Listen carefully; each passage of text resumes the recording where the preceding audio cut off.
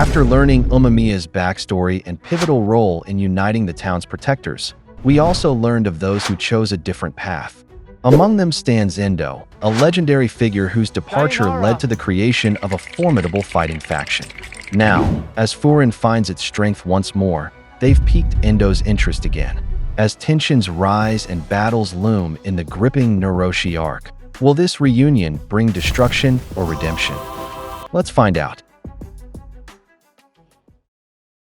Umemiya said that was the story before he united Furin, while Sakura appeared to be deep in thought. Umemiya mentioned that the anpan from cactus is always delicious, and he noticed that Sakura was lost in thought. He asked why Sakura wasn't eating, saying they were lucky to be able to eat while chatting. However, Sakura replied not to give him that crap, as that topic was serious and not some kind of let's talk over a quick meal kind of thing. Umemiya said it was just an old story and he's already over it, which made Sakura facepalm, asking why Umemiya was even talking to him about it. Umemiya seemed to sigh and thought before answering that it was because Sakura had been involved in their fights from their past, and he was even being targeted by Yamato Endo. The very least he could do was teach Sakura about the history that led to this point. Then, he turned to face Sakura while calling him, but Sakura looked away. Umemiya wondered why, and asked what was wrong and why Sakura wouldn't look at him, but Sakura didn't answer. He kept pestering him to respond, and Sakura seemed to be getting angry with him. Eventually, Sakura had enough and shouted at Umemiya to shut up. He said he didn't know what he should say after hearing all that, and Umemiya had no response. Sakura added that he had no idea how he should act in front of the leader of Furin. Umemiya smiled at Sakura's response, put his arm around his shoulders, and told him he was such a nice guy. But Sakura didn't like it and told him to stop. Umemiya added that he hadn't told Sakura his story because he wanted sympathy from him, but because he was happy, which seemed to surprise Sakura. Umemiya asked if he remembered what he said when they gathered at that place, because he could tell that being part of that town had changed Sakura. He was happy about that, and that was the reason why he wanted to tell Sakura that they were the same. Sakura blushed because of that and quickly turned away, and Umemiya added that truthfully, that town was a beautiful place. On the next scene, in another part of their school, students were sparring, and Sakura fell, landing on his bottom. His sparring partner was Hiragi, who told him he was distracted and that only 1 week remained before the fight. Sakura replied that he knew that, and on the other side, Nire mentioned that after Sakura returned from his meeting with Umemiya, he had been acting strange, and Suwa agreed with him. Near them, Anze, Kurita, Kakeuchi, and Takanashi were pretending to be zombies while Kiryu and Sugiura watched them. Kiryu said that Umemiya was full of surprises, as he had scared them again that day, when he suddenly lifted Sakura to borrow him, because they thought he was kidnapping their grade captain. Sugiura said that maybe Sakura was acting weird because he was practicing too much, so he asked if he had a fever. Kiryu, Nire, and Suwa responded in unison that Sakura wasn't like Sugiura.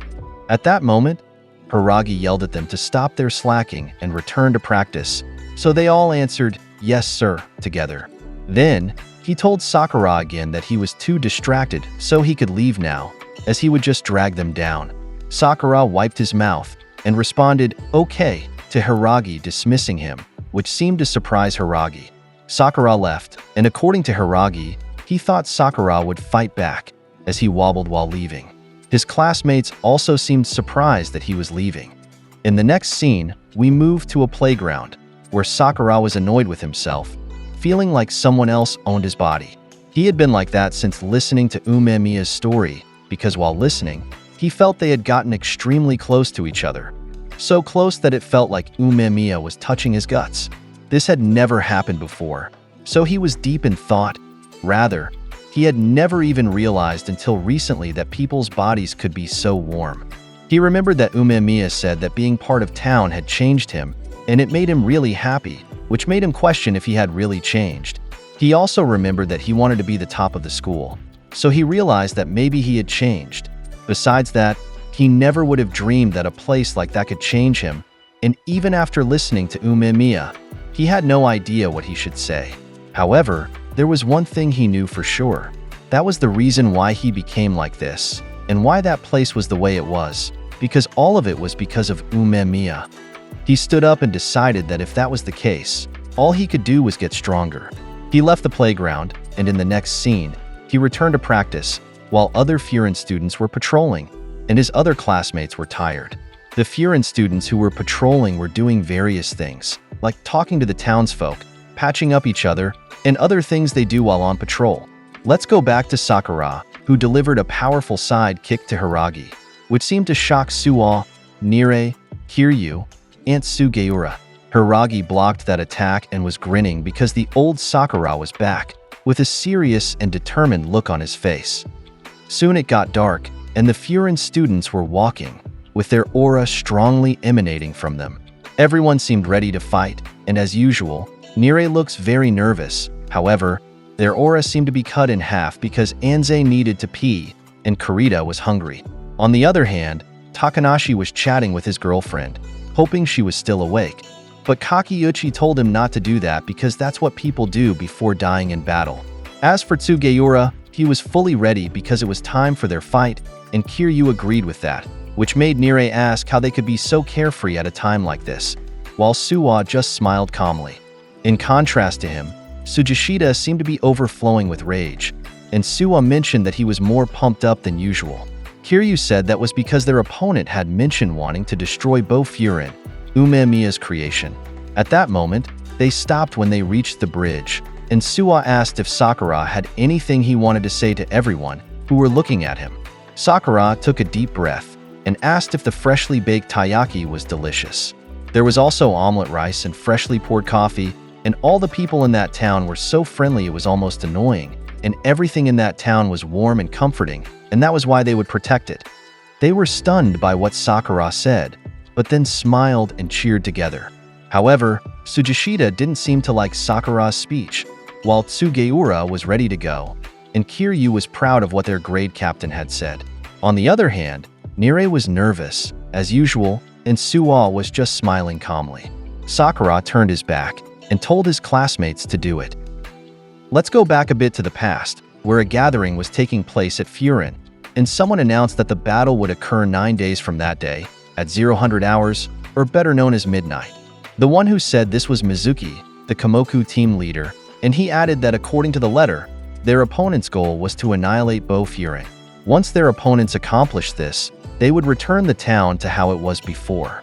Their opponents didn't specify where they would attack, so they didn't know where they would come from, which is why they needed to create a line of defense across the entire town. So for them, it would be a large-scale defensive battle to protect the town. The Furin students' faces were very serious, while Sakura was wondering what Mizuki meant by 0000 hours. Nire explained to him that it simply meant midnight. So Sakura asked why Mizuki didn't just say that, as it was confusing. Because of that, Nire told him to lower his voice because Mizuki was a military fanatic, which made him wonder since they weren't soldiers. At that moment, Mizuki called them, adding "she" at the end of their names, which made Nire nervous, while Sakura wondered why Mizuki was using "she." We learned that it is a general but formal honorific, often used for people you are not familiar with.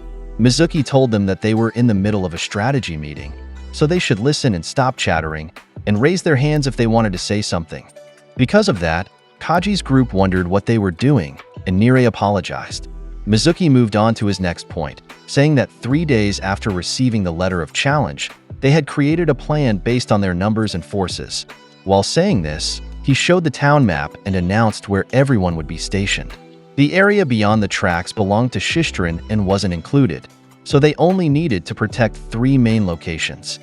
These were the forest park, the river, and the main road. He explained that the forest park was large, with narrow roads, so Team Zojo, led by Momose, and Team Komoku, led by Mizuki, would be stationed there. On the other hand, the main road provided them with good visibility but extended downtown, so stationed there would be the Jikoku team, which had good ability to adapt and work together. Lastly, there were 3 bridges across the river, and they were thin, so their people would be separated, which was why he wanted strong individual fighters there. This meant the Taman team would defend the river. According to Nire, this meant their team would be split into 3 groups, and each bridge would have 1 class protecting it, and Mizuki confirmed this was correct. Nirei suddenly thought of something, so he raised his hand to ask a question, and Mizuki allowed him to speak. Nirei said that because they didn't know where the enemy would attack, he understood why Mizuki wanted them to defend all possible directions. But if the enemy focused on just one location and attacked there, their defense would easily break, and they could destroy the town. The Furin students pondered what Nirei said, and Mizuki said it was a good question, leading to his explanation about what they would do to prevent that from happening. For the upcoming battle, their opponents had added 2 rules. First, as long as they could see both Furin members who could still fight, they wouldn't touch the town. The students were surprised by this rule, and Mizuki added that this meant as long as there was a Furin member standing in front of the enemy, the town would be safe. So the key to the battle would be how quickly they could relay information.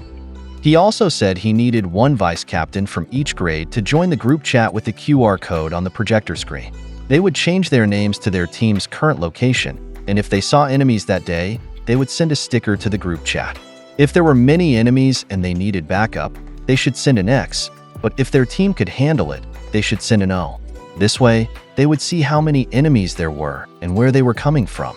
Nirei asked what would happen if their opponents didn't show up, but Umemiya answered that wouldn't happen, because when those people were in Furin, they never went back their word. If they said they would come, they would definitely come as promised. The 4 kings of Furin seemed ready, while Sakura, Nirei, and Suwa just stared blankly. Suwa was thinking about something and asked if he could also ask a question, which Mizuki allowed. He asked why their opponents set up such a rule and where Umemiya would be stationed. The students discussed Suwa's question, and Mizuki answered that Umemiya would remain within the school grounds.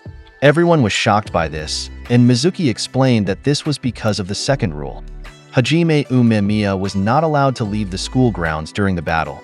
If anyone saw Umemiya in town, the opponents would ignore them and destroy the town. Everyone seemed unable to believe this second rule, and Mizuki explained that their opponents would prefer Umemiya to do nothing rather than destroy the town and gain an advantage over them. That's how much they didn't want Umemiya to come to the front lines. Mizuki added that perhaps the enemy thought keeping Umemiya away from the front lines would be enough for them to win. Or maybe there was another reason. However, what they knew was that the enemy had confined Furin's strongest fighter. Everyone fell silent, and Umemiya told them not to be sad, because they were actually lucky, which confused his companions. He said that as long as one of them was standing, the town would remain safe, and their main goal was to protect it, so this clause would help them. Their opponents were wrong to think that removing him from the equation would change anything. Furin didn't exist because he was there, and what it represented was in each of its members. He told them he was counting on them, so they should show the enemy what they had. The Furin students just stared after hearing this, but they realized that if that was the case, they couldn't be sad, so they would try to protect the town. While other students were talking, Sakura, Nirei, who was already nervous, and Suwa, who remained calm, stayed quiet. Sakura seemed to notice something, and that was Umemiya, who was clenching his fist, which made him think. Then, we return to the present, where it's 11:51 p.m. Sakura said the time for the enemy's arrival was approaching, and it was shown that they were positioned at their bridge. Kurita asked if the enemy would really come, and Anze answered that if they didn't, they would go directly to them in another location. Nirei said that was right, and he seemed to notice something. It was a large group of people on the other side of the bridge, coming towards them. So Nirei said their opponents were there. One of his classmates couldn't believe the enemies were really there, asking how much they wanted this. According to Suwa, the enemies far outnumbered them, so he told Nirei to call for backup. Nirei immediately sent the X sticker to the group chat, and Anze told his companions they needed to hold out there until backup arrived. At that moment, notifications started coming from Nirei's phone, and they kept coming one after another, making his classmates wonder. Nirei seemed terrified by what he was seeing, as X stickers were being sent continuously to the group chat, meaning there were many enemies from other places too. There were many enemies at the main road as well, and the same in the forest, which made Nirei wonder what was happening. Their opponents also seemed ready to fight, and they were far outnumbered by them. Nirei was panicking, asking what should they do, while Sakura appeared to space out during his question. Nirei tried to call Sakura's name, but Sakura only tightened his grip on his phone. Elsewhere, Yamato was humming a song, excited that there were only 3 minutes left before their attack. Then, he asked the person next to him if he knew why he chose this day to do it, or tomorrow really. The person didn't answer, and we learned that his name is Takeishi. Yamato said he chose this day because it was Takeishi's birthday, and it was only within 3 minutes. Takeishi took a deep breath and said he honestly didn't care, which left Yamato speechless. He seemed surprised that Takeshi didn't care, though of course he wouldn't care. However, he said this wasn't an ordinary birthday party, because they would make it a festival, so they should start it. In the next scene, we move to Umemiya, who was looking at the flood of X stickers in their group chat. Because of this, he looked up and laughed while saying the feeling was nostalgic, and he seemed to be remembering something as he asked them if they felt the same way. He was referring to the 4 kings of Bofurien. Then, we were shown again the number of opponents Bofurien would face in each location, like in the forest, where people were cramped in the walkways. On the main road, the enemies barely fit on the sidewalk, and many more were in an alley. At the river, there were almost double or triple the number compared to one Furien class there, and all their opponents had grins on their faces, ready to fight. The Furien students couldn't believe how many opponents they would face, while Mizuki smiled and laughed. One of his classmates wondered why he was laughing, and he answered that he was just reminded about something from long ago. On the other hand, Momose explained that when they first came to Furien, they would see stuff like that every day, and Tsubakino said it was even worse than what they face now because there were only 5 of them back then, while according to Hiragi, his stomach hurt just thinking about it. After that, we moved to Sakura, who was looking at his phone, and he also laughed, saying he remembered something similar happening before. There were more enemies than they expected, and they were surrounded. So did they want him to fight alone? A joke about what he said when they fought Keel. However, his companions looked very nervous, especially Nire, who was trembling with anxiety. Sugiura said what Sakura said wasn't funny, so Kiryu told him that Sakura was just trying to keep them from being nervous. On the other hand, Tsujishita was smiling, while Nire had nothing to say, and Suwa seemed impressed by Sakura, who was still thinking of what to say. Then, he turned around and started to recite the words written on Bofurin's sign, "Those who cause pain," which gave his companions chills. Mizuki followed with "Those who bring destruction," making his classmates look at him. While stretching, Momose said the words, "Those who hold evil in their hearts," so his companions prepared. According to Tsubakino, all the people mentioned by Sakura, Mizuki, and Mamos would be purged, and Hiragi finished Tsubakino's sentence. Sakura took a deep breath before finishing the phrase, saying those people would be purged by Bofurien without exception. The 4 kings, Mizuki, Momose, Tsubakino, and Hiragi, shouted the same thing, and at that moment, it became midnight. Fireworks started bursting above Yamato's group, and he said that's where the show begins. Along with that, his people charged forward, and the Furien members looked somewhat scared. Where Sakura was, he looked at his classmates, quickly looked back at the enemy, and was smiling. His classmates seemed surprised, because when he turned around, he immediately ran towards the enemy. Because of this, his classmates got pumped up, and they all shouted too, while charging behind him. Both the Furien students and their opponents were charging, and it seemed the students' fear had disappeared as they were ready to charge behind their grade captain. One of their opponents asked if that was all they had, and according to another, this fight would be a walk in the park. On the other hand, while the Furien students continued to approach their opponents, Suwa signaled his companions and ordered them to get into position. Their opponents were surprised by Suwa's sudden order to his companions, because that was exactly what the Furien students did. They positioned themselves in multiple row formation, with Sugiura being the first behind Sakura, and behind him were Anze, Kurita, Takanashi, and Kakeuchi. Following them was a 2-man row of Kiryu and Suwa, and behind them were their other classmates. One of their opponents wondered what they were doing, saying the Furien student suddenly stopped, but before he could finish, someone was about to punch him. It was Sakura who buried his fist in the opponent's face, causing him to fly back with a bleeding nose, while his companions continued charging forward. Sakura said they hadn't stopped, and the opponent beside him said a kid charged in alone, referring to Sakura. He even called him a moron and was about to punch him, but to Sakura's surprise, someone suddenly punched that man in the stomach. He seemed annoyed at who did it, because it was Tsujishita, whom he called an asshole and told to stay out. One opponent couldn't believe Sakura wasn't alone, because he had another kid with him. Together they beat up and bloodied the opponents who were charging. Someone said there were only two of them, Sakura and Tsujishita, so they should just pass them by. That's what his companions did, and Sakura noticed it, but he just continued beating up the others. The next one to face their opponents was Tsugeura, who was extremely pumped up and ready to fight. He delivered a double clothesline to those running toward him, and it looked like he did something more to those two. He threw them to the side of the bridge, and he was annoyed at the opponents who were just passing by him, so he called them losers. Then, he told his classmates behind him that he was counting on them.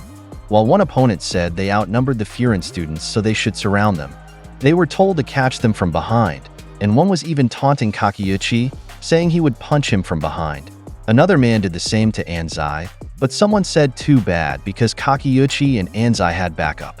It was Kiryu and Suwa who took down those who were about to attack them, so they thanked them. Then, the two told them to listen and keep their eyes in front of them. Their opponents seemed to be struggling because they could hardly do anything, as the Furin students beat them up. One man was getting annoyed at the students' strength, because even when they got behind them, they were so close to each other that they are the ones that end up getting picked off. What's more, the bridge was narrow, so only so many of their guys can charge in at once.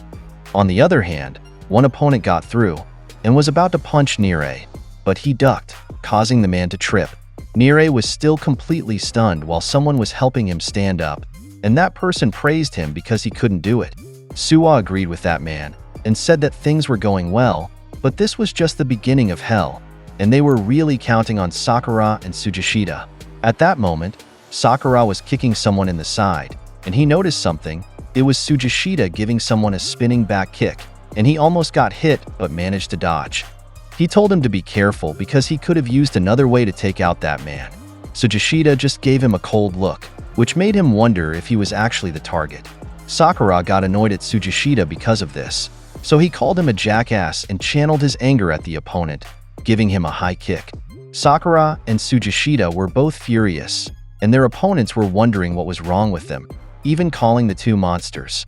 Someone said not to let themselves be tripped up by two little brats, and that he would handle them, so they should get behind him to clean up the other Furin students.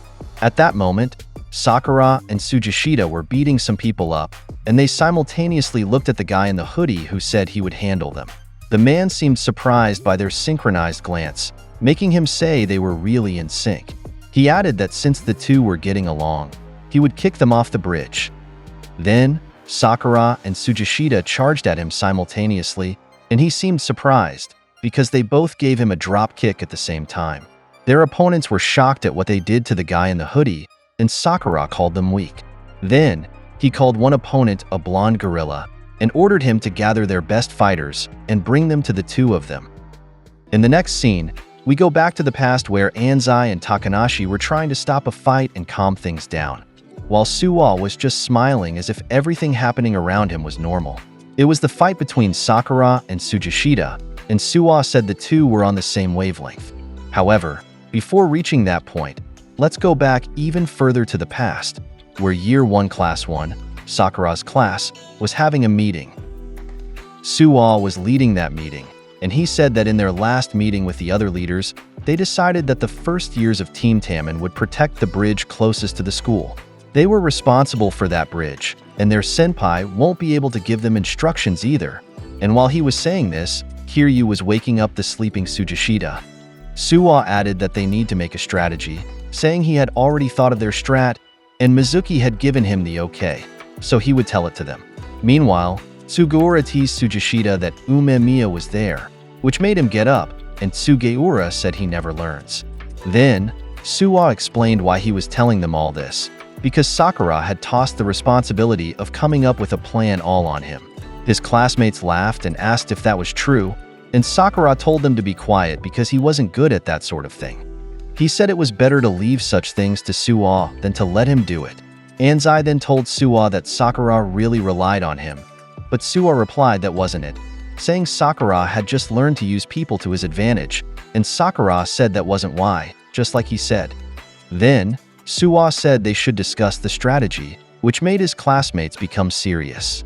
Suwa explained that according to the rules in the opponent's letter of challenge, they wouldn't touch the town as long as they could see a Furin student still standing, which meant that the most important aspect of this fight wasn't winning, but not losing. Instead of focusing on defeating the opponent, they all needed to prioritize keeping themselves from going down. Someone said that was right, but didn't they not know what they would be fighting against? And what if they were greatly outnumbered? Suwa replied that he could be so impatient, and that was why he made a strategy, which surprised his classmates. He said that as their classmate mentioned, the worst-case scenario for them would be when the enemies arrived at the bridge and greatly outnumbered them. The most common way to fight in such a situation would be to isolate and surround each of them, so they should think about their fight with Keel. They were held down and surrounded, and wasn't that difficult? His classmates thought about this, including Sakura. According to Suwa, there was one thing different about this fight compared to the Keel fight, which made his classmates wonder what it was. Suwa said it was the bridge, because it was narrow with limited space.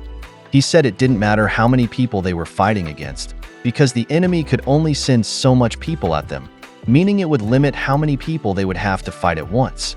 The key to this fight was how long they could hold their formation. One of his classmates wondered about the formation, and he explained they would proceed facing the same direction in a packed group. Being so close to each other, it would be difficult for anyone to get behind them. Because of this, his classmate realized that those in the back would support those in front, and he said that was correct. He added that in this way, instead of just charging in and getting mixed up in an all-out brawl, they wouldn't be surrounded by the enemy, and someone said it sounded like it would work. However, Suwa said that for this plan to have an effect, none of them could get into a one-on-one fight. His classmates seemed hesitant to agree to this, and someone said that if they were outnumbered by the enemy, it wouldn't take long before they broke through. Suwa said that was right, and they just needed to ensure they stayed on their feet until backup arrived. That being said, they still needed to figure out how to whittle down the enemies, so they would send out their vanguards. These were strong independent fighters who could fight and mow down the enemy's numbers even when surrounded. His classmates discussed this, and someone said it was impossible, asking who was strong enough to do that. Suwa replied who else, but their class's major aces, Sakura and Tsujishita, and he told the two that it's all up to them. Some doubted them, but others believed in their strength. Sakura asked if all he needed to do was beat up the enemies, saying that was easy, so he could definitely do it. Then, Suwa looked at Tsujishita, who just nodded. He thanked the two, and their classmates seemed happy they agreed to this task. Suwa added that holding their formation would depend on how many enemies the two could defeat. They can't lose neither of them, so Suwa wanted to make them promise something, which was that they needed to protect each other, which surprised them both. Sakura asked why he needed to protect Tsujishita, and Suwa replied it was more efficient that way, and they were required to be partners in this plan. Then, he made them shake hands, and their classmates said he really wanted to see them suffer. Sakura asked why he needed to shake hands with Tsujishita, whom he called an asshole, and Suwa reasoned that they were partners. Sakura looked at his partner, and it was obvious he didn't want to shake hands with him either. Sakura seemed to struggle with shaking hands with Tsujishita, and he thought he might as well do it, so he put aside his ego and stood up. His classmates were surprised by what he did, as he extended his hand to Tsujishita for a handshake. Tsujishita was surprised by his action, and it was obvious they were both just forced to do it, and Tsujishita reached out his hand and patted Sakura's hand. Their classmates were surprised by this event, and Sakura seemed even more annoyed, so they started brawling, and the scene returned to where Anzai and Takanashi were trying to stop them, and in their classmates' minds, they knew this would happen. Suwa said he almost forgot something, so Sakura asked what it was. Suwa answered that it was important to defeat as many enemies as possible, but if a strong opponent appeared, he wanted them to focus on crushing that person first. Then, we returned to the present, where the guy in the hoodie was knocked out after being kicked simultaneously by Sakura and Tsujishita. Then, they attacked the other enemies near them. Elsewhere, Hiragi was shown fighting intensely, while Tsubakino delivered a high kick, Mizuki used a karate chop, and Momose gave his opponent a knee to the head. Then, we moved to Yamato, who seemed pleased with what was happening, saying things were heating up out there. Meanwhile, the battle continued on the bridge, and a Furin student warned his classmate about an enemy approaching him. The man tried to deliver a right-hand jab to the Furin student, but he dodged it, causing the attack to just graze him. The student with a mohawk asked if he was okay, and he added that it was nothing compared to when their senpai fought their way up the top, and while saying this, he punched the opponent in the stomach with tremendous impact.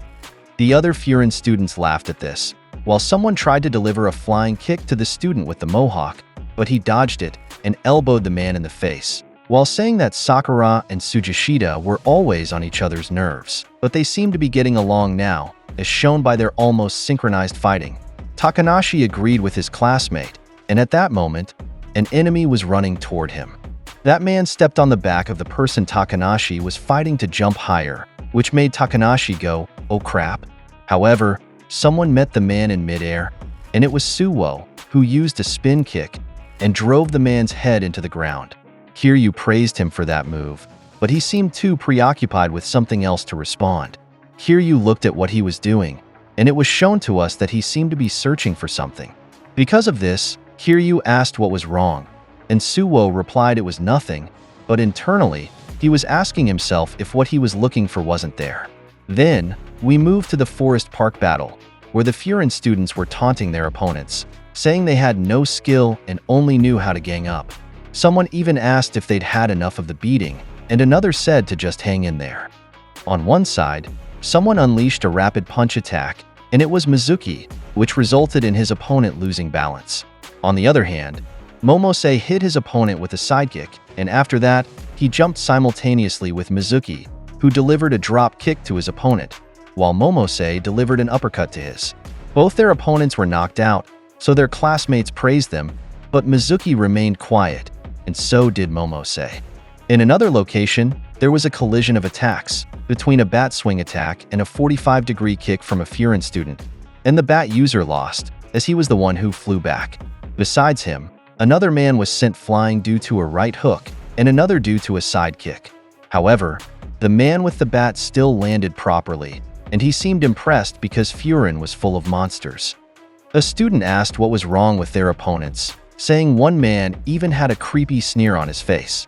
The man he was referring to was a member of Kiel, Notori, and he said it was annoying that Furin was full of monsters. Meanwhile, they have got their lives on the line. On another part of the main road battle, Tsubakino was fighting a man who was trying to scratch him. During one of his right-handed scratch attack, Tsubakino avoided it with a backbend gymnastics move, and as a counter, he kicked the man in the chin. After lowering his foot, he seemed to be looking for something, and appeared deep in thought. In the next scene, we moved back to the river fight, but at a different bridge. However, what hadn't changed was the enemies falling. Many of them had been defeated by the Furin students, so they looked terrified, and at that moment, Hiragi called them, saying they were in a hurry because there were many enemies. He added that they should hurry and get it on. His classmates were mocking their opponents, and someone asked the enemy what was wrong, while according to another, it had been a long time since they had such a big brawl, and he had enough fun yet. He added that if the enemy wouldn't come to them, then they would charge in, and that's what they did. Hiragi's classmates engaged in the fight, but he just stood there, looking annoyed, because the men he was looking for weren't there. On another bridge, Suwo was calling Nirai, asking him if they had received any messages from other locations, and he replied that he hadn't received any. Suwo thought he was right that they shouldn't count on any backup at this time. If, at this rate, the situation doesn't change, then they should be able to hold off the enemy for a while. An enemy said he bet that's what the Furin students were thinking, and they weren't bad for first years. Especially Tsujishita and Sakura, whom he called lanky noodle and monochrome hair, saying the two weren't half bad. He said they were all idiots like usual, because even monkeys could defeat enemies quickly and fiercely. The only reason Furin could hold them off despite being outnumbered was that they had balanced fighters who could back the others up at every turn. Especially the kid with the eye patch, Suwo, because he was their brains and heart. In that case, they should leave Suwo to him, and someone asked if he really liked those types. The man replied you could say that, and told them to sit back and watch. At that moment, A bright thing caught Tsujishita and Sakura's attention. Then, someone called them punks and asked why they don't just play with him and his companion. Sakura seemed annoyed at the man's arrival and even cursed, asking if this was the man they had heard about. Tsujishita had the same reaction, saying they couldn't let those two go any further. They needed to stop them there. So they both ran toward the new opponents, and while doing so, they were punching other enemies they passed by. The man who arrived said Tsujishita and Sakura really had some fight in them, and that's what made them Furin boys.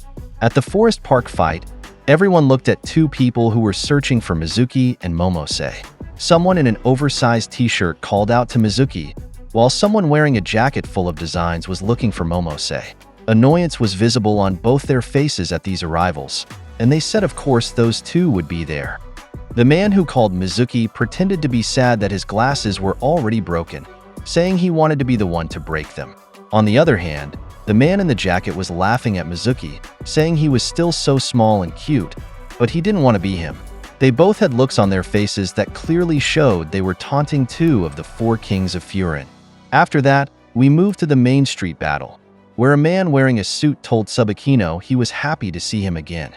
He was fixing his hair, saying Tsubakino's taste was really top-notch, but it couldn't compare to him though.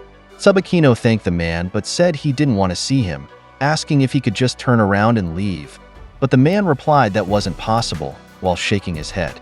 In the bridge battle, someone was laughing loudly, mocking Hiragi for looking worn out and calling him an old fart. While continuing to laugh, the man said it was because Umemiya had tired Hiragi out and mockingly asked if he was right. Then, the scene jumped to Kaji's class's bridge, where he was delivering a right-hand jab to someone. While looking at his surroundings, he noticed the endless stream of enemies charging in, making him wonder how many there were. At that moment, a man in checkered pants arrived, and he seemed surprised that he would be fighting second-year students, asking if that was for real, because he had been looking forward to fighting someone else. Kaji was hit by a rush of realization when he saw that man, and someone asked what was wrong with him. Inomoto said of all people who could show up, it had to be him who came to them. Kaji asked Inomoto if this was the man Mizuki had told them about, and he answered yes. He was the man who was working with Endo, Takeshi, and his gang, the people who abandoned Furin. They were a small unit of elite fighters, calling themselves Noroshi. The strongest in that team after Endo and Takeshi was Canon Banjo, a former student of Furin High, and he was the one who came to Kaji's class. Then, we returned to Sakura and Tsujishita, who were charging at the man who challenged them, and on the other hand, the man's companion told him to have fun, and he replied with "will do." Then, his companion ran towards Sakura and Tsujishita, but ignored them both, and Sakura thought the man who passed them was bad news. When he looked back at the man who challenged them, he was asking if Sakura had the luxury to look elsewhere, and gave him a powerful uppercut, which he blocked. However, the man was smiling, while Sakura could really feel that punch, and he was even pushed backward by its force. The man said that was nice, and told them to have fun. On the other hand, the number of charging enemies was increasing because Sakura and Tsujishita couldn't fight them all anymore, and a student said they needed to keep them off and not give them any opening to break through. In Suwa's mind, he wasn't surprised that the people Mizuki mentioned had arrived, and Sakura and Tsujishita's decision was right. But in exchange, all the enemies were now charging at them. At that moment, only shock could be seen on Suwa's face, because he saw the man in the track suit running toward them. Sugiura saw him too and was alarmed because that man was dangerous, so he thought of stopping him. While about to punch the man, he told him he needed to get past him. At that moment, the man jumped and seemed to do a barrel jump to get past Sugiura, who looked extremely surprised at what he did. However, it seemed effortless for the man, who looked up and appeared in disbelief at what he saw. It was Suwa about to hit him with a jumping axe kick. Suwa's gaze was completely focused on the man, but he dodged his attack. The man said Suwa attacked him, even if it means that their formation would break, the moment he saw him, and that was a smart move that he would do too. He said they were pretty similar, but Suwa replied that was honestly actually quite shocking. Let's flash back to their strategy meeting before the confrontation. While everyone was extremely excited, Sakura remained quiet. Someone called everyone's attention and apologized for interrupting their excitement. It was Mizuki who said that there was one more risk they needed to discuss. Matsumoto asked what it was, as they were already getting excited. But Yanagita stopped him. He said that it happens all the time anyway. Back to the topic, Mizuki stated that the third-year students surely haven't forgotten about it, even if they wanted to. He mentioned that the second-year students might have heard about it from the third years, and some first-year students might already know what he was about to say. Sakura became curious about what he was referring to. It turned out to be about Noroshi. Everyone's expression changed upon hearing this, and concern was evident on their faces. This made Sakura even more curious about what Noroshi was. Nire couldn't explain it. So Mizuki explained that in their school's past era, Noroshi worked in accordance with Endo, and they left together with him. The group consisted of 10 battle-hungry fighters. It didn't matter where or when, but the group would engage in non-standard brawls inside or outside the school. Everyone knew them. Eventually, they were called Noroshi, meaning beacon, or in other cases, smoke signal. Hiragi and Momose fell silent. According to Tsubakino, the group would surely be involved in that fight. Mizuki agreed. No one knew if they had dissolved or not, but this meant they were free to do whatever they wanted. Nevertheless, if Noroshi was still together and they showed up at the fight, then they wouldn't be able to avoid an extremely difficult battle. Other members gulped upon hearing this. Mizuki added that there was still too much unknown information about their opponents, such as where they would appear. Therefore, he wanted to keep the discussion about Noroshi among themselves. They were surprised by this decision. Nire raised his hand and asked if they were that dangerous. Shouldn't they inform everyone? But Mizuki didn't want to lower their morale with information they weren't certain about. Moreover, if Noroshi would show up to stop them, then only the strongest in that area could face them. This meant all of them would have to fight against them. Everyone was speechless because of this, and traces of concern were visible on their faces. Meanwhile, Sakura interrupted the silence because it seemed like everyone understood the situation. But he said he didn't even know these Noroshi members they mentioned. They were puzzled when he said he didn't know what they looked like. So how could he stop them? He asked if they at least had pictures or something. Tsubakino and Umemiya laughed. They couldn't believe he was worried about that. Sakura didn't expect that response. He asked what was wrong with that. Mizuki replied that he didn't need to know what they looked like, which confused Sakura. He said Sakura would know when he saw them. Back to the present, someone rushed at Sakura. Fortunately, he managed to dodge and tumble backward. His opponent praised him for his good eyes and fast reactions. Suddenly, someone kicked from the side. It was Tsujishita who kicked with full force. He was surprised when he noticed their opponent blocked the kick with his hand. The opponent praised him for his nice kick, saying it had plenty of power. However, he grabbed Tsujishita's leg with his other hand, which Tsujishita didn't expect.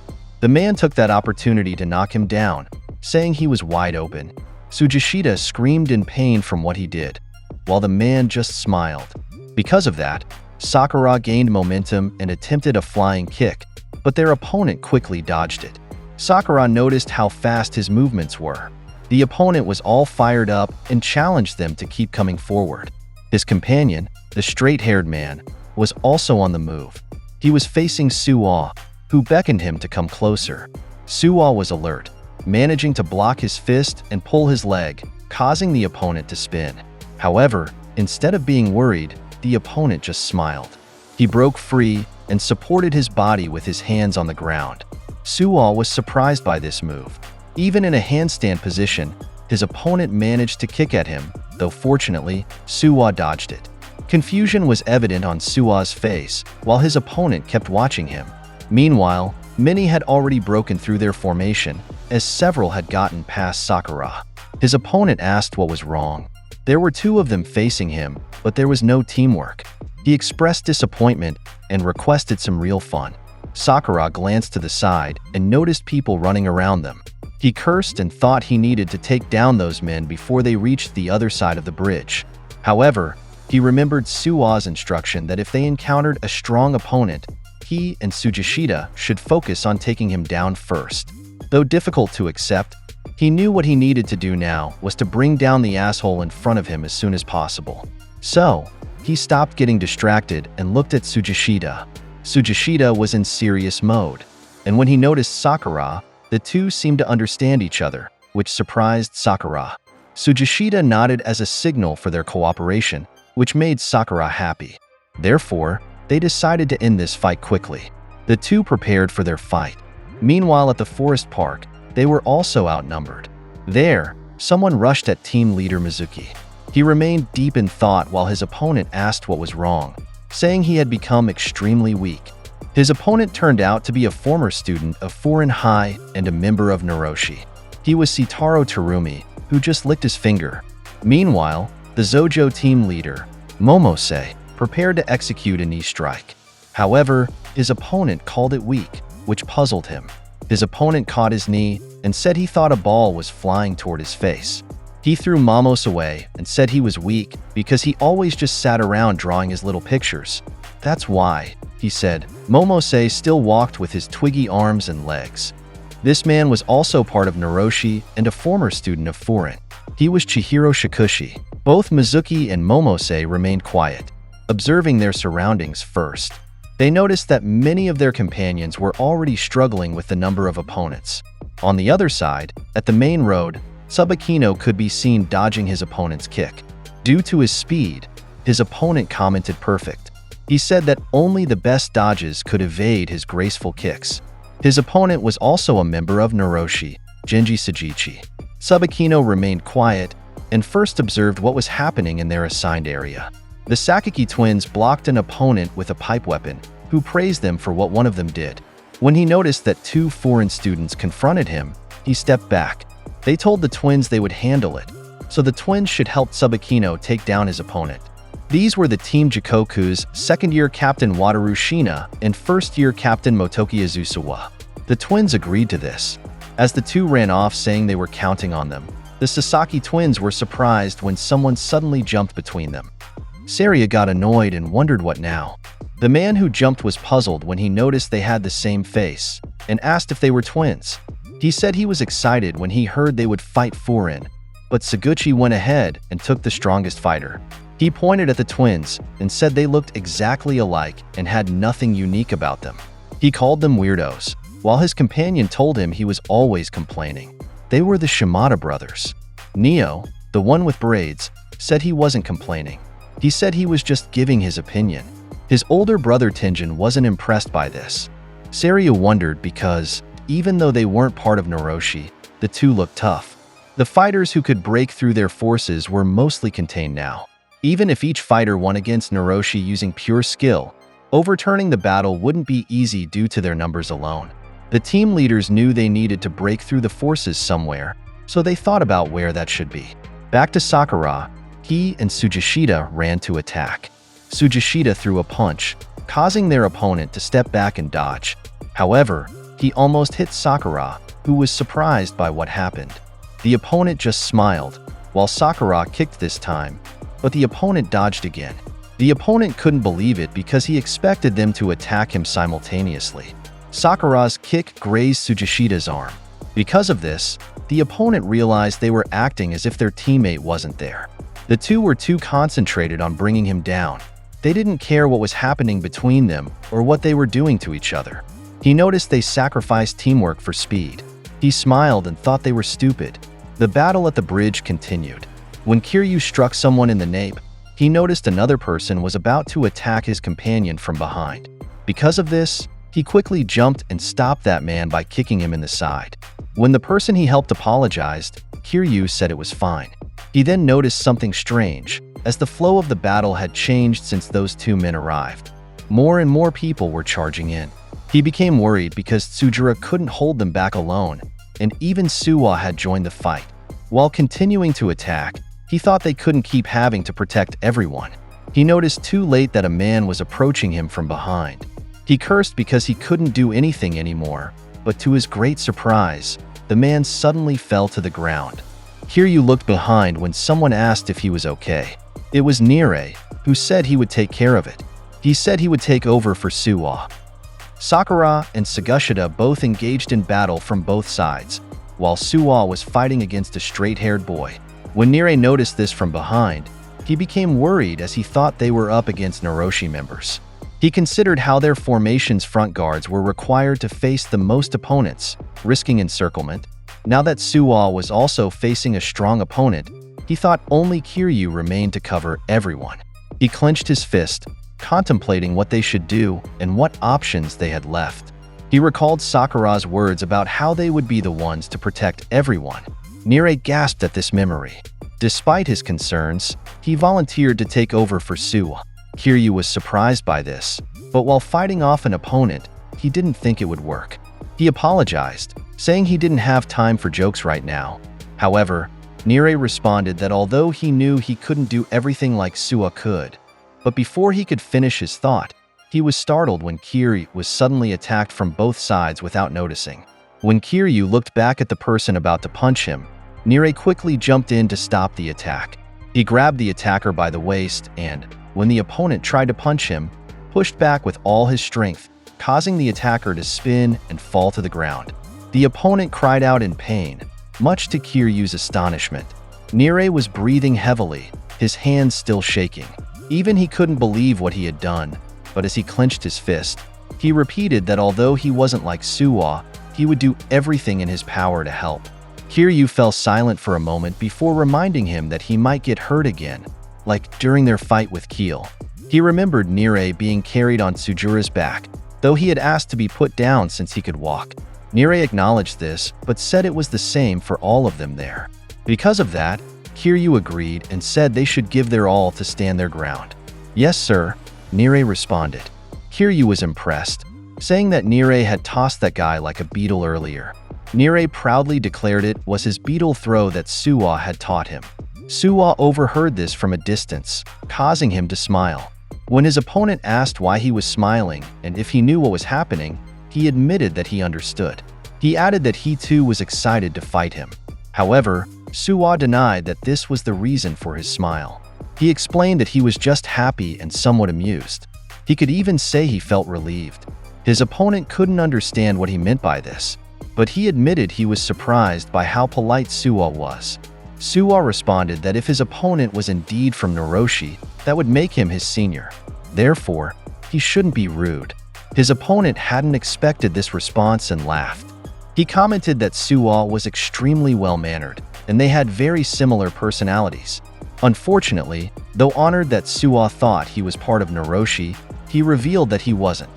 The only Noroshi member there was Shuji Hashirao. He explained that he had simply followed Hashirao after leaving Furin. He introduced himself as Kaido Obiki, but before he could finish what he was saying, Suwa suddenly kicked him, but Obiki dodged and was shocked by this. While jumping backward, he asked what that was for, saying he was just trying to introduce himself.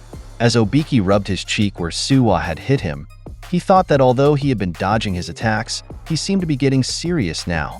Suwa smiled and said he had thought as much, that Obiki wasn't from Noroshi after all. This caught Obiki off guard. Suwa apologized for interrupting but explained he was in a hurry. He was somewhat worried about his little disciple in the back. Meanwhile, with Sakura and Tsujishita, they launched a simultaneous attack on Hashirao. Tsujishita went for a kick, while Sakura threw a punch. However, Hashirao managed to dodge both attacks. When they landed on the opposite side, he was laughing, saying it reminded him of the past. Sakura grew frustrated because none of their moves were working. Tsujishita realized that Hashirao had grown accustomed to fighting them simultaneously. At this rate, they knew they couldn't hold him off for much longer. Sakura frowned while considering their options. Suddenly, he remembered his previous conversation with Suwa. He thought about his comrades in Furin, as well as the people he had met in that town and how they had made him realize they liked him. He became irritated as he came up with a plan. He called out to Tsujishita, and when asked why, he responded that he should go up and fight Hashirao one-on-one. He added that he would back Tsujishita up instead, but he warned him not to get any strange ideas, saying he wasn't doing this for him. He just wanted to lighten the burden as soon as possible. So he told Tsujishita to hurry up and take that guy down. He urged Tsujishita to do it. The two prepared for their next move. Meanwhile, Hashirao just smiled. He said that truthfully, things were starting to look scrumptious. He stretched and said the timing was perfect because he was finally about to burst. They didn't understand what he meant. He explained that when it came to his favorite foods, he would save them. That was the best way to enjoy them. It was the same with fighting. He would hold back and wait. When he was about to burst, that's when he would dig in. So now, it was time for him to take what he came for. The two shuddered at his words. Sakura remembered that all he had done was avoid them. He hadn't felt any intention from him to beat them down. This meant he was finally getting serious. But that didn't matter anymore because they still needed to defeat him. So they would send him flying as quickly as possible. Sakura was ready for this. Flashback to when Nire handed him water during training. Sakura thanked him while the others crowded around him. Sugiura was impressed, saying he was amazing at one-on-one fights. Kiryu added that he was incredible even against Hiragi. Of all people, they were thoroughly impressed, and Nire mentioned that in the last fight, he had come very close. However, Sakura wasn't happy because he hadn't won at all. Kiryu told him not to pout because his opponent was one of the four kings. Sugiura agreed, saying he was incredibly strong for real. They cheered him up about it. However, Suwa interjected, saying he was impressed by how Sakura totally suck at fighting as a team. They were surprised and looked at him. Kiryu told him not to be a wet blanket, and Sugiura agreed because they were trying to cheer him up. Nire was then startled when Sakura pushed him aside to approach Suwa. He asked what this meant. Suwa smiled and explained that Sakura was strongest when fighting alone. This was because he could concentrate solely on himself. He was the type who could mentally zone in on how he fought and concentrate on his own feelings. Therefore, it was difficult for him to notice what was happening around him. Once he started paying attention to his surroundings, he would lose concentration on himself. Sakura became irritated at what Suwa said. But Suwa continued, explaining that their upcoming battle would be a group fight where each of them would participate. The reason he wanted Sakura and Tsujishita to stand at the front line was that they could best utilize their abilities that way. However, this wouldn't change the fact that they would be fighting alongside allies at their side. If Sakura were to only concentrate on himself during a group fight, it would defeat the purpose of fighting together simultaneously. In group fights, he needed to pay attention to everything, including himself. If he could understand the situation around him, then he would know what to do. That would dictate what those around him should do. After all, they were all fighting for a single goal. Therefore, he should carefully observe everyone, influence each other, and resonate as one. It wasn't as simple as 1 + 1 = 2. The logic ran even deeper. That was what it meant to fight together with everyone. Because of this pep talk, Kiryu and the others smiled, while Sakura fell into thought. He didn't know how he could do that, but Suwa assured him it would be fine. Though Sakura still didn't understand, Suwa just smiled at him and said he was the type of person who could do anything he set his mind to. Back to the present, Sakura and Tsujishita attacked simultaneously with their fists. However, Hashirao dodged them effortlessly. He bent backward and gained momentum to launch a counterattack. He unleashed an incredibly powerful punch that Tsujishita blocked with his hand. Sakura was impressed by the sound it made. Hashirao didn't stop there. As soon as his foot touched the ground, he punched again, forcing Tsujishita to retreat. He quickly spun to target Sakura this time. He attacked his face with incredible speed, but hit metal instead. Good thing Sakura had managed to escape quickly, causing him to smile. He was shocked when he saw the mark Hashirao's fist had left on the metal. Hashirao then looked at him and asked if that was all he had. But he was puzzled when Sakura just smiled, not realizing Tsujishita was attacking from behind. Even though Tsujishita punched from behind, Hashirao still managed to dodge. Tsujishita was extremely frustrated, while Hashirao prepared to counter with a backhanded punch. This made Tsujishita back away. Hashirao was about to punch again when someone stopped his hand. It was Sakura. Hashirao hadn't expected this. When he caught him, Sakura raised his leg for his next move. Hashirao turned and smiled, but Sakura was serious. He had raised his leg to stop Hashirao's left hand from below. Hashirao was surprised by this move, and Sakura suddenly called out now.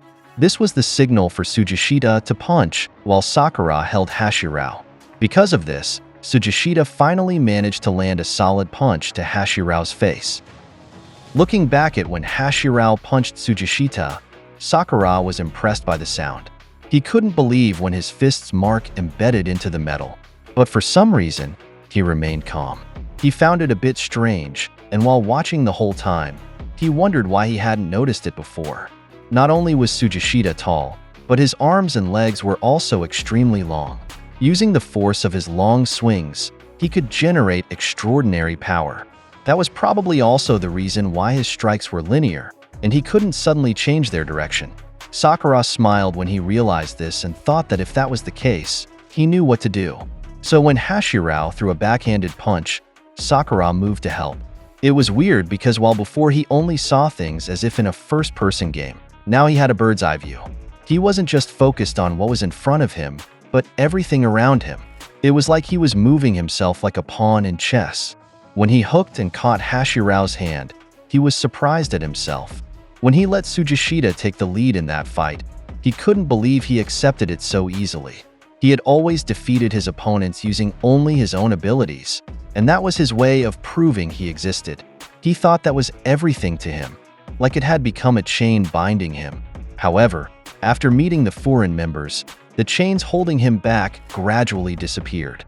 When he allowed himself to let go of relying solely on his own strength, his limitations vanished and he saw the many weapons around him. He noticed the axe on display and thought of it as Tsujishita. He grabbed it and noticed the chain laying on top. He thought that if Tsujishita could only throw punches in linear ways and couldn't suddenly shift their direction, then he would be like a chain holding their target in place so they couldn't move. When he caught Hashirao, he told Umemiya to charge in. Like an axe, he attacked directly and hit Hashirao with an incredibly powerful punch to the face. Because of that, Hashirao was sent flying, which Tsujishita hadn't expected. This made Sakura smile. On the other hand, while many enemies were running onto the bridge, Nirei was all fired up because he wanted to help in the fight. He managed to slam an opponent to the ground using his beetle throw. The fallen opponent got annoyed, and when he tried to counter, someone else kicked him in the face. He asked if Nirei was okay, and he thanked him for his help. During the fight, Takanashi thanked Nirei for saving him. While still kneeling, Nirei responded that it was fine. Nirei couldn't believe what was happening and was out of breath, but Kiryu called out to him and asked if he could still fight. The battle was still raging around them, so Nirei forced himself to stand up and said he was fine. Though struggling, he noticed his companions around him still fighting. He thought about how angry he was at himself for being so weak. He had always just let others beat him up. He couldn't even protect himself, so all he could do was hold others back. That's why he was angry at himself. Nevertheless, all his companions and foreign still wanted him around. He thought about Suo and the others' willingness to lend him their strength. When someone was about to punch him, he remembered how his companions believed in him. He managed to dodge using the duck technique he learned from Suo. He needed to live up to his companions' expectations. While low to the ground, he glanced at Suo and thought he needed to maintain their formation until Suo could return. Though trembling, he forced himself to stand up. Though tired, he gathered his strength to tell himself to stand. However, he was hit by a solid punch to the face from the enemy. His companions became worried because of this, especially Kiryu. Nirei fell to the ground and Takanashi called out to him, while the one who knocked him down just smiled. In the back, Kiryu could be seen angry because of what happened. The enemy trembled and stopped when he faced Kiryu. He was confused when Kiryu just smiled and said he looked manly. What he was referring to was the bloodied Nirei who stood up to hit from behind the one who had punched him. Nirei had a different aura when he wanted to retaliate against the enemy. Using his right hand, he targeted the face. However, the enemy quickly dodged, causing his punch to only graze the back. Nirei was surprised because that wasn't what he expected to happen. The enemy just laughed and said he thought a fly had landed on him. He belittled Nirei's attack and prepared to counter. He told Nirei not to try to scare him like that. Concern was evident on Nirei's face. However, Kiryu stopped the enemy's fist. The enemy looked at him, and Kiryu said he too almost got pissed with himself there. He then pulled the enemy backward and tripped him, causing him to fall. There was a loud impact when his back hit the ground. Kiryu was pleased with that. Nirei apologized to him because he needed to cover for him again. While Nirei was trembling, Kiryu approached him and patted his chest, which confused him. Kiryu said he wouldn't be defeated that easily. Nire was on the verge of tears because of this and responded that he was right. Meanwhile, enemies continued to infiltrate the bridge. On the other side, using his mixed martial arts technique, Suwa fought against Obiki. Suwa noticed what he was going to do with his foot, so he spun around to avoid his kick. But Obiki didn't stop there, because when his foot landed on the ground, he spun to gain momentum and lifted himself, followed by an extremely powerful punch to the head. Obiki smiled, but it seemed to have no impact on Suwa, as he caught it and said he moved like a gymnast. Suwa suddenly kicked, but Obiki quickly ducked to dodge and just laughed, saying he could say he dabbled in it a bit. He stepped back and did a handstand kick-up which Suwa blocked. Obiki continued tumbling away and was surprised to see Suwa jump towards him. However, they caught each other's fists. Obiki just laughed, while Suwa asked if this was how he enjoyed himself, smiling the whole time. Obiki wondered and asked if Suwa wasn't enjoying himself. When he kicked again, which Suwa avoided, he asked what could be better than this. When an opponent is stronger and smarter, he said, the more the battle goes in a direction he can't control. Unlike gymnastics competitions, they try to block others and defeat each other. Meanwhile, in gymnastics, they try to see whose performance will surpass the others. With his arms obliquely sideward, he said he can't get enough of that burn, the feeling of being pushed to the edge. Suwa fell silent, before asking if he came there just because he thought it would be fun. Obiki commented that he was slow to realize that.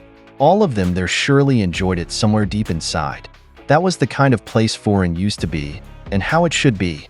Furthermore, Suwa was smart and strong. They were exactly the same.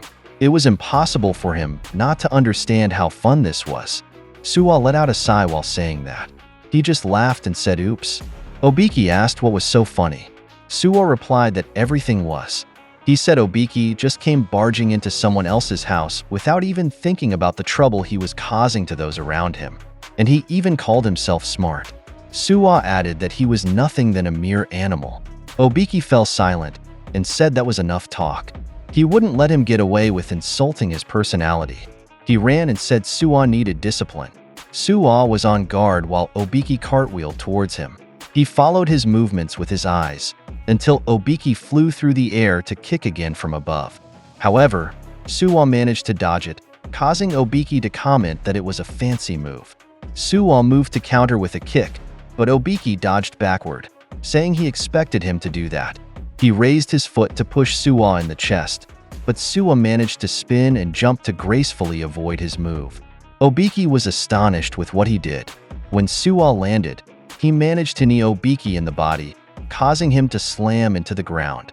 He even coughed, and Suwa spoke about discipline, training, and passing on teachings. So, he said he had a question and called Obiki sensei. He asked how one should act when intruding into someone else's house. Obiki couldn't answer him. Suwa mocked him with a smile, saying, "Please teach me, sensei." Obiki reminisced about the past and the times when he couldn't stop yawning. Their practices were extremely tedious, as he kept doing the same routines over and over. In a space where his safety was secured and no one else interfered, he continued doing the same things repeatedly as a gymnast. But during the time when he felt like he was about to explode from how boring his life was, that's when he met him. Obiki was sprawled on the ground when someone asked if he was okay. He had nothing to do with it, but he got involved and beaten up, the man said. It was Hashirao who wondered why he didn't just run away and even started fighting them. So, he called him one freaky bastard. Obiki couldn't respond to that. Again, Hashirao asked if he was okay because he wasn't responding. He checked if he had a concussion or something. In Obiki's mind, he wondered what had happened. Finally, someone tried to bar him from doing his thing. They pushed back against him and gave him excitement in attempting different emotions, and in finding what would and wouldn't work in the heat of battle. Obiki thought that at that moment, he felt a thrill he had never experienced before. When Obiki tried to lift himself up, he asked Hashirao if he always did that, because he seemed quite used to it. He grinned and admitted that fighting was his life's work. They were surrounded by many men who had fallen to the ground. Obiki was surprised to hear that this thrill was his life's work, and because of that, he smiled. Before he knew it, He had stopped yawning and followed in Hashirao's footsteps. Back in the present, Obiki charged at Suwa, but he dodged to prepare for the right counterpunch that he expected. However, that wasn't what Suwa did, which surprised him. He elbowed him with tremendous force, causing him to be thrown backward. Obiki was delighted by his use of the left strike instead. Because of that, he did a cartwheel towards him to kick him in the face, which Suwa blocked. As he was spinning, Suwa read his plan to kick again while in the air. So he did a matrix-like move and bent backward to avoid it. Obiki hadn't expected that. Meanwhile, Suwa used both his hands to grab his leg and spin his entire body. Because of what he did, Obiki's back hit the ground, and the pain he felt was evident. Suwa wasn't finished and kicked him in the face. However, Obiki noticed this immediately and quickly moved to roll on the ground to avoid it. From concern, Obiki smiled. He was laughing while charging even though none of his attacks were landing. Suwa kicked him in the cheek, causing Obiki to say that he couldn't read him at all. Again, Suwa targeted his chest, causing him to be thrown back. Nevertheless, Obiki was still standing and just smiling. He was overjoyed because that was the first. Suwa remained quiet, while Obiki was excited to fight him more. He requested more attacks. When he jumped, he asked what Suwa would do with his next move. Suwa pondered his question and just dodged when he tumbled from a handstand. After Obiki landed, he gained momentum from the ground and prepared to quickly charge at Suwa and punch him in the face. However, he still missed when Suwa dodged. He asked, wasn't he supposed to be the one teaching him? Suwa seemed to karate chop him in the face with immense force, causing him to fall backward and straight to the ground. Suwa commented that he was self-centered until the end. He said that to teach others, one needs to engage with their feelings and support them so they can stand on their own feet for the first time. Being an adult means one needs to engage with other people's feelings. However, Suwa said this seemed impossible for someone like him, calling him senpai. On the other side, someone called the out-of-breath Nire. He asked if he was okay and urged him to get up because many were getting past them. So, Nire quickly jumped to grab the opponent's waist and push him using his beetle throw technique. However, he knew his strength was running out. The man was very irritated at being blocked and pushed away. When other foreign members saw this, they worried about him while taking down their own opponents. Nire had just tackled an opponent when he suddenly heard someone say that at last, he had learned to keep his eyes open during fights. Someone suddenly kicked the head of the man he was holding, and it turned out to be Suwa. He approached Nire and thanked him. He praised him for holding his ground.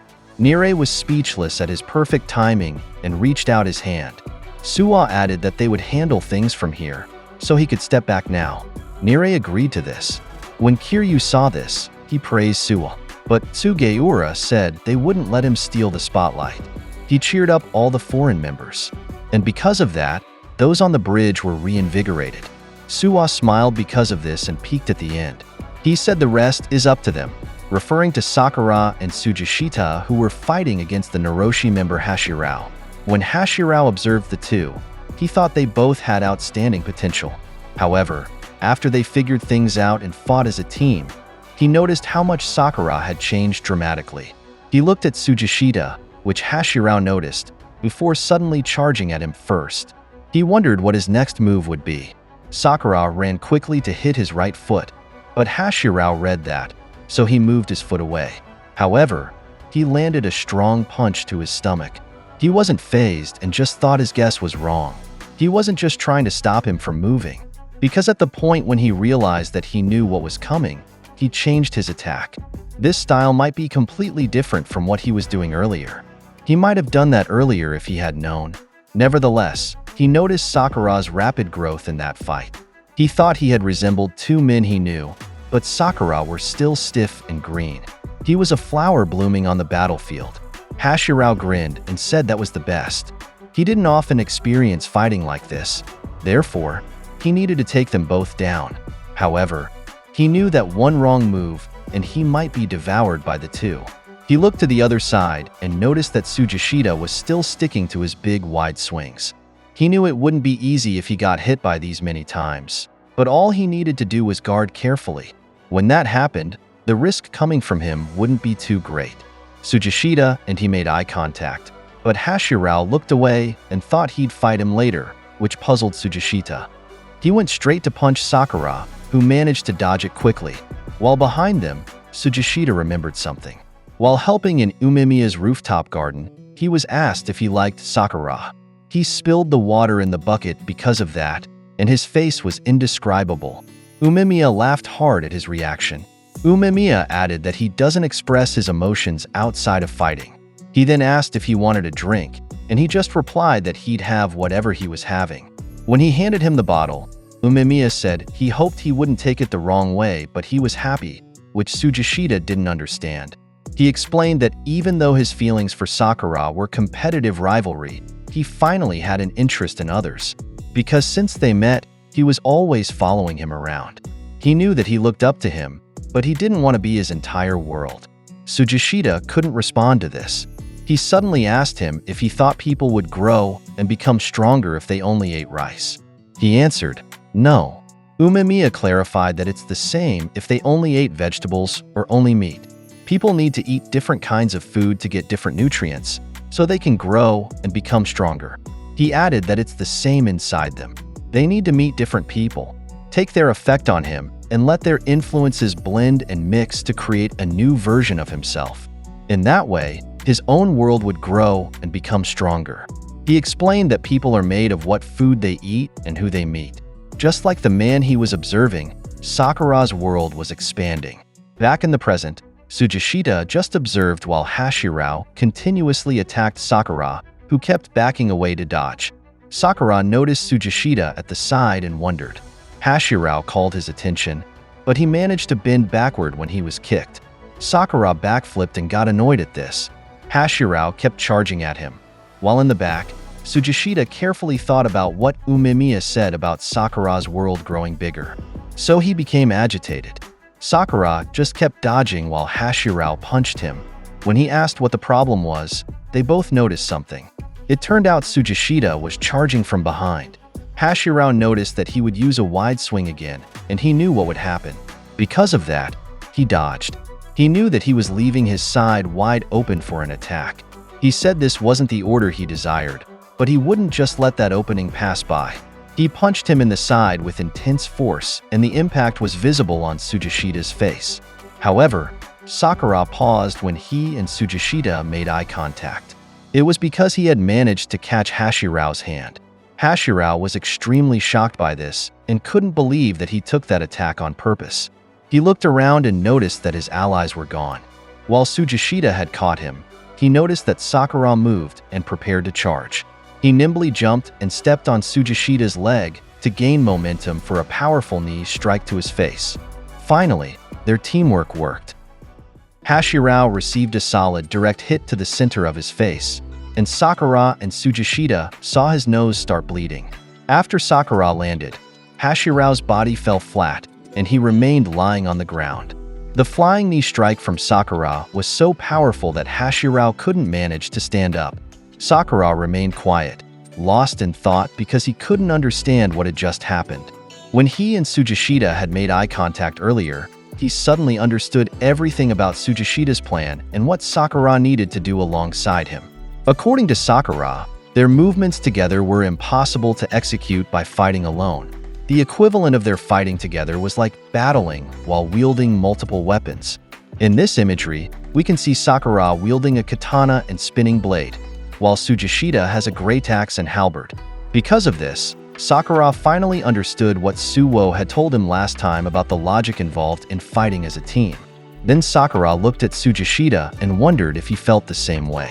Next, Tsujishita looked at Sakura, and their moments suddenly became awkward as they made eye contact with each other again. This irritated them both, and even though they actually wanted to praise their teamwork, their clashing rivalry prevailed. But they were suddenly interrupted when Tsujura ran towards them, shouting to ask if they were finished with their fight here. This made Tsujishita's expression become hostile towards Sakura again, and Sakura became defensive, explaining that just because they defeated Hashirao together doesn't mean he and Tsujishita had become friends. Then Sakura just reprimanded Tsujura about leaving his post. But Tsujura told them both that he brought bad news. The two became worried and wondered what he meant. So while intense concern showed on Tsujura's face, he informed them about the enemy's breakthrough at the forest park. The two were extremely shocked and nervous about what they heard. So now we can see that the news was true because Endo and Takeyoshi are already here in the forest park. The bodies of the Bo-Foreign members are sprawled on the ground. Then Tsujishida and Sakura suddenly looked behind them because of two thugs who shouted while charging at them. But before they could react, Tsujura suddenly flew towards the two thugs and gave them a powerful double body smash. The two thugs immediately lost consciousness and fell to the ground, and Tsujura told Sakura and Tsujishida that they needed to go to the forest park. He also said that he and their classmates would handle all their enemies here at the bridge. Sakura and Tsujishida were puzzled by what he said. So Sakura asked him what he was talking about, since there were still so many remaining enemies. Sakura also asked about their classmates who were already exhausted from fighting and pushing back waves of enemies. But Tsujura stood firm and spoke. He said that all their classmates understood the whole situation. Thus, we can see that Sakura's entire group is still fighting determinedly and steadfastly defending their posts. Sakura and Tsujishida fell into deep thought. Then, while kicking an enemy, Tsujura told them not to worry anymore, because they would never let what happened to them before in their fight against Keel repeat itself. Sakura felt something profound because of what Tsujura said. The bad memories from that day suddenly came back to him, and while Tsujura continued fighting, the two just remained standing in the middle. Tsujishida was silent and just contemplating his surroundings, while Sakura was just sad and also had nothing to say. So Tsujura just pulled Tsujishida and pushed Sakura while telling them to hurry. The intense worry was visible on his face as he told the two that someone from their group needed to go to the forest park, because if not, the enemy would surely destroy their town. Then someone suddenly disturbed them and spoke. We can see that it was Hashirao, who was currently wobbling while trying to stand up, and he asked Sakura and the others where they planned to go. Then, while giving a sinister smile with his bloody nose and mouth, he said that they weren't finished here yet. The three suddenly became scared of Hashirao's appearance. So Sakura became irritated with him and asked just how tough his body really was. Let's move to the forest park where we can see that the enemies have knocked out the entire Team Zojo and Team Komoku. We can also see Takeyoshi, who just released Mizuki's ponytail. And because Mizuki was already unconscious, his face fell straight onto the ground. Next, we can see Momose sprawled out but still being continuously kicked by four enemies. Among the four are Shikushi, who is very angry, and Terumi, who still looks indifferent. After they beat up Momose, they also join their group's walk. And we can see on Shikushi's face that his anger had disappeared. Meanwhile, in an area somewhere in the forest park, we can see a member of Foreign who appears to have managed to open a smartphone before losing consciousness. And when we zoom in on this, we can see that this was the source of the news that Tsujura received earlier about the defeat of Momose and Mizuki. Now the enemies continue to march towards the town, and not a single member of Bo-Foreign in the forest park can stand up to fight them. Because of this, Endo became excited about what was happening, and while following Takeyoshi, he said that it was time to go to the place where their main event would take place. When Endo saw that Shikushi and Terumi had finished fighting Momose, he mentioned this to Takeyoshi. Takeyoshi said he wasn't surprised that the Bo-Foreign members in the forest park were defeated quickly, especially since they were surrounded by many fighters, including two members of Noroshi. Endo was pleased with this. Let's go to the bridge where we can see the third-year Team Taman's effective defense. Their last opponent from the current wave had fallen, with Hiragi delivering the final blow. He was irritated with the fallen enemy for being too persistent. Then he suddenly turned around when he heard Matsumoto running towards him with bad news. When Matsumoto told them about the defeat of their companions in the forest park, Hiragi and the third-year students were shocked by what they heard. The third years talked among themselves, unable to believe how quickly Momose and Mizuki's teams were defeated. Hiragi silently agreed, beginning to sweat with worry. He knew this meant Endo and Takeyoshi were among the group that attacked the forest park. So Matsumoto immediately told Hiragi to go to the forest park and bring some companions. Hiragi agreed and entrusted the bridge to Matsumoto and his people. Matsumoto responded, saying they would follow as soon as they could. So, Matsumoto firmly faced the next wave of enemies in front of them. And as Hiragi ran away, Matsumoto brought together his right palm and left fist while saying playtime's over. With him was Yanagita, who was bravely holding position, along with several of their classmates. Meanwhile, on the main road, we can see that Tsubakino still wasn't finished fighting Genji. Even the Sakaki twins, Uryu and Seiryu, were still busy fighting the Shimada siblings. The struggle of Shina and Azusawa in their fight against Keel was clearly visible, so it wasn't long before all 5 of them backed into each other after being pushed to their limits by their opponents. And because the 5 of them were back-to-back, Seiryu first asked Tsubakino if they should still send people from their group to the forest park. But Tsubakino just answered that if they sent more people now, and the enemy managed to break through their line of defense on the main road, their situation would only get worse. Now they're surrounded by Tenjin, Neo, Genji, and Keel. The twins and Shina and Azusawa realized that what Tsubakino said was right. Tsubakino was lost in thought because he couldn't believe how quickly Mizuki and Momose were defeated in their fight at the forest park. Then he closed his eyes in extreme worry, wondering if their town would be okay, because the enemies from the forest park might be heading straight there. Because of this, he thought there was something he needed to do about it. Let's go to the bridge assigned to Team Taman's second years. We can see that the enemies have knocked out all the second years. And even though Enomoto and Kasumi were still conscious, they were too beaten up and couldn't manage to get up anymore. Then we can see blood dripping on the ground. And this is coming from Kaji, who is visibly panting from exhaustion. It seems he's also the last man standing among the second years. And his opponent Banjo continues to nibble his fingernails in irritation. Kaji still refuses to give up the fight. Banjo said he wanted to leave to join the third years. Then his gaze suddenly darkened and intensified as he looked at Kaji and said, "I'm so bored I can die." Kaji just stared back at him. He still wasn't giving up, and what he did first was grip tightly the left ear of his headphones. Meanwhile, in Team Toman first year's fight, we can see Suwo deeply worried. He saw that Sakura and Tsujishita became preoccupied again in their fight with Hashirao. And Suwo also noticed that his classmates' morale was somewhat crippled when they learned that Team Zojo and Team Komoku were already defeated. But what's worse than this is that they feel a fear that the enemies might currently be destroying their town.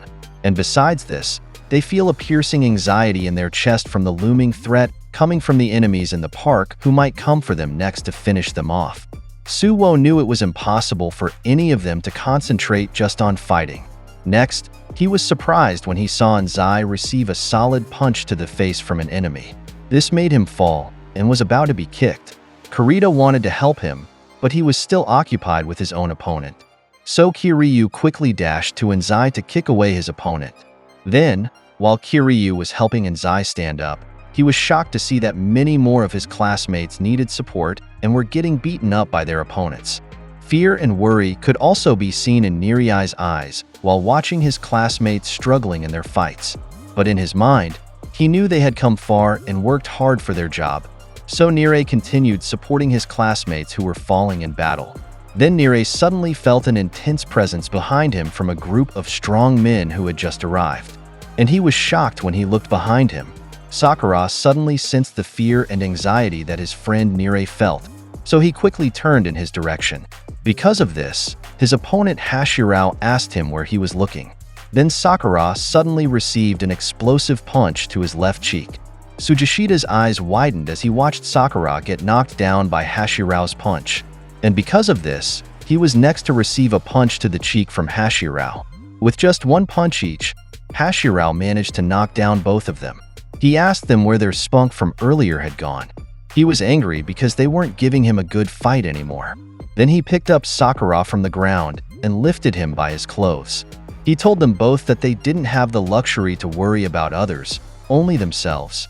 According to Hashirao, only a few seconds remained for Team Taman's first years before they would be annihilated, just like what happened in the forest park. "This is their end," he said. But he was surprised to see Sakura just laugh at him. Sakura even said that he had been worried about Nirai earlier for nothing. Hashirao wondered what Sakura meant. Then they suddenly heard sharp footsteps approaching, and Hashirao turned in that direction. Meanwhile, on the main road, Azusawa and Shina were still holding off Natori, Kaga, and the other members of Keel. But they kept getting backed into a corner.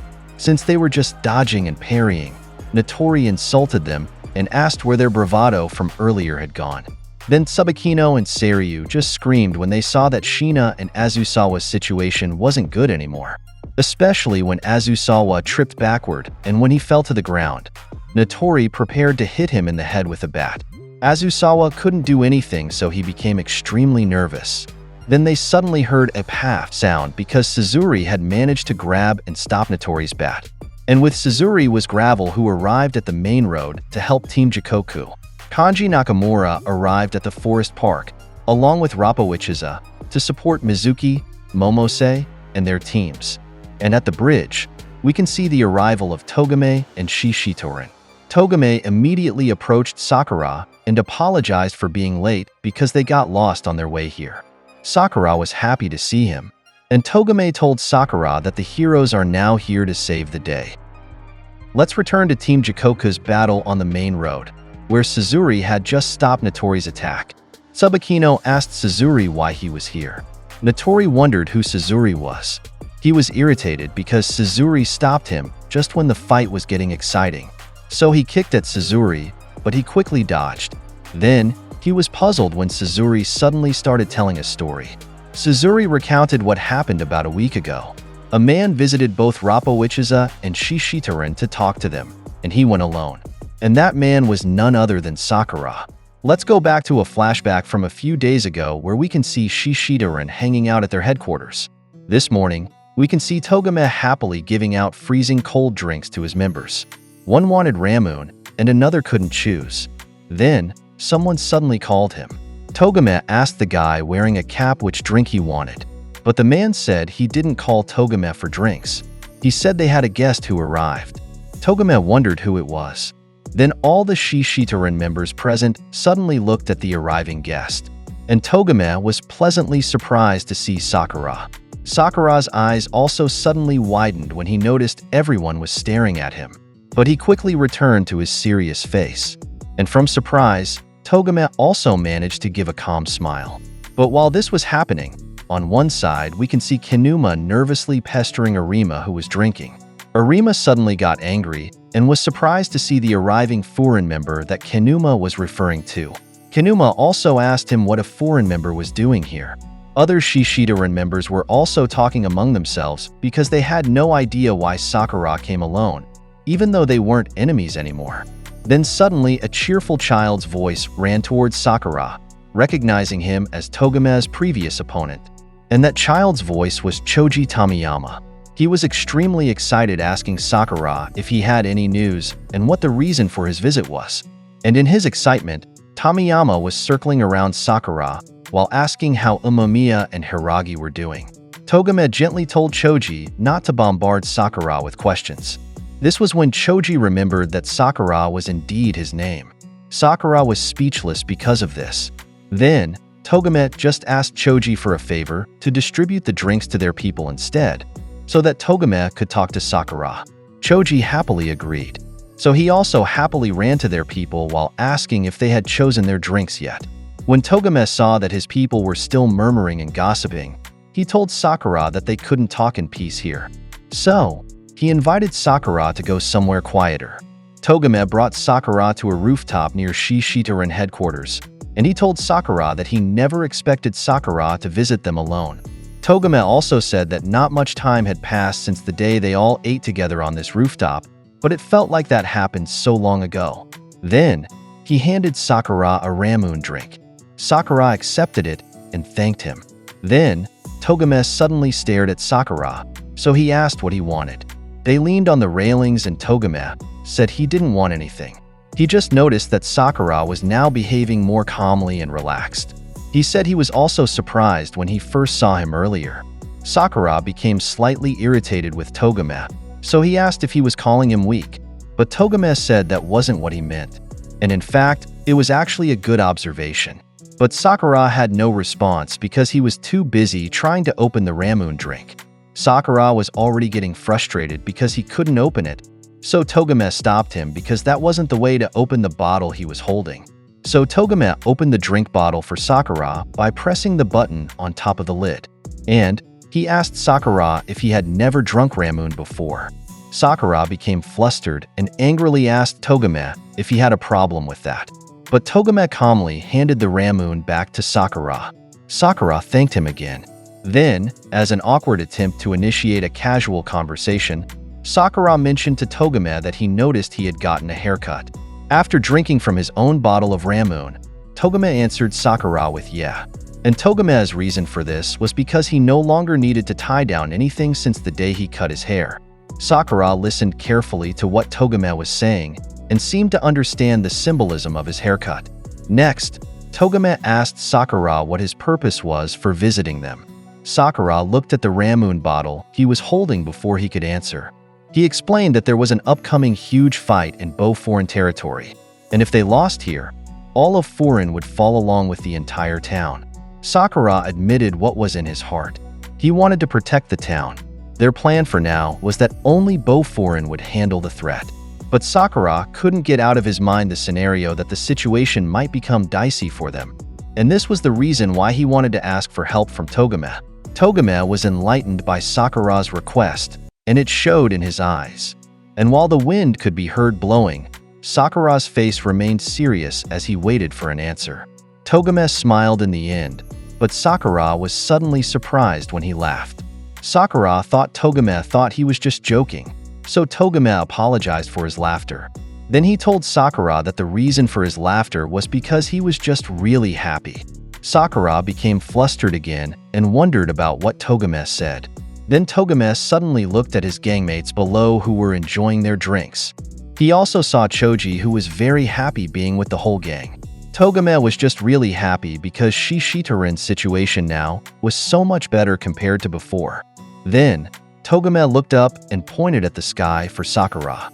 He said the sky was also beautiful today. And this is what happened a few days ago about why Togame is here now in the battle at the bridge, bringing support for Sakura. Hashirao was surprised when Togame approached him because he immediately snatched Sakura from his grasp and Togame kneed him away. Hashirao still managed to quickly dodge backward, so he did a backward skid while glaring at Togame. But after this, he also gave a grin, and Togame just smiled back, even though he still looked sleepy until now. Then he suddenly looked at Sakura when he called him.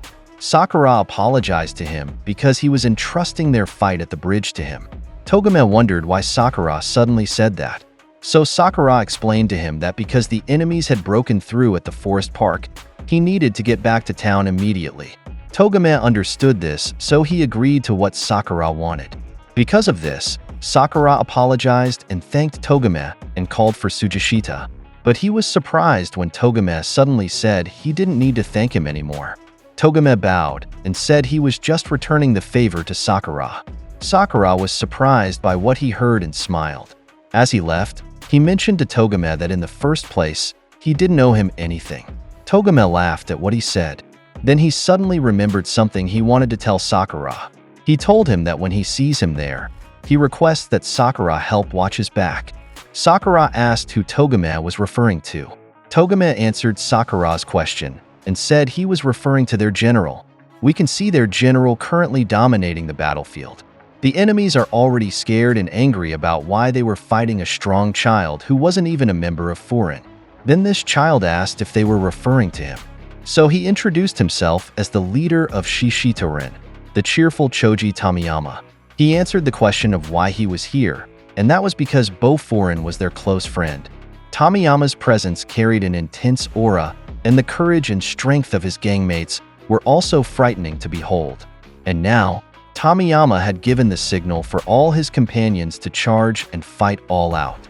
So Shishitorin ran forward, delivering powerful kicks and punches toward their enemies. Some of the enemies were scared because of their force, and they also recognized the Shishitorin leader Tamiyama. According to the conversations they'd heard, people said Tamiyama was as strong as Umemiya. Then Terumi suddenly spoke from behind them, annoyed and arrogant about Tamiyama. He asked why Tamiyama was helping Foreign. Shikushi had no answer and was also clueless. What they knew was that Foreign and Shishitorin were true mortal enemies.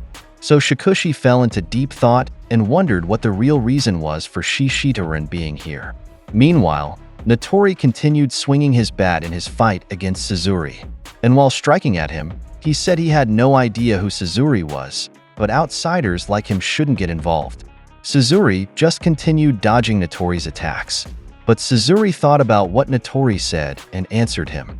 He explained that he and Gravel were saved by Tsubakino and Furin. So when Furin wants to protect the town, they would support them. But Notori just interrupted Suzuri and told him to shut up. And while speaking, he gave Suzuri a powerful strike. But Suzuri easily dodged it and planted his foot firmly on the ground to deliver a powerful high kick as a counterattack. After Notori blocked the kick, Suzuri continued what he was saying earlier. He said that now it was his turn to help. And when Tsubakino heard that, he was pleased because he remembered the night when he earnestly helped Suzuri and Gravel. Notori skidded far backward because of the power of Suzuri's kick, but he just laughed loudly at Suzuri's sentiments and insulted him. He said Suzuri was just another pretend saint. Meanwhile, in the forest park, Nakamura told Mizuki not to force himself. But Mizuki still tried to get up and pleaded with Nakamura to help them. He begged Nakamura not to let the enemies reach their town. Nakamura confidently and happily accepted Mizuki's request and told him not to worry. In the first place, Rappa Uchiha was already planning to do that, so we can see them charging at the enemies from behind. Then Mizuki and Momose suddenly got up quickly, so Nakamura and Miyoshi first told them not to be reckless and to rest first. But Mizuki reasoned that it was impossible for them to report such a disgrace to their commander. And Momose said he couldn't call their self-forcing reckless, because if he couldn't handle even this much, he wouldn't be able to serve under Umemiya anymore. Let's move to the bridge where we can see Furin's battle against many enemies still continuing. But their momentum had really changed since Shishitorin arrived to support them. The Furin members wondered what Shishitorin was doing here, and why they were helping them fight. But even though they had no idea what the real reason was, they were still happy and thanking God for this. We can see Arima in the middle of the chaos, happily fighting. He was even underwhelmed by the enemy's force because they were just weak, and strength in numbers was their only weapon. Fighting alongside Arima was his best friend Kenuma, who happily agreed with what he said. Because the fight was so easy, Arima suggested that maybe Kenuma would like to have a contest about who between them would have more knockouts. Kenuma said that idea did sound fun. Then he started the count and said he already had one. His aura and smile were also extremely happy. Then Suwo suddenly passed between him and Arima, and the atmosphere became awkward. When Suwo recognized Kenuma, he said, "Oh my," and an intense mixture of anger, fear, and irritation overwhelmed Kenuma because of Suwo. Arima also suddenly became awkward and just laughed. And to break the awkward moment, he first greeted Suwo and said, "Long time no see." Suwo expressed his surprise at receiving help from them, while Kenuma remained irritated. While Suwo was delivering a palm fist to an enemy, he asked the two why Shishitorin was helping in the fight. Arima explained to Suwo that Sakura had visited them almost 1 week ago to ask for support in case Furin struggled in the fight. And Zai, Kurita, Takanashi, and Kakeuchi were surprised by Arima's explanation. Arima added that Sakura should have at least messaged them earlier so they could have arrived on time. Suwo was suddenly surprised when he realized that Sakura had been sending a message to Shishitorin earlier when he saw him holding his smartphone before the fight began. Suwo smiled at this and praised his leader Sakura in his mind. Then, Suwo suddenly remembered something. He told Kenuma that he hadn't spoken since they met. Kenuma became irritated and still said nothing. Then, Suwo teased him even more with many questions. Suwo asked how he was and said it looked like he had managed to stay with Shishitorin, and also asked if he had matured even a little. Kenuma just shouted, "Shut up," at Suwo in extreme irritation. He told Suwo that he shouldn't talk while fighting because he might bite his tongue. Suwo was pleased because now Kenuma had finally spoken. Arima pleaded with Suwo not to tease Kenuma too much because he was still traumatized from their previous duel. Kenuma got angry at what Arima said. Then Suwo was surprised when Kenuma suddenly spoke to him seriously. He said he would never allow Suwo to toy with him in a fight again. Suwo was pleased and said not to hold a deep grudge because he wasn't a child anymore. Then Suwo admitted that truthfully, he was grateful to them. Now Suwo entrusted their fight at this bridge to Arima and Kanuma. In Kanuma's mind, he was still really angry at Suwo. Moving to the other end of the bridge, we can see the standoff and sizing up between Togame and Hashirao. Togame was surprised when Hashirao suddenly laughed. Hashirao was happy when he said that today is such a great day. He recognized who Togame was based on his monk robes and Geta sandals. This was the famous description people gave of Togame-jo as the second-in-command of Shishitoran. Hashirao was happy and excited to fight a top celebrity like him, even though he said he still somewhat enjoyed his fight earlier with the two first years. Then he described Sakura as a little shrimp who was fun to fight, and he was surprised when Togame suddenly told him that his opponent earlier wasn't a shrimp. He said that his name was Haruka Sakura. Hashirao was pleased to learn that it was Sakura he had fought earlier. So he said he should also introduce himself to Togame, but Togame just said that wasn't important. And the reason was because he wouldn't remember his name anyway. Hashirao smiled at Togame's cool demeanor, so he told him not to waste any more time and start their fight. Togame agreed and said, "Ready whenever you are." The two walked slowly toward each other until they suddenly dashed quickly at each other. And now, they smiled at each other while each delivering a body punch. In the middle of the chaos, Arima noticed that Suwo was rushing to where Togame and Hashirao were dueling. So, he told Suwo not to tell him he was worried about Togame. He explained to Suwo that Togame was the type of person who, in shogi terms, started playing the game without holding any of the strong pieces.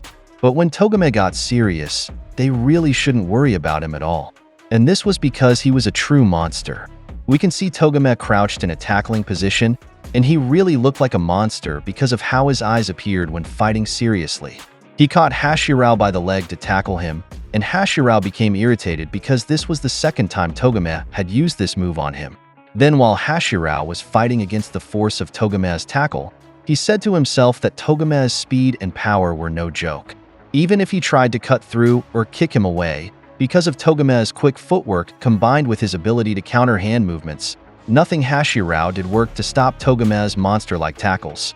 Togame repeated his tackle on Hashirao, and in this attempt, Hashirao felt like a dump truck was ramming into him repeatedly. Hashirao forgot about finding an opportunity to punch Togame because he couldn't breathe already. Hashirao felt like Togame had two extra ghost hands that suddenly started choking his neck.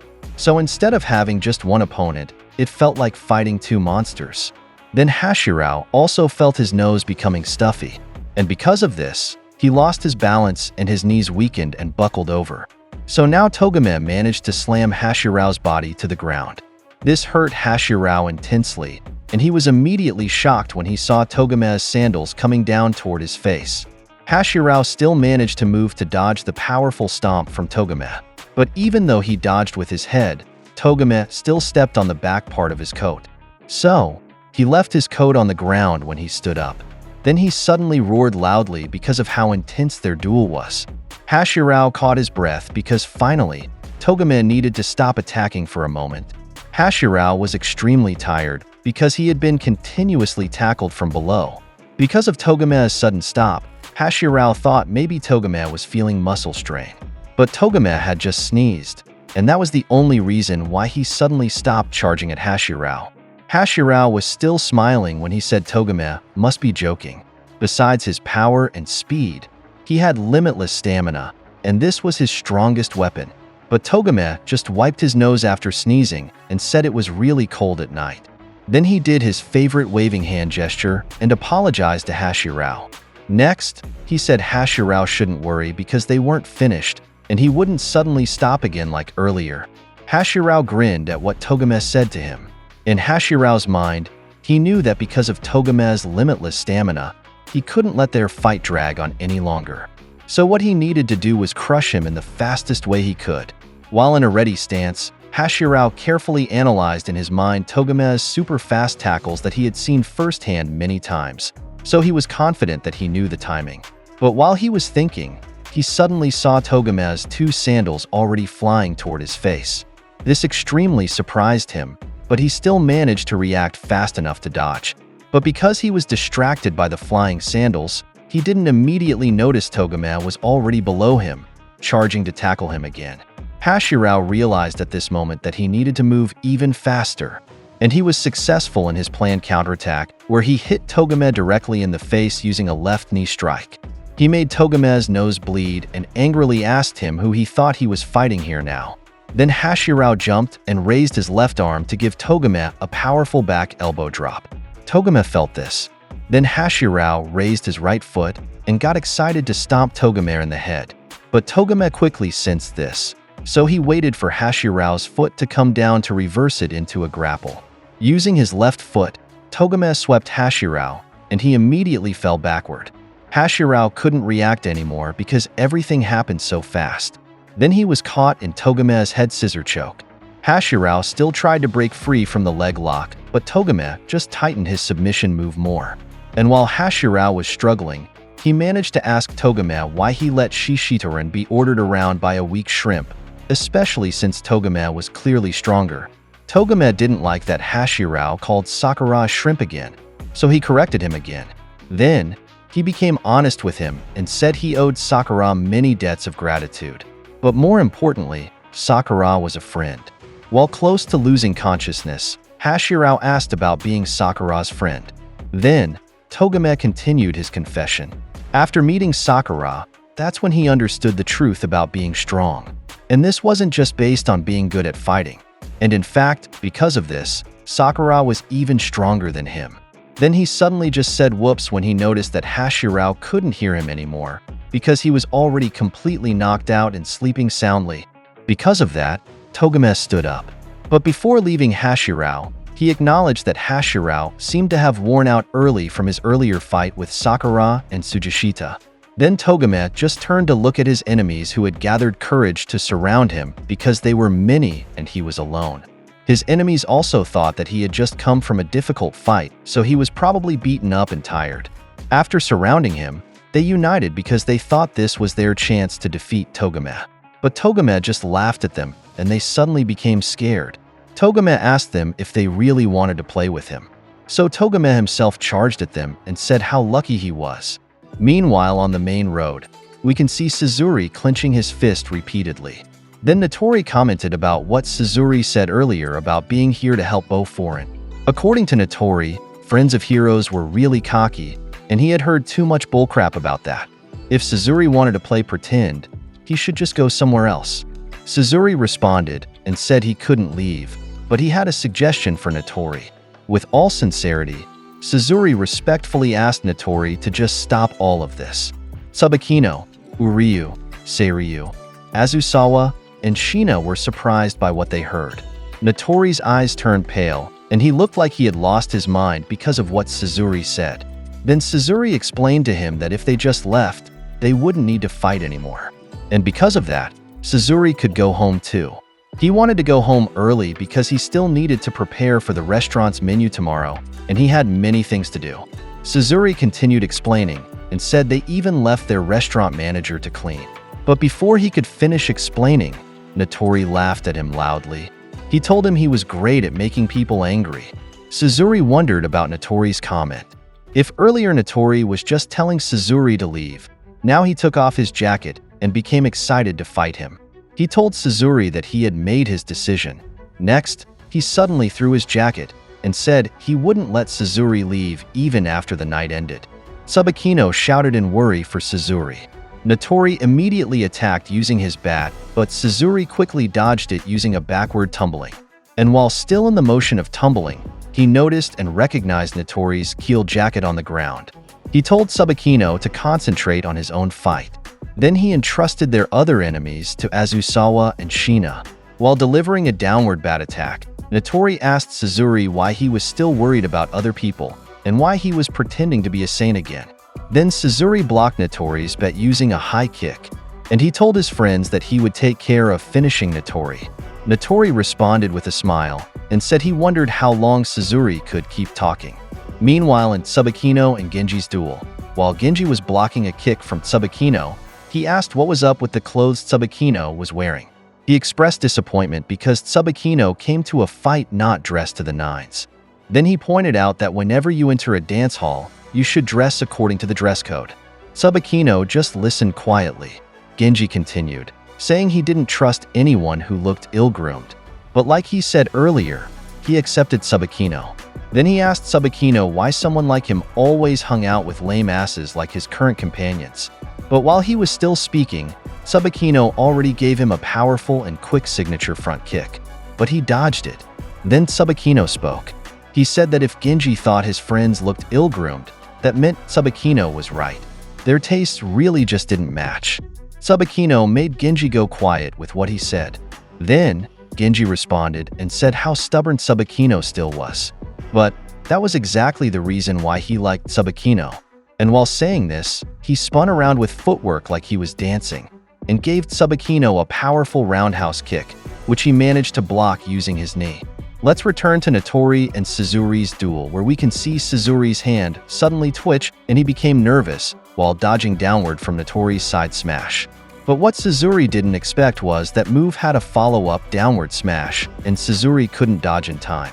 There was a loud kapow sound from the bat hitting his left shoulder. This hurt Suzuri, but he still managed to move backward to dodge the following kick from Notori. Then he was also able to backflip away. Then, Notori spoke to him first. He told him he wouldn't be able to last until morning doing what he was doing. Suzuri was speechless at what Notori said. Then, Suzuri thought deeply while Notori started approaching him. Next, Suzuri just suddenly smiled. Notori charged at him quickly and said that since he came from far away, he should make sure to give Notori a fun and long fight. But before Notori could get close, Suzuri already started throwing a left roundhouse. But Notori read his movement, so he blocked Suzuri's left leg using his left hand. But what Notori didn't anticipate was that it was just a feint knee, because from Notori's tap on Suzuri's knee, he quickly transferred the attack force to his right foot. And here Suzuri delivered an epic back kick that hit Notori directly in his chest. Notori even spat saliva from the impact's force before he flew back and fell to the ground. Notori still managed to get up after that, but he was clearly annoyed. Then Suzuri said to himself that it looked like what he planned to do would work. And based on the stance that Tsubakino used against Suzuri before, we can see this is exactly the stance Suzuri is using now. He said he would borrow a page from Tsubakino's book. Meanwhile, in the forest park, we can see Hidaka choking an enemy while calling out to Kanji Nakamura, who also had his own enemy in a chokehold. He asked Nakamura if Suzuri went to the main road, and if he would be okay. But Nakamura just laughed at his question and asked him back why he was worried about him. Nakamura said that from his clear observation, Suzuri was the type of person who, no matter what task you gave him, as long as he could put his whole mind to whatever he was doing, he didn't need to be taught or supervised anymore. This was because anything he watched, he could easily do too. And according to Nakamura, people like Suzuri were called geniuses. In Suzuri and Notori's fight, we can see Suzuri just focused on his opponent's attacks. He managed to dodge the side smash that Notori threw, and following this, he countered it with a back kick, but Notori also dodged this. But Suzuri was surprised when he saw Notori suddenly flip his grip on the bat. Because Suzuri was in an awkward position, he couldn't dodge Notori's quick backhanded bat attack to his stomach anymore. The Gravel members saw this happen, so they were extremely worried for Suzuri. While Suzuri was backflipping away, a Gravel member asked what Notori's deal was and why he was always grinning. It was disgusting, they said. Another Gravel member agreed and said their real problem was that Notori was really strong too. Now Notori spoke and asked Suzuri if he had any idea what he was thinking and why he wasn't using his hands in their fight. Because of this, Suzuri explained that he felt his hand shake a bit earlier when he blocked Notori's bat. Then he demonstrated the movement of his hand when cutting ingredients in the kitchen. If he couldn't hold the knife properly at his work, he would be in trouble. Notori lost his mind again when he heard Suzuri's reason. Then, he also figured out that looking at Suzuri's current clothes, he looked like a chef. But Suzuri said he was just a trainee. Notori asked if Suzuri was happy with what he was doing at his job. Suzuri was somewhat surprised by Notori's question, so he thought carefully. Then he looked at his hand and answered yes, he was happy. He told Notori that before, he was used to stealing just to feed his people. And when comparing that to what he was doing now, using his hands to cook and feed other people, it felt so refreshing. You could see Suzuri was really sincere about this. Next, He gave his sentiments about those who helped him and Gravel. If it weren't for Tsubakino, Rappawichiza, and Furin, he wouldn't have known about this kind of life. Notori applauded what Suzuri said. He said the story was so beautiful it made him want to hurl. Next, Suzuri noticed that Notori equipped his bat again. And before charging, Notori first said that whenever he heard stories like Suzuri's, he got a strong urge to pummel everything to the ground. Suzuri became alert to Notori's next attack. But Notori suddenly released his bat in the middle of his attack motion. It was a bat spin trick that Notori thought of doing, and Suzuri didn't expect this. When Notori caught his bat, he directed it straight to Suzuri's midsection and managed to graze him. Suzuri was still surprised by the pain because the impact was still strong. Notori just laughed because Suzuri still managed to slightly dodge his attack, but his vision suddenly darkened as he said he wouldn't let that happen again. Next, he listed Suzuri's happy life, his arm, his friends, and even the entire Boforin. And while preparing to strike Suzuri, Notori promised him that he would destroy everything he had. But what happened next was we suddenly saw that Suzuri had already punched Notori in the face because he became extremely angry at what Notori said. Notori was very surprised that he suddenly received a straight right punch to the face. Then from the force of this, he skidded backward while spitting blood and telling Suzuri that he shouldn't lie. And in his anger, Notori also gave Suzuri a powerful bat attack to the face. But Suzuri quickly recovered from this, even though his nose was already bleeding. Notori smiled at what was happening in their fight now. Then Suzuri punched Notori in the face again, and Notori immediately returned it with another strike. Next, Notori received a powerful uppercut, which he immediately returned with another bat attack. Then, Notori noticed that Suzuri's left arm was hurting, so this was what he targeted to hit next. But what he didn't know was that Suzuri had anticipated that attack, and as a counter, Suzuri spun in the air to dodge his attack. It was too late when Notori realized that Suzuri had actually planned this and he had taken the bait. Then, because Notori was no longer in a position to dodge, Suzuri gave him an extremely powerful front kick that hit him directly in the chin. Notori immediately lost consciousness from the impact's force and also dropped his bat. The bat bounced on the ground and Notori's body lay flat on the street, along with the other enemies. Afterward, Suzuri spoke and said that even though he had no right to say this, he would never allow anyone to take away anything important from him and his friends. Let's move to Genji and Tsubakino's fight, where Tsubakino had just received a direct punch to the face. We can see in Genji's eyes that he was serious about the fight. After this, he asked Tsubakino if he felt the pain in his heart, because it was painful for him to punch someone who had great taste. So, he brushed his Elvis hair and told Tsubakino that he should side with him. Tsubakino had nothing to say about what he heard, but he was actually just holding back his laughter, and in the end, he burst out in laughter. He told Genji to stop joking, but Genji was just wondering about Tsubakino's reaction. Afterward, Tsubakino continued what he wanted to say with a serious face and frightening look. He told Genji that he would never want to be with someone who just made fun of the things he loved in life. Genji just held his forehead in disappointment and asked Tsubakino if he knew the reason why he joined this fight. Tsubakino brushed off the question because he didn't know, but he was surprised when Genji suddenly told him that he himself was the reason why he came here. Genji explained that he had no interest in Furin now, especially since his former friends, those prickly mad lads, weren't here anymore. But Genji suddenly pointed at Tsubakino and said he was his only regret. According to him, Tsubakino put himself under the command of a lame-ass person who had made Furin's school weak and pathetic in the present. Genji just wanted to bring Tsubakino to a better place that he deserved. He just wanted to save him, and that was the reason why he thought fate had brought him here to meet him.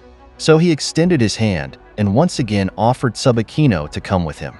But before Tsubakino could process what Genji said, he first stopped Genji from speaking and asked if he really just called Umemiya a lame-ass person. The anger was clearly visible in Tsubakino's eyes. Genji wasn't scared and just agreed. It was really true that Umemiya was super lame, he said, because he couldn't understand why, with such bad taste, he still chose to make himself look like a clown. And what was worse than this, he wasn't even ashamed of the people around him and actually showed them that he was laughing with them too. He was so lame that Genji questioned if there was any remaining shred of normal humanity in him. Besides this, someone like Umemiya could still proudly show everyone his protection of the town and the implementation of Bofurin. Next, Genji said that because of this, it only worsened the situation of the town they were protecting. But before he could finish speaking, Tsubakino had already charged at him with darkened vision while descending from the air with a powerful kick.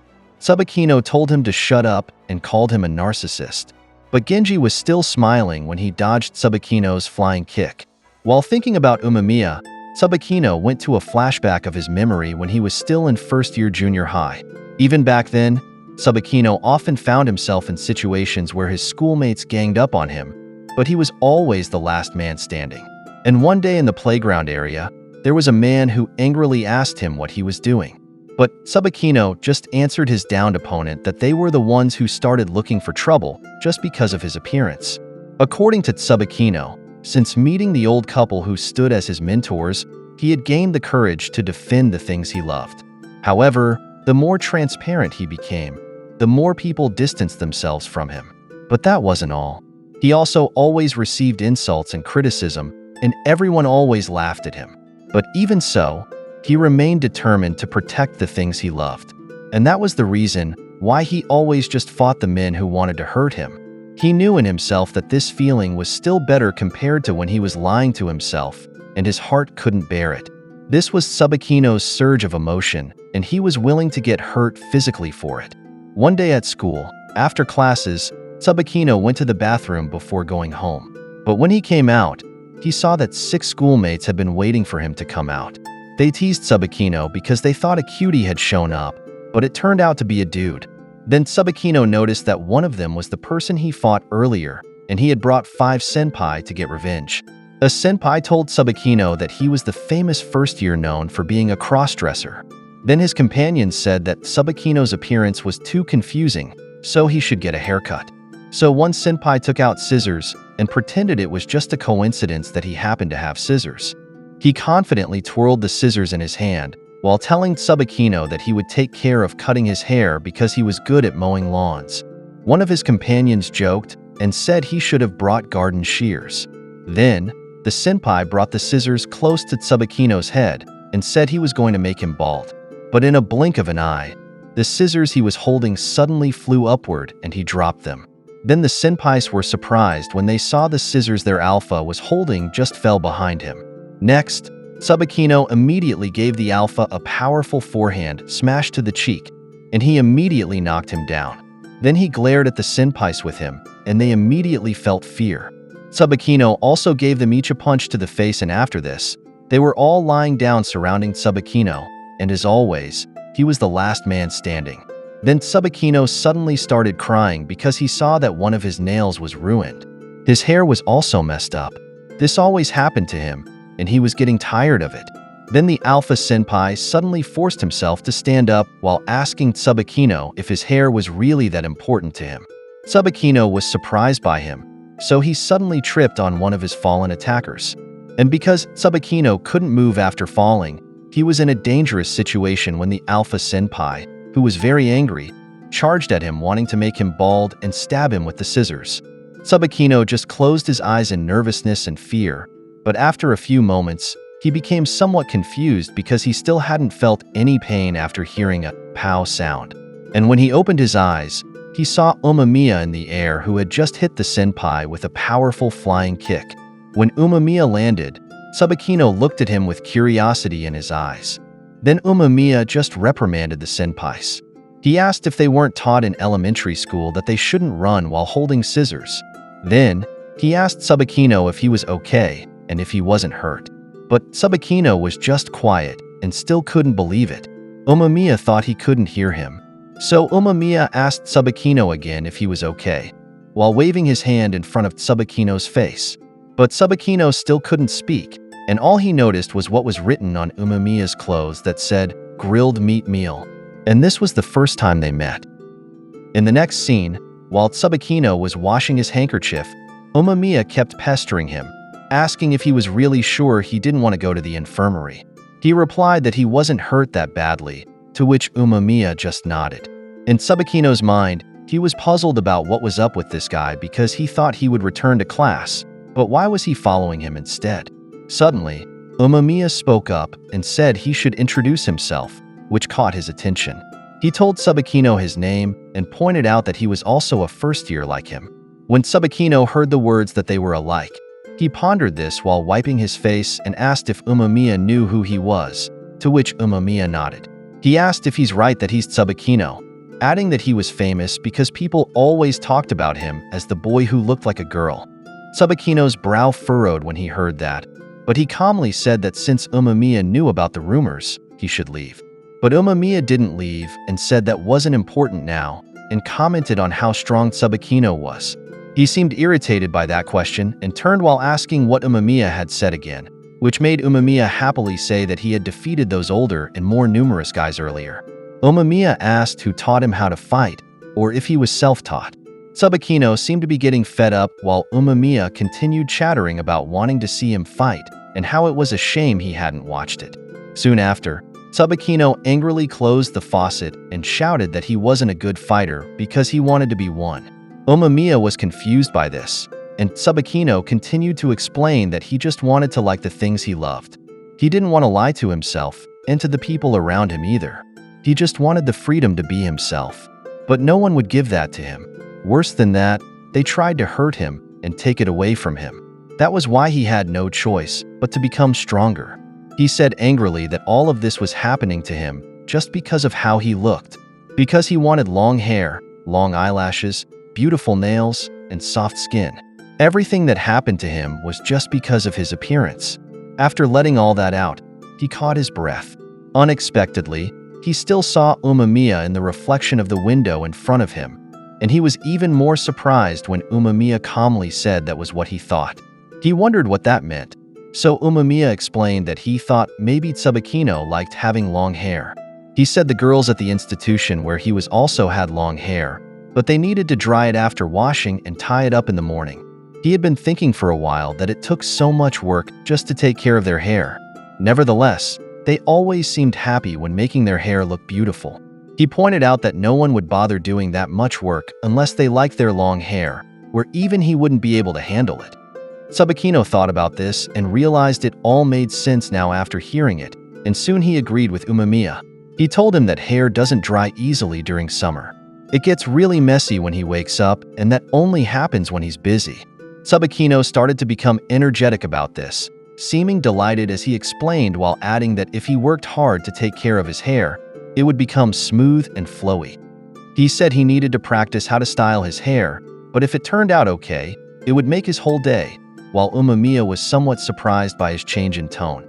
Tsubakino added that one day, he promised he would grow it out until it reached his hips, then he would go out wearing high heels and walk while wearing his favorite look. Umemiya smiled when he heard that, but was puzzled when Tsubakino fell silent for a moment. However, he said, maybe this was better than hiding the things he liked, but to be allowed to love what you love was very difficult. Tearfully, Tsubakino asked after that who would know that, while Umemiya approached the faucet he had washed at and closed it properly. He commented that did Tsubakino know how amazing he was. He also had things he wanted to do. So he thought people who stayed true to the things they loved and the things they wanted to do were very cool, which stirred Tsubakino's feelings. After that, Umemiya reached out his hand while saying that was why he wanted to be friends with him. He said Tsubakino looked so cool when he was talking about the things he liked. If anyone tried to hurt him or attempt to take away the things he loved again, he should just call for Umemiya. He said he would accompany him and make whoever bullied him fly. Tsubakino just stared at him and suddenly turned away, which made Umemiya ask if he couldn't hear him. Tsubakino then asked him if he liked the kind of shirt he was wearing today, which confused Umemiya. He explained that it was given by an old lady at the market street, and the other guys at home said they wouldn't wear it, so he just took it. But he said he really liked it and asked if wasn't it funny when you look at it. Tsubakino wiped his tears and turned around again, and smilingly agreed and said it made him laugh too. After that, we returned to the present where Tsubakino was saying that since then, Umemiya had become his savior, friend, and prince on a white horse. While saying this, he took a hair tie with a flower button design and tied his hair in a bun. Genji screamed in disgust about what he was doing with his beautiful hair, and that he could style it in other ways. Tsubakino responded that he didn't care about that, but he couldn't stand hearing him insult someone he deeply valued. He seriously told him while cracking his knuckles that Genji would regret every word that came out of his disgusting mouth. Genji questioned what he said, and commented that he was sorry, but he had no regrets in his life. Tsubakino just listened quietly while he continued talking. He pointed out that the one who would regret everything now was him. He said that Tsubakino kept rejecting his hand. He was convinced to stay by that man's side, letting his beauty rot in his shadow. No matter how strong his feelings were for Umemiya, he said that man would never think of the same thing towards him. He said it was pointless and absolutely asinine. But if he were truly a woman, it would be a different story. Tsubakino took a deep breath after Genji's rant and asked if he hadn't heard what he said earlier. Umemiya had nothing to do with him turning Genji down. His reason was plain and simple. He couldn't stand Genji, he was disgusted by him, and he hated him. Genji was shocked by what he heard and gradually laughed as if embarrassed. He asked if that was really it, and if that was the path he wanted to take, then so be it. He took his stance and prepared while saying he accepted his choice. He said he just needed to get over the thoughts he had by beating him up. Genji quickly spun around using his footwork and soon shouted for Tsubakino to kneel before his steps. When he gained momentum, he immediately used his move called Camel Spin Kick. However, it was underwhelming when Tsubakino simply countered him with a turning kick that hit his face. Genji got irritated and called Tsubakino cocky, pointing out that he wasn't done yet. He stood on his toes and quickly spun again, calling it his waltz attack. However, Tsubakino executed a ground-back kick that caught his chin, forcing him to step back. Genji smirked and commented that he expected nothing less from one of the four kings. Tsubakino suddenly got his attention and pointed out that he realized something since this was their first time fighting, and asked if he wasn't rather weak. Genji twitched when he heard this and was confused. He tried to brush it off and pointed out that the one saying that was the person whose face was beaten up. So Tsubakino pointed out that his punch earlier didn't do anything to him and he was fine. Tsubakino also pointed out that monsters like Banjo and Hashirao would have given him a much harder situation than this. After that, he also asked if Genji was actually the weakest member of Noroshi. Because of this, Genji couldn't hold back anymore and shouted for him to shut up while calling him a bastard. He charged recklessly while saying that just because he was being nice, that's what Tsubakino thought. He pointed out that he was accepted there and acknowledged by the charismatic Endo. While dodging, Tsubakino said who cared if he was acknowledged by him. He said that Genji couldn't possibly be foolish enough to think that being acknowledged by someone strong meant he had magically grown stronger.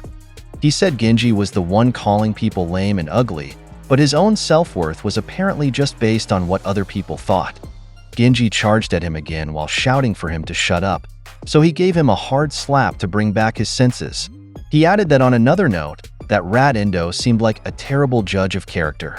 Suddenly Genji remembered something, and we went back to a point in time, where he was younger and saw Endo talking to a beautiful woman in a convertible who was telling him to study hard. Endo replied as if that would happen, so the woman called him a damn brat. He approached Endo after their conversation and asked if he had a new girlfriend, and what happened to the previous one. He commented then that honestly, his charisma was on another level. Endo remembered the last woman he was referring to, and soon told him that she stole his money for some organization and just disappeared, to which he coolly reacted by saying what could they do about it. Anyways, Endo said, it's not like he was a good judge of character. Genji replied at that time, asking who cared about chicks like that. So Endo pointed out that he still liked her though. Genji laughed at that and commented that was the downside of love. After that, we returned to the present where Genji received a solid sidekick to the face from Tsubakino. He thought while falling if that meant Endo's judgment of him was wrong too. Next, he fell on the sidewalk and Tsubakino slowly approached him. He told him that he called other people lame or ugly, but did he know that he was the lamest guy around? He was furious at this and repeatedly said to shut up and that he wouldn't accept it. Genji tried to charge again, but using an axe kick, Tsubakino managed to stop him. Because of that, Genji finally lost consciousness, and Tsubakino took a deep breath. While relaxing and removing his hair tie, he said that he forgot to tell Genji something. He said he liked himself when he was in love with Umemiya. He was proud of himself for falling for him. Whether or not he felt the same way, or their genders, none of that mattered. After that, he pointed out that the value of love comes from their souls. In the next scene, we move to the twins of the Jikoku team. While holding Tenjin by the collar, Seiryu commented that he was genuinely surprised by their guts to raid someone's house and wreck the place. He turned to his twin Uryu and asked if he agreed, and when they looked over, they saw Neo unconscious while Uryu had his foot on his chest. Seiryu smiled at this and pointed out that even his brother agreed with him. After that, he proceeded to put Tenjin to sleep. Then, the twins went to Tsubakino and said they were done, to which he replied that he was finished as well. Seiryu noticed that Azusawa and Shina were giving their all in this fight. However, they were still outnumbered, so he asked Tsubakino if they should help them, to which he replied no and stated that they were grade captains. They should have enough skills to handle those opponents by themselves. Seiryu agreed and said it seemed that way while thinking they shouldn't get angry at them. Someone called out to the three of them, and when they turned, they saw Suzuri running towards them. He and Tsubakino smiled at each other, and he told them that he had just defeated his opponent. Tsubakino apparently had a lot to tell him, but above all, he said thanks, which Suzuri brushed off, saying he didn't need to thank him. Besides, the fight wasn't over yet. Tsubakino agreed and said he would clean up this area as fast as he can because he wanted to get inside the city. He then asked if didn't Suzuri need to hurry as well, since he had to prep for work around this time. Suzuri nodded and said there was indeed a lot to do today. Seiryu mentioned that he had been wanting to eat his rolled cabbages again, so he said he noted that, but when he added that Uryu wanted ratatouille, he wondered what that was.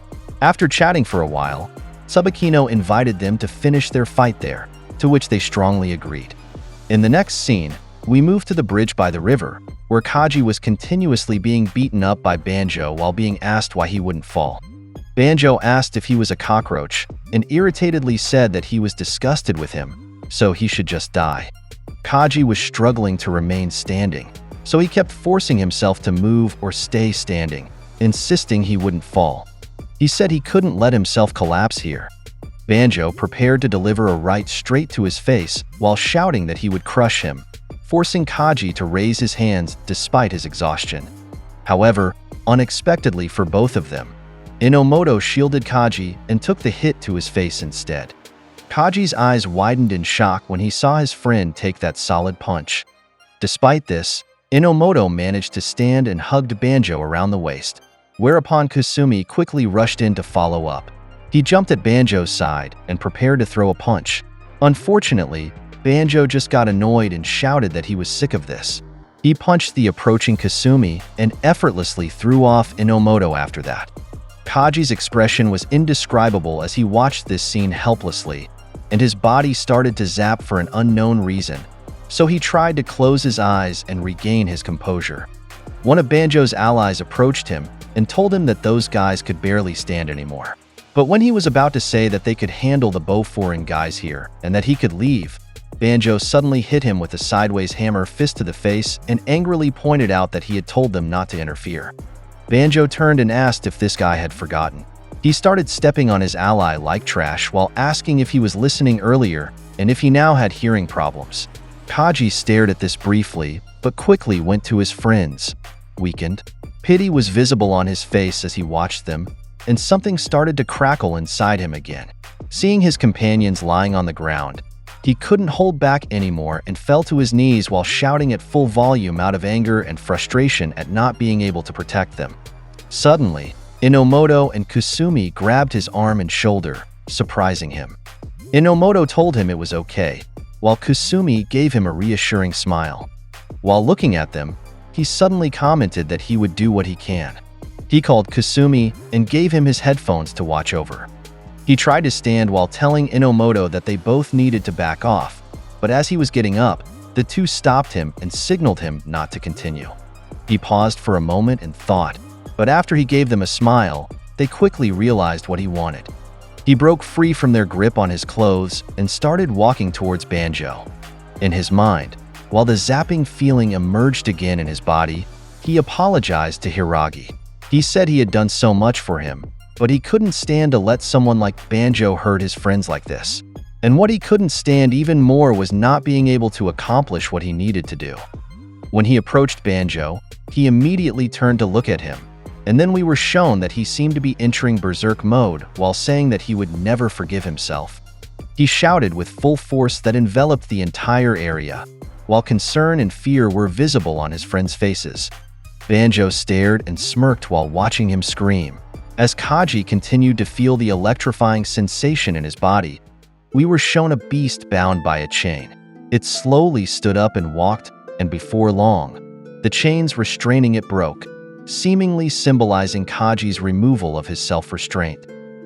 While that was happening, let's go back to a point in time where Kaji's story was being told. Here, he said he saw flying sparks, and after a moment, his entire surroundings turned white like lightning. When his consciousness returned, he found himself surrounded by unconscious bodies.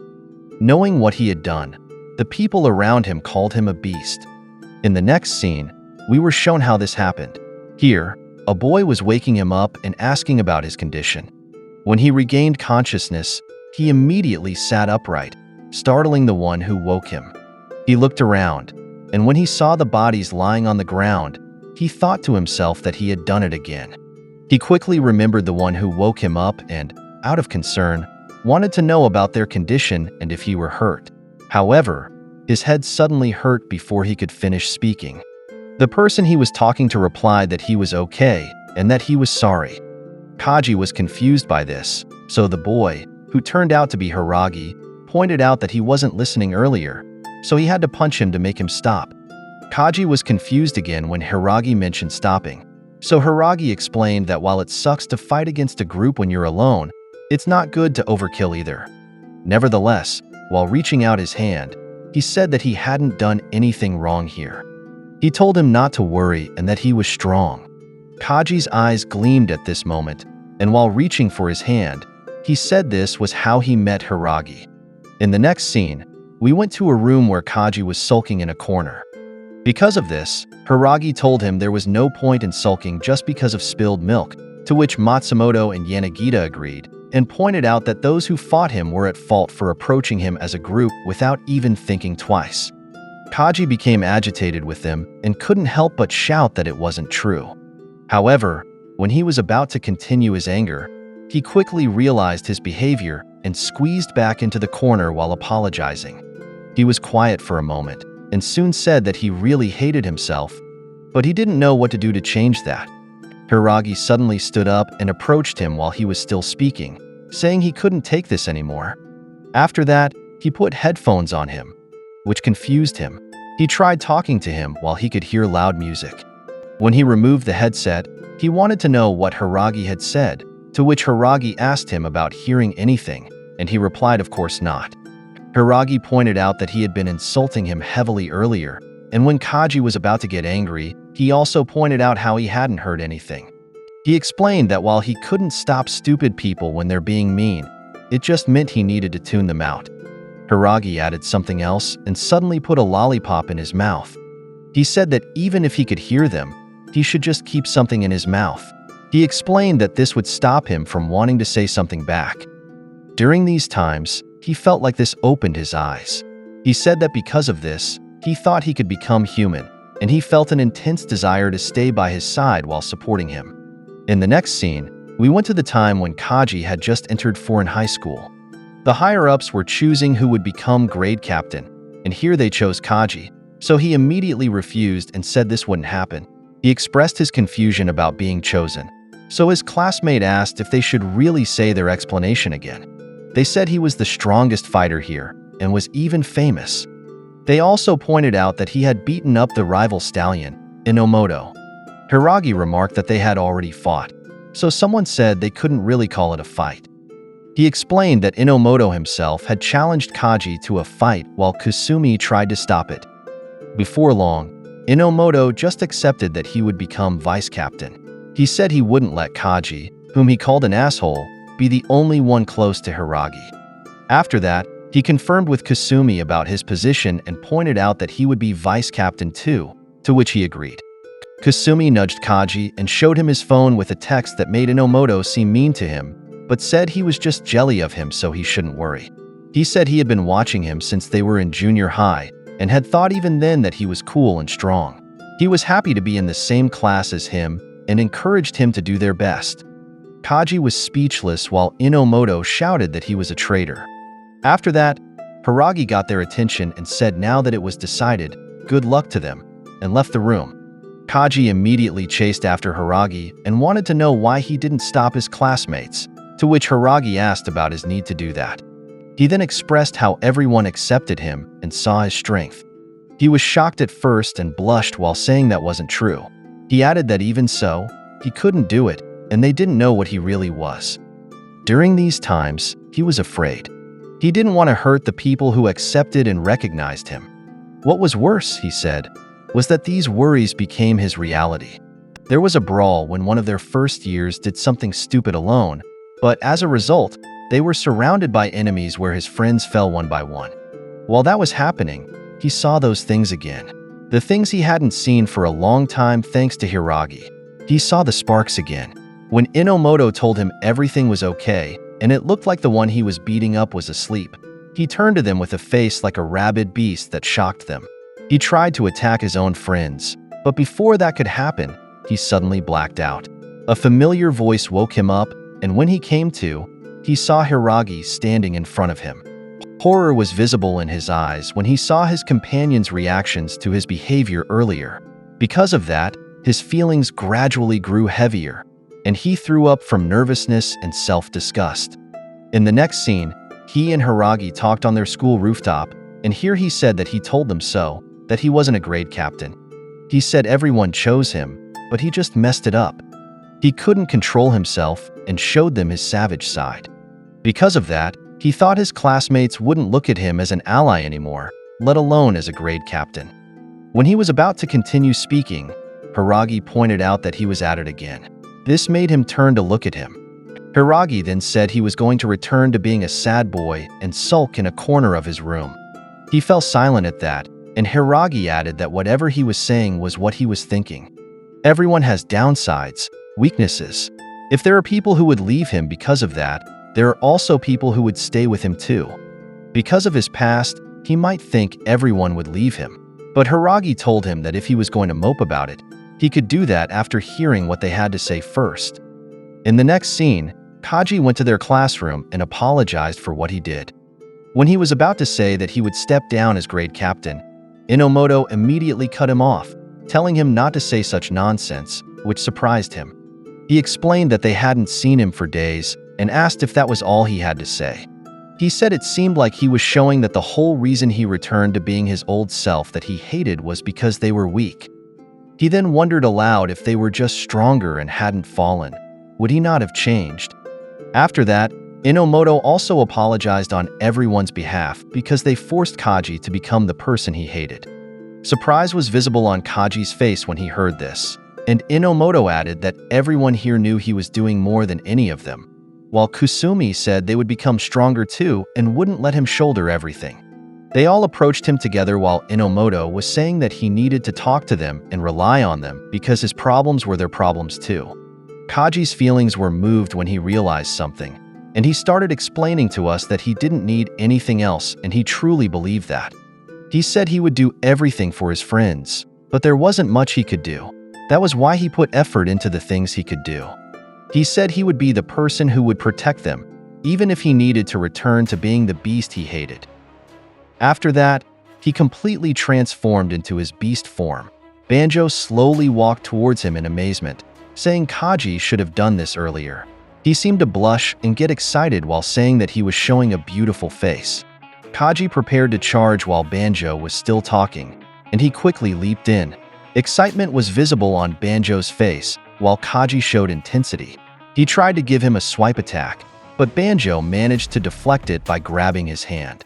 As a counter, Banjo tried to kick him, but he managed to dodge by tumbling while holding onto his arm, causing Banjo to wow in amazement. After landing behind him, they both prepared to attack where when Banjo elbowed him, he bit it. This made Banjo scream in pain, while his watching friends showed concern on their faces. Banjo commented that what he did hurt, but excitedly said that it made him feel alive. As a follow-up, Kaji suddenly delivered an uppercut punch that solidly hit Banjo's chin. Kaji truly looked like a beast here as he watched him fall. However, in the next scene, they were both still standing while their blood was dripping, and it turned out Banjo was now holding him by the hair while he was kneeling. He told him to stand up, but when he let go, he still completely fell. While lying on the ground, he could only cough up blood from being beaten so badly, while Banjo just stared at him. He pulled his hoodie while telling him to stand up, but when he let go, he still wasn't moving. Because of this, Banjo crouched down and repeatedly pestered Kaji to stand up while pulling his hair. He started to get irritated with him and his grip on his hair tightened, and before long he repeatedly slammed his face on the ground while shouting why he wouldn't stand up. He asked if it was Banjo's fault for having hope. He said he surely looked stupid because he had hope in him and got excited when their fight was getting good. Nevertheless, he said it was his fault for raising his hopes. While this was happening, Inomoto and the others felt extreme pity for Kaji, and he tried to ask Banjo to stop what he was doing. Banjo slightly lifted Kaji's face and pressed into him that weaklings like him needed to stay quiet and die. Inomoto couldn't hold back his extreme concern anymore and shouted for Banjo to stop. When he was about to slam Kaji's face on the ground again, fortunately, Hiragi arrived on the scene and delivered a flying kick to his face. Banjo was sent flying from the force of the kick. When people saw this event, extreme surprise was visible on their faces. Kusumi let out a sigh of relief after that, while Banjo continued to be sent flying by Hiragi's attack. Inomoto wondered why Hiragi was here, and suddenly there and Kusumi's attention was caught by the noise of enemies behind them asking who had arrived. When they turned around, their opponents there fell one by one, and their eyes widened when they saw that the Shishi Torin had arrived. While this was happening, we went to the beaten Kaji while Hiragi was calling him. When he regained consciousness, he remembered his friends, so he immediately tried to stand up. However, Hiragi stopped him and said it was okay and to just breathe. He wondered at first if this was a dream or not, and also thought about why Hiragi was here. When he thought about what he was doing earlier, he immediately remembered that he lost a Banjo. He gritted his teeth in frustration and commented in his mind that he caused even more trouble for Hiragi. He held his hand after that and said he couldn't win and protect his friends. He said he gave him these things and he just messed everything up. After he apologized, Hiragi pointed out that he did well in protecting this place and all his friends. He said he tried and gave his best, and now he could leave the rest to him. Kaji seemed touched when he heard those words. He held back his tears and just thanked Hiragi. Hiragi's attention was caught when Banjo called him, happily waving at him and seeming very excited. He said he thought he wouldn't face someone strong at this time. When he was about to say they should begin, Hiragi seriously told him to be quiet. He started to emit a frightening aura from anger that made his friends shudder. He angrily told Banjo to shut up and to never open his damn mouth again. While all of this was happening, Inomoto was completely bewildered. He wondered why Hiragi and the Shishi Torin were here. We were given a zoom-in of Hiragi's fierce eyes due to anger, and we went back to a point in time before he went to the bridge. One of his companions told him that since the enemies had already passed through the park, where was he going? He answered that he was heading to the shopping district and explained that most of the guys who got inside would go straight to the town symbol, the shopping district. His companion realized this was true, while another one became worried because while they were running, they noticed that many people were already hanging around their destination. His companions became concerned and shouted that they needed to hurry. However, he noticed something was off about that group. It seemed they weren't destroying the town. When they got closer, Hiragi's eyes widened in surprise. As it turned out, the group they saw was the Shishi Torin. He asked what they were doing here. Tomiyama was looking at something on a phone and trying to turn it around to understand better. So Togame explained that they would have a harder time figuring it out if he kept turning the phone around. When Hiragi and his group got closer, he immediately called out Tomiyama's name, making them turn to look at them. He asked what they were doing here, so Togame asked if Sakura hadn't told them anything. He explained that Sakura came to them and requested their help. He wanted the Shishi Torin to cover the 3 bridges. He added that it seemed he had also talked to other teams who were handling other areas. Hiragi grinned at this and commented that Sakura was really a bastard, and it looked like he was trying to be as smart as too. Tomiyama then asked him why he was here, saying they were already heading there. Because of this, he started explaining to them the situation of the fight, and before long, Tomiyama understood why they ended up here. His phone rang, so he apologized before checking it, to which Tomiyama said it was fine. When he looked at it, surprise appeared on his face that made Togame curious. This was replaced by concern. So Tomiyama asked what the problem was and if something had happened. He told them that even the second year's bridge was in danger now, which worried his companions that even Kaji's bridge was compromised. He pointed out that Banjo had arrived there, which worried his companions even more that that monster had gone there. They seemed at a loss for what to do, so they just asked Hiragi what their next move would be. Hiragi thought for a moment and reluctantly said that their first priority was to protect the town. But when he was about to say what they should do, Tomiyama immediately cut him off and pointed out that he wanted to go to the bridge. In that case, he said they should switch. They would go to the shopping street, while he would cover the bridge. Hiragi then objected that nevertheless, the town should still come first. He added that more people might show up there along with members of Noroshi. Tomiyama reassured him that it would be okay because he was much stronger now compared to before. Togame smiled and lowered his head at this, while he was still surprised. After that, Hiragi apologized to them and thanked them too, and before long he ordered his men to go with Tomiyama and show them how to get to the shopping district, which surprised them. He pointed out for them to look at that and said they were obviously lost.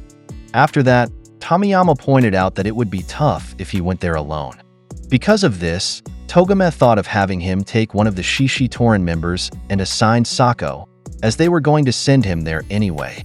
When these two looked at each other, they seemed to have a somewhat awkward moment. Sako tried to reason that he couldn't do it, but it was too late when Tomiyama agreed with Togame, while the latter just apologized because he needed to go to Sakura and help. The two gave Sako cheering smiles to make him give in, but his struggle to accept the situation was visible. After Sako glanced at Hiragi, their eyes immediately met, sending chills through his body. Despite this, Hiragi still happily told him that having him along would be very helpful, while he was still forcing himself. After that, we returned to the present where Sako watched Hiragi slowly laying Kaji down beside his friends. He also saw his expression and remembered the way he told Banjo to be quiet earlier. He commented in his mind that he had never seen Hiragi this angry before. When he saw Kaji's beaten face, he felt anger there, and we suddenly went to a point in time when they were a bit younger. Outside of school, we see Sako walking on the street and looking at the students inside. While he was walking away, Kaji called out to him, making him turn around. He commented that it seemed he came today. He told him it had nothing to do with that. Kaji fell silent for a moment, but before long he said that in that case, he would just ask something related to that. He asked why he didn't join them at Foreign. Sako's eyes widened when he heard this, and he started to control his irritation. He said it was because he wasn't like them, and it seemed the one he was referring to didn't need him, which confused Kaji. He added that he had told him he didn't need to follow him anymore. This caught Kaji's attention, and he started explaining that he had said the same thing to him. "You don't need to follow me anymore." Sako was surprised at this and immediately turned to him with a confused face. However, Kaji added, speaking about Hiragi, that was just what he thought, not what he thought. He would always stick to that person. He himself decided to go to Foreign. Surprise was visible on Sako's face when he heard these things, and after that, we were shown a fox that seemed to be staring at grapes.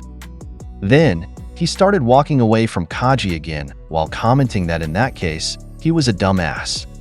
We returned to the present, and here Sako asked himself if he had chosen to go with Hiragi too, would he have cared for him the same way he did for Kaji? Suddenly, Hiragi called him, bringing back his senses. He told him that he would handle Banjo, and he wanted him to take care of the others. When he asked if that was okay with him, he seemed shy to agree at first, and said he should do whatever he wanted. While standing up, Hiragi apologized to him, and after that invited him to start what they needed to do.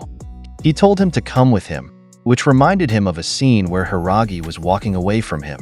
He commented that Hiragi was so cocky, but before long he followed in his footsteps towards their enemies. While the two were approaching him, Banjo got his companions' attention. He told them they would handle the others there, but they shouldn't touch Hiragi. One of them asked if he was sure about that, while another was thinking hopefully he wouldn't snap at them later. Banjo agreed with this and excitedly said that finally, he could have a one-on-one with Hiragi. It would be a waste if that didn't happen, he said. He ordered them to look at Hiragi and said that he's ready to kill someone. After that, Hiragi stood in front of Banjo, while Sako just passed by the two of them.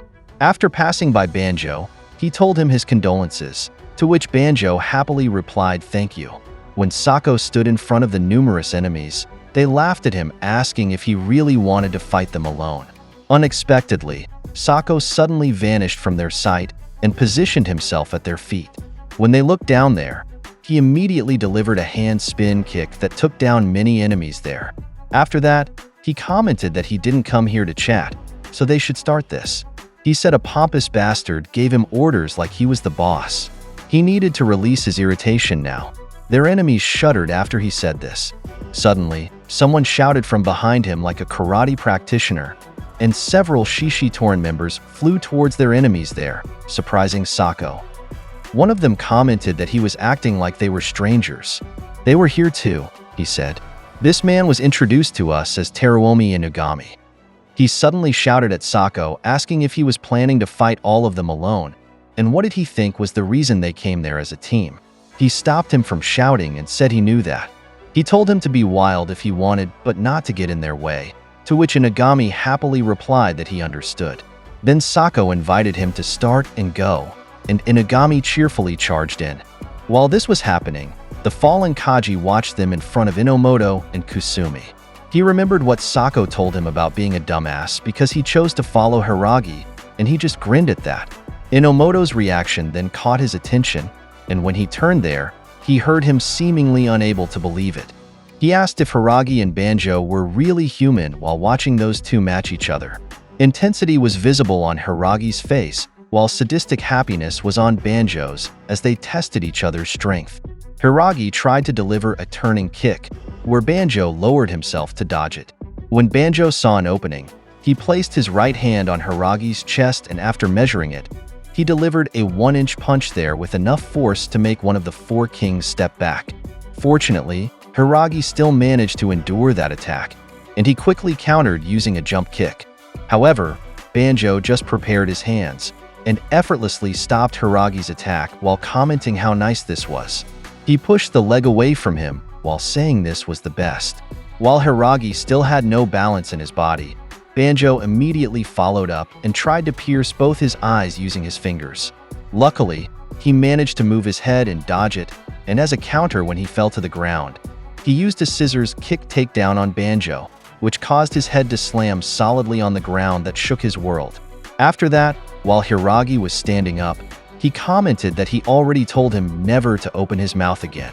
Banjo spat blood after that, but still let out a terrifying laugh like a madman, which caused shock and disbelief from the people around them. He sat on the ground and happily said that Hiragi looked and felt completely different compared to when they fought at Furin. Banjo seemed very excited while saying he was really getting into this. He said he could die happily, and suddenly asked Hiragi if he could kill him. While these two continued their fight with each other, let's shift our focus to Sako's situation. Here, he was easily sending several men flying with his powerful kicks. After taking down a few, he turned around and looked at Hiragi and Banjo. He saw their contrasting expressions while they were beating up each other. After that, we went back to a point in time when they were still running towards the bridge where they currently were. Because Sako was just staring at Hiragi while they're running here and seemed unable to speak. Inugami suddenly approached him and asked if he wasn't going to talk to him, which startled him.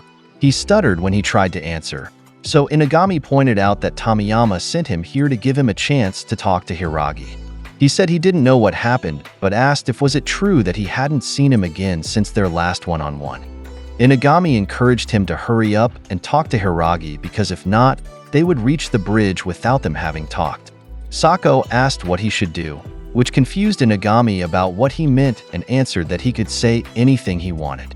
He thought for a moment and suddenly shouted at Hiragi, asking if this Banjo guy was really strong, which bewildered Sako. He told him those were the kinds of things he could say, while he was getting nervous about whether this was really how to start a conversation.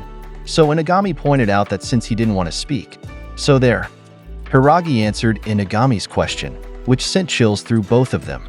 He started explaining that Banjo was a monster when it came to fighting, and what's worse, he had many screws loose in his head. Surprise and confusion were visible on both their faces when they heard this, while Hiragi added that he was obsessed with pain, specifically with injuries you get from a fight. For a normal person, pain was an unpleasant warning sign, but not for Banjo. For him, pain equaled pleasure. Because he felt pain differently, he didn't have the breaks that normal people had to stop when they needed to. He pointed out to them that this guy was really bad news. After that, we returned to the present where Sako was still looking at Hiragi and Banjo. Suddenly, Inagami appeared beside Sako and asked if he was worried, which startled him. He called him out and said to be serious, and why was he always like this? He should concentrate on the fight. Inagami disagreed with him and said he wasn't concentrating either. Because of their conversation, he didn't see an enemy behind him, but fortunately, Sako moved quickly and stopped him with a flying kick. He pointed out to Inagami if he saw what he meant now, so he apologized to him. Nevertheless, he said he was still right that he was distracted. He remembered what Hiragi told him earlier about letting him handle Banjo while they handled the others, and before long he decided to continue taking out the enemies. He invited Inagami to finish this, to which he replied that he understood him. After that, we returned to Hiragi and Banjo. Here, Banjo tried to use his 1-inch punch on Hiragi's chest again, but he managed to grab his wrist and keep it away. He tightened his grip so when Banjo tried to pull it, it wouldn't budge. Because of this, he was able to deliver a solid right hook to Banjo's face. Banjo seemed to lose consciousness briefly, but quickly came back and commented that Hiragi was really strong and he almost made him fly. Banjo then started spinning, which caused his own shoulder to break. He screamed in pain from what he did, while Hiragi's eyes widened in disbelief. Even their companions there were extremely shocked by what they witnessed. Banjo took this opportunity and quickly went behind Hiragi while he was still surprised. He grabbed his face to scratch it and threw him to the ground with full force, sending him flying. After that, he just returned his shoulder to normal without difficulty. While stretching it, he commented that what they were doing was so fun. He also asked Hiragi how his attack earlier was and if he liked it. Due to the depth of his scratch, blood started flowing from Hiragi's face, especially from the left part of his eye. Banjo seemed concerned about this and asked if he could still see out of that eye, whereupon Hiragi quickly charged and punched him in the chest. Banjo stepped back and commented not to force himself, and after that quickly spun and delivered a spin kick that solidly hit his side. This gave him extraordinary pain, and he was sent flying to the railings of the bridge. Banjo tried to follow up immediately by charging at him, so he sent him a stretch kick, but he managed to dodge it with what looked like a Matrix dodge move. After that, Banjo suddenly put his arms on Hiragi's shoulders and told him he needed to be able to see to give a good fight. After that, he suddenly invited him to die together, which confused Hiragi. His companion's eyes widened in concern and shock when Banjo suddenly lifted him and took him along as he jumped from the bridge towards the river. Because of what Banjo did, Kaji, Inomoto, and Kusumi became worried for their senior, and Seiko heard their shouts, making him look in Hiragi's direction. However, he was no longer on the bridge, and it was shown that he was falling into the river with Banjo. The two's fall resulted in a big splash in the river, and they both sank to the bottom. At that moment, Hiragi heard his juniors calling him, and because of that, he went back to the past where Kaji was thanking him for giving him headphones, because according to Kaji, since Hiragi gave them to him, he hadn't gotten into fights anymore. Hiragi thought that was good, and Kaji called him again, taking him to the time when he was telling him that he thought he would try his best as the grade captain of his class. Then, the scene jumped to where Kaji was out of control, trying to punch Inomoto. Fortunately, Hiragi arrived there to calm Kaji down, but he was still vomiting because of how bad things had gotten.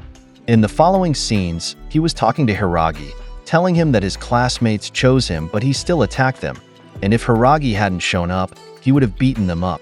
The scene changed again when Kaji called Hiragi again, saying he would try being grade captain once more, because his classmates told him that his problem was their problem too. So he thought what he needed to do at that time was to get stronger, so he wouldn't become a monster again. He said he just wanted to be with his classmates, and as he mentions that line, we return to the present and Hiragi woke up. On the other hand, the Shishidoran students continued fighting with the enemies, and Seiko was running to where Hiragi was pushed, but suddenly an enemy called out to him and gave him a roundhouse kick while asking where he was going, but he ducked to avoid it. Then, his eyes flashed with anger, and he ran up the metal supports of the bridge. The enemy was surprised by what he did, because he did a backflip and hit him with a bicycle kick. After landing, he called Inugami and told him they should finish the fight.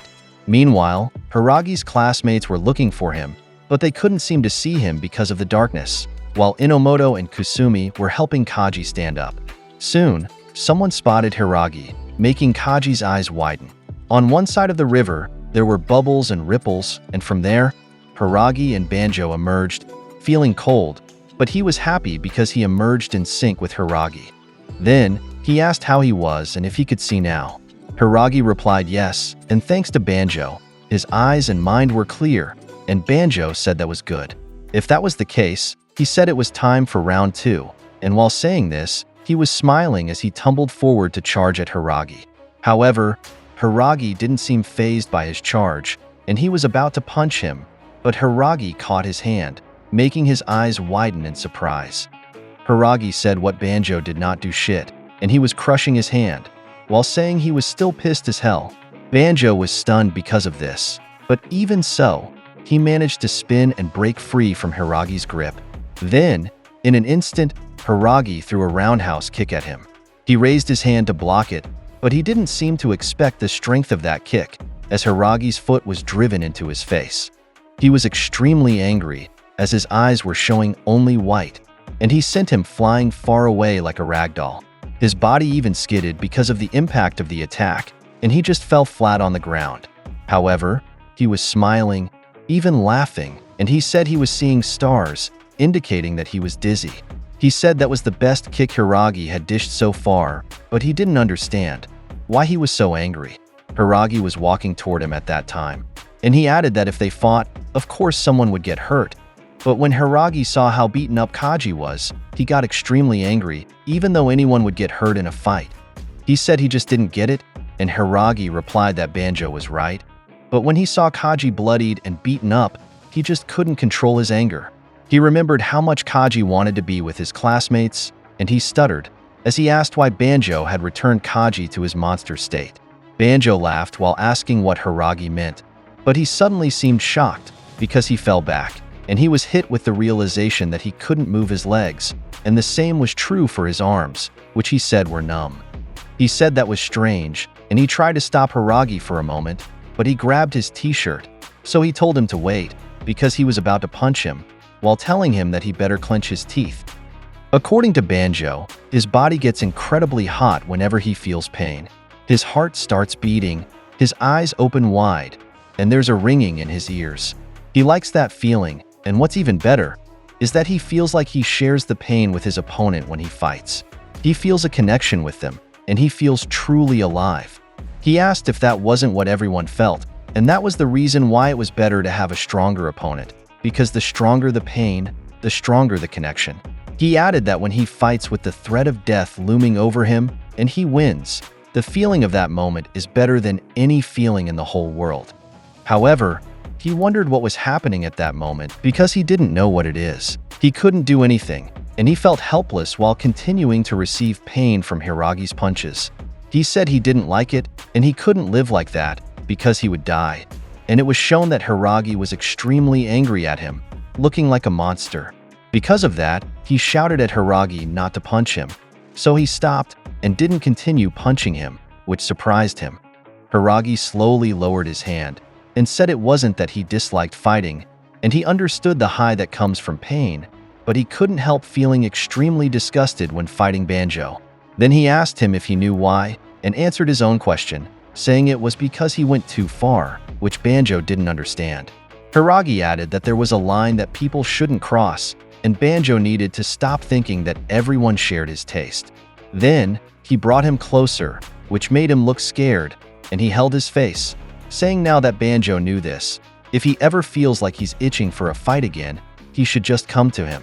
He asked him if he understood what he said, and told him again to come to him, emphasizing each and every word of the three-word phrase. He said Banjo shouldn't go to other people, and he looked terrified of him. He said Banjo should just find him, and he would fight him over and over again, and give him as much as he wants. He stared deeply at Banjo, who was trembling with fear, and he seemed to tighten his grip on him. Banjo had nothing to say in response, and was even crying, so Hiragi let him go, and started to walk away. In the next scene, the fighting on top of the bridge was shown again, and someone was receiving a roundhouse kick from Seiko. He cursed because of the number of enemies, and asked just how many are there. At that moment, he heard people screaming in pain, and 2 people were shown flying from an attack.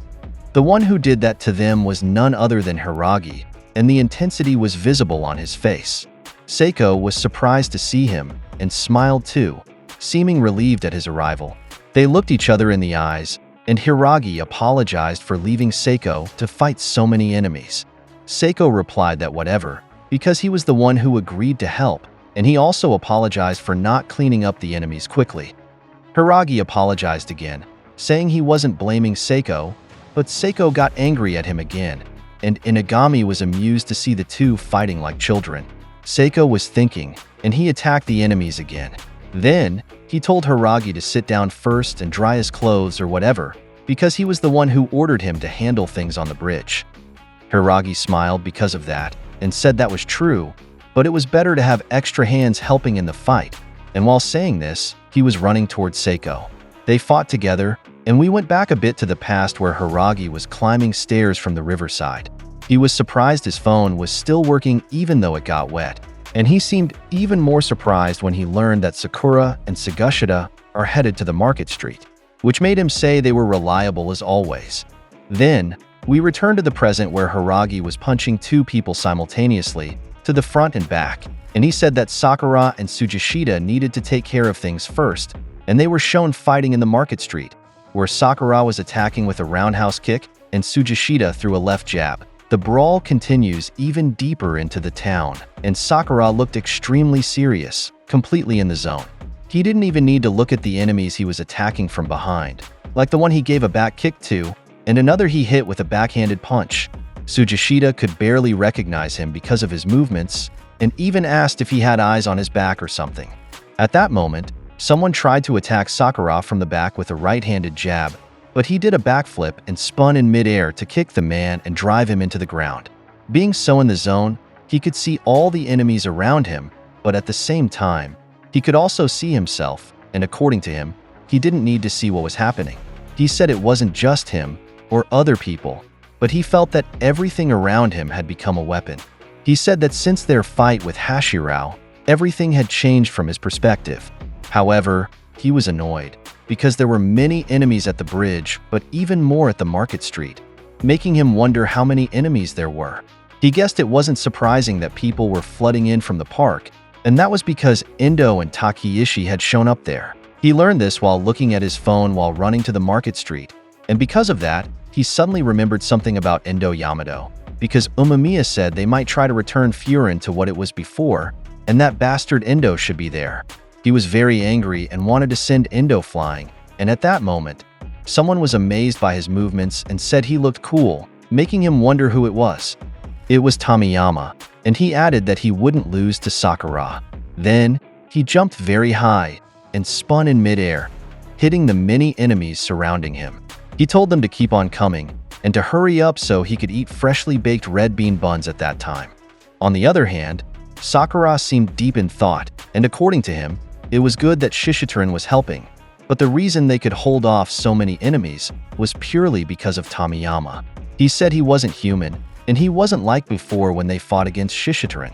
Then, he heard shouting and noisy footsteps from an alley, so he looked in that direction, and from there, Mizuki came out flying and immediately kicking an enemy. Sakura's eyes widened in surprise, and with Mizuki was his forest park partner, Momose. Tamiyama was also surprised by their arrival, so he called out to Sakura, while the other third years were happy that Mizuki and Momose were still fighting. Then Momose called out to Mizuki, who called out to everyone. At that moment, Tamiyama told Mizuki he was there too, so he seemed surprised that Shishidoran was there as well. He thanked Tamiyama and told the Shishidoran members that he couldn't thank them enough. They smiled at him, and Tamiyama said it was okay, and asked if Mizuki had heard that Furin and Shishidoran were friends now, and while saying this, he was smiling with a thumbs up. Mizuki was shocked, but ended up smiling too. Then, there was laughter, and it was Terumi and Shikushi, because Mizuki and Momose were still fighting even though they were beaten up. Terumi said they probably fought many enemies to get there, and according to Shikushi, rotten as they were still part of the Four Kings. The two had nothing to say to them, and at that moment, Sakura called out to Mizuki, saying these two assholes were just standing there, grinning, and hadn't done anything yet. He asked if they were part of Noroshi, and Mizuki answered yes, surprised by Sakura's statement that the two hadn't done anything. Then, Sakura called out to the two Noroshi members, calling them assholes, and asked if they were there to destroy the town. However, they couldn't do anything while they were there, and it didn't matter how many people they brought because they were still kicking and fighting. He called the two cowards and asked if they would just stand there and let their friends fight. He challenged Terumi and Shikushi to fight them, and they seemed stunned by Sakura's challenge but laughed, and Terumi said don't get them wrong, because they wanted to beat people up too, and according to Shikushi, but more than that, they wanted to watch self-righteous idiots getting beaten up. However, Sakura's challenge wasn't a bad idea, and they could crush them with their numbers, but they'd rather sit back and watch to see it. Sakura asked what they were saying, and Terumi said he was slow, while Shikushi said it was the same for this entire war. They were right that their aim was to destroy the town, but that wasn't their main objective. Tsujishita, Tamiyama, and Momose looked extremely shocked to hear this, and even more so Sakura, while Mizuki's expression remained blank. The two laughed and said their biggest goal was to crush Hajime Umemiya. Sakura and Tamiyama's eyes and mouths were wide open because of what the two Noroshi members said, while Momose and Mizuki showed no reaction. At that moment, Tsujishita charged forward, making everyone look at him, while the two Noroshi members were smiling. He was shouting in anger at what the two said, and tried to punch them both simultaneously, but they jumped backward, separating themselves, and Tsujishita asked them what they had said. Momose spoke up, making Tsujishita turn to him, saying that the reason Noroshi made the rule that Umemiya couldn't leave the school wasn't because they wanted to remove Furin's strongest fighter. It was to isolate Umemiya so they could hunt him down without failure. Tsujishita, Sakura, and Tamiyama were shocked by what they heard, and it seemed Mizuki already knew this. According to Terumi, who was clapping, that was exactly it. He explained that Umemiya was being guarded by his guard dogs, meaning the Furin students, and their job was to keep busy and contain all of Furin in town before they destroyed the whole place. But that task was finally over. Right around that time, Takeishi and Endo should be arriving at Furin High. He said it didn't matter if Umemiya was their strongest, because he would be powerless when the two teamed up against him. The two said that marked the end of Furin, which was why they were laughing. We were shown the reaction of the two Four Kings and Tamiyama to what they said, and they seemed expressionless, while Sakura was furious and Tsujishita was charging toward Shikushi, but Terumi suddenly kicked him from behind, asking if he was stupid and telling him not to turn his back on his enemies. He even called Tsujishita a dumbass, making him even more angry. Then, Mizuki laughed, surprising the two first years and the two Noroshi members. The joy disappeared from their faces, and they simultaneously asked what was funny. Mizuki apologized and said he just thought it was odd that Takeishi and Endo suddenly disappeared when he was chasing them and he entered town. He was surprised because that was the shortest route to get to the market street. He was asking himself where they were, and that's when he was hit by the realization that the rules made by Noroshi were probably designed to target Umemiya, but he had no proof of that, and besides that, they needed people to protect the town. That was why they sent the minimum number of people with the strongest combined strength to the school. At that moment, Takeishi and Endo had arrived there, and waiting for them at the gates were the ones sent by the Furin team, Kanji, Suzuri, and Tsubakino. It was clearly visible on Terumi and Shikushi's faces that they had no idea what Furin had done, and they were shocked when they learned about it. Terumi asked if Mizuki was joking, and Shikushi was asking if they would get in trouble. They both prepared to fight, and Terumi said he didn't want to piss off Endo and Takeishi. So Shikushi asked if it would be their fault, but Terumi told him to be quiet. He said they just needed to defeat the punks in front of them and go straight to the school.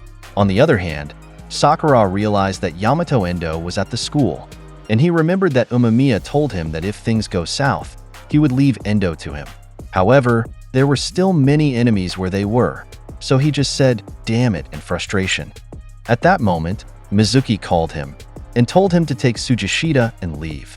They would handle the fight in the market street, because though the three at the school were strong, even an army would be no match for Takeishi and Endo. Sakura got angry, telling Mizuki to look in the mirror and asking if he could see how beaten up they were, but Mizuki still sent him away, saying Umemiya was counting on him. Sakura had no choice but to follow, so he was seething, but he was suddenly surprised because Tomiyama was staring at him, smiled, and gave him an okay sign. He seemed more confident because of that, so he just nodded to the Shishizuran leader and dashed away to the school. Tsujishita followed him, while Terumi was ordering people to stop the two. He told them to contact the others and block the way to the school, and he seemed annoyed at Team Furin, whom he called stinkin' cockroaches. He said he would make sure they would wish they were dead. Mizuki versus Terumi and Momose versus Shikushi, those were the matchups, but before they could start, Tomiyama said to wait. The two Furin kings were surprised by what he did, and he said not to forget about him. He added that Sakura was right that they both looked like wrecks, so why didn't they rest first? Mizuki was about to answer that they couldn't just rest, but Tomiyama cut him off, saying they should let him defeat the two Noroshi members. The two were surprised by what he said, and he explained that he had something he aimed to achieve, and he wanted as many opinions as he could get, so they should tell him what they thought about how strong his fists had become. In the next scene, Sakura and Tsujishita were spotted by the people Terumi ordered to chase them. One of them said they shouldn't let the two get away, and they seemed annoyed because they had to fight instead of running straight to the school. That's exactly what they did, and Sakura threw a Superman punch, while Tsujishita delivered a push kick. In the middle of their fight, Sakura spotted an alley they could escape through, so he ran there while calling his companion. However, Tsujishita continued fighting, so he asked him what he was doing and told him to shake off the enemies and escape. While saying this, Tsujishita was holding the hands of two enemies who tried to punch him, and Sakura was surprised by what he did to them. He smashed their heads together, grabbed them by their clothes, and threw them at their companions. Due to the intensity of what was happening, Tsujishita's heart was throbbing, making him fall to his knees, and he was breathing heavily. We learn that this happened because he was punched in the side. So at that moment, the enemies charged at him thinking he was beaten, but Sakura entered the scene flying and kicking someone. Tsujishita was surprised that Sakura came back for him, who continued fending off enemies, using a right-hand hook on one of them. Tsujishita was still very weak, and Sakura told him he could go home if his injuries were hurting, because he'll be heading to Umemiya even without him. Tsujishita was furious because of this, and someone was about to hit him with a jumping kick, telling him to die. To that person's surprise, Tsujishita caught him by the face, and he was mumbling something while holding him in the air. Tsujishita asked Sakura how many times he needed to say that their leader should be called Umemiya-san, and while saying this, he swung the enemy he was holding, making the others fly. He was full of anger, and after kicking an enemy in the face, Sakura looked at him with a smile, saying it seemed he could still fight, so he told him to be quiet. At the school, it was thundering, so Endo asked Takeishi if he could hear it, and told him to hide his belly button. Then, Endo went wow, because of the Furin team lineup they would face. He said it was the same group he faced before, after the fight in the red light district. Kanji said he didn't want to see Endo, and according to Tsubakino, Endo was the one who said, "See you later," while Suzuri remained quiet. The Noroshi leader asked if that was so, and said they were no fun. Then, he asked Takeishi if he was right, but he didn't answer him. Endo said he wasn't listening, and it looked like he was searching for something. Kanji said they came there as fast as they could, but Endo and Takeyoshi sure took their time, and they didn't need to come there. Endo understood what he was saying and explained that it felt good to hear the town drowning in violence, and he couldn't give up the chance to enjoy the background music while taking a leisurely stroll with his close friend, Takeyoshi, and asked if they had a problem with that. Kanji and Tsubakino's jaws dropped in shock from what he said, and they made him repeat it. He told them to just relax and not get angry at everything he was saying because they were just killing time. He asked who would want to eat food when it's only half cooked, so they left them to stew, to soak in the flavors. Tsubakino asked what he was saying, and at that moment, Takeyoshi walked toward the three, so Endo asked what was up. Suzuri's eyes widened in shock, and as Takeyoshi continued walking, he seemed to get nervous. With each step, he became more nervous, and he couldn't understand it. He said he got goosebumps all over his body, and he almost felt faint, and at that moment, Takeyoshi stopped in front of them. He told them to move aside, and they all seemed to tremble because of his aura. For Suzuri, he said he couldn't take it anymore, and he imagined himself fainting with a nosebleed. At that moment, Umemiya arrived and welcomed the two Noroshi members. Suzuri, Tsubakino, and Kanji were surprised by his arrival, and he immediately greeted Takeyoshi, saying it had been a long time since they last met. Endo's eyes widened, and he looked at Takeyoshi, who was grinning. Endo was surprised to see this, and smiled while laughing a little. Umemiya said they shouldn't talk there, so they should come with him to the roof. On the other hand, Tsubakino and Kanji were quiet, and Tsubakino clenched his arm, making Kanji wonder. Tsubakino looked at him, and said this was the first time he had seen Umemiya this angry, saying he had something to show Endo and Takeyoshi. Takeyoshi opened the Furin gate and walked toward Umemiya. The Furin leader's look was serious, while Takeyoshi was smiling. As he continued walking, Umemiya's gaze became serious, and so did his. Then, the walk turned into a run, making Tsubakino worry for their leader. However, Endo grabbed Takeyoshi's hand and told him to wait a moment. Takeyoshi looked behind him, and Endo seemed to know what would happen, because in the next scene, his face caught a spinning backhanded slap from his friend. Suzuri and Kanji's eyes widened in shock, while Tsubakino and Umemiya seemed to have no reaction as they watched what happened, which resulted in blood coming out of Endo's nose. He apologized to Takeyoshi because he said it was his bad to tell him to wait, but Umemiya had told them to come with him to the roof. He said it had been a long time since they went there, and didn't Takeyoshi like it there, who was walking toward him at that moment. Kanji asked what was happening, so Tsubakino explained about Takeyoshi, saying he wouldn't let anyone or anything stop him from doing what he wants, and it didn't matter who, whether enemy or friend. He added that back then, when the two were still part of Furin, Umemiya always warned them about the two. So Suzuri asked why Endo would ally with someone like Takeyoshi. Tsubakino answered that they didn't know either, but all he could say was that Endo and Takeyoshi had some kind of twisted relationship, as it looked like Takeyoshi was about to punch Endo at that moment. However, he stopped and said Endo was right that he wanted to go to the roof. On the other hand, Suzuri was staring blankly, unable to believe that Takeyoshi was about to punch Endo, and Kanji agreed with him, saying it was certain, while Tsubakino remained quiet. Then, we returned to the two Noroshi members, where Takeyoshi turned his back on Endo and told Umemiya they should go to the roof. Before following, Umemiya looked at Endo, who appeared completely calm, so he clenched his fist and turned around to follow Takeyoshi. Endo was overjoyed because he was excited, saying it was finally time, but Tsubakino suddenly grabbed his shoulder and asked him where he was going. He couldn't follow the two because of this, so he gave Tsubakino a nasty look. He said he had no time for idiots like him, so he said goodbye while removing his hand from his shoulder. Then, Tsubakino suddenly kicked him out of nowhere, but he noticed it and did a tumbling move to avoid the powerful roundhouse kick. When he got up, he told him that only cowards attack people from behind, so Tsubakino called him a hypocrite. Tsubakino told his companions to leave Takeyoshi to Umemiya because they had other things to handle, and they would do everything to stop Endo. He laughed at what Tsubakino said and called them self-proclaimed heroes, telling them to answer his question. Wasn't it the job of antagonists, kaiju, and monsters to destroy everything made by innocent civilians? However, he seemed to give up on the point he was trying to make because it was such a pain. So he told them to just charge at him all at once. He called them maggots and said he would crush them all under his feet. Then, we moved to the Market Street fight, where enemies were surrounding Momose, but he was still holding his own, and so was Mizuki. They both thought that Tomiyama was really something else, and no wonder that he was the leader of Shishitrun, because he could handle both Terumi and Shikushi simultaneously. He moved so fast that Terumi was getting annoyed with him, and so was Shikushi.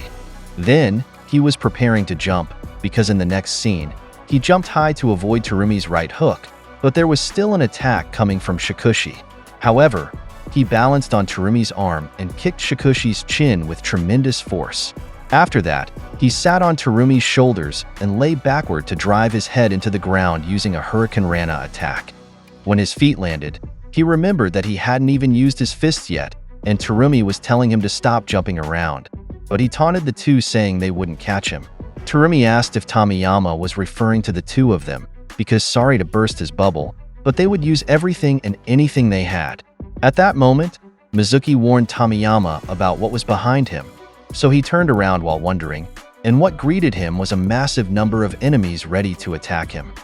That was because of Terumi's order to jump Tomiyama, who looked very surprised at the massive number of enemies about to attack him.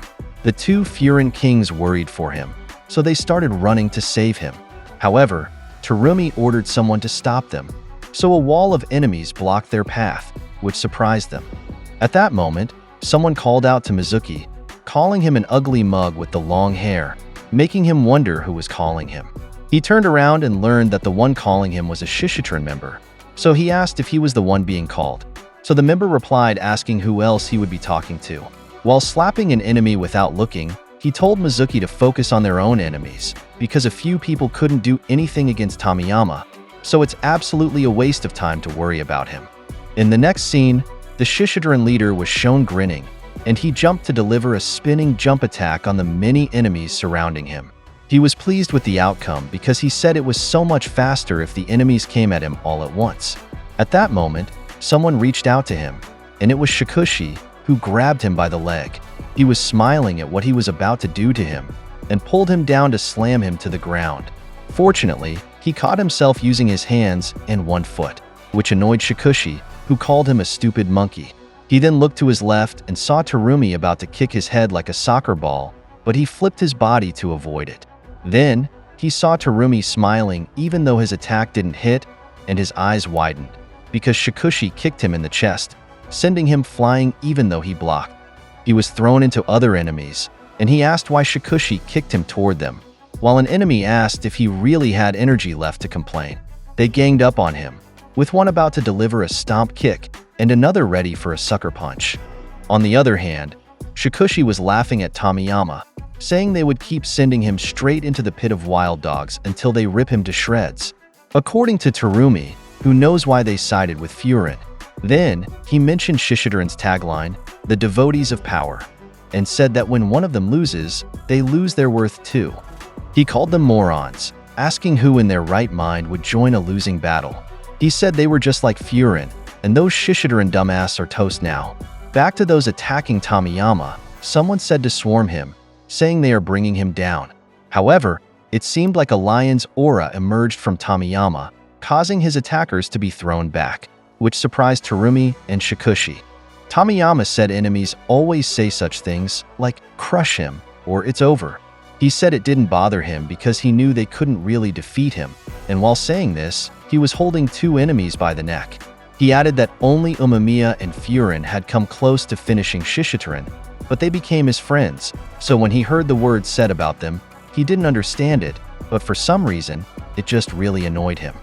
On the other hand, Terumi asked their minions what they were doing, because he wanted to see Tomiyama kiss the ground. They seemed annoyed at Terumi but couldn't do anything, so they just charged again. When they were close to Tomiyama, the beast aura emerged again, and it was shown that Mizuki and other Shishitrun members arrived to save their leader. The two Noroshi members were surprised by this, and Tomiyama said that made him jump. One of his underlings called out to him and told him to leave the enemies to them, and to show Terumi and Shikushi what happens when if they look down on Shishitrun. He nodded to his underling, and Mizuki said Furin was counting on him too. He grinned and said all right, while warming up his shoulder.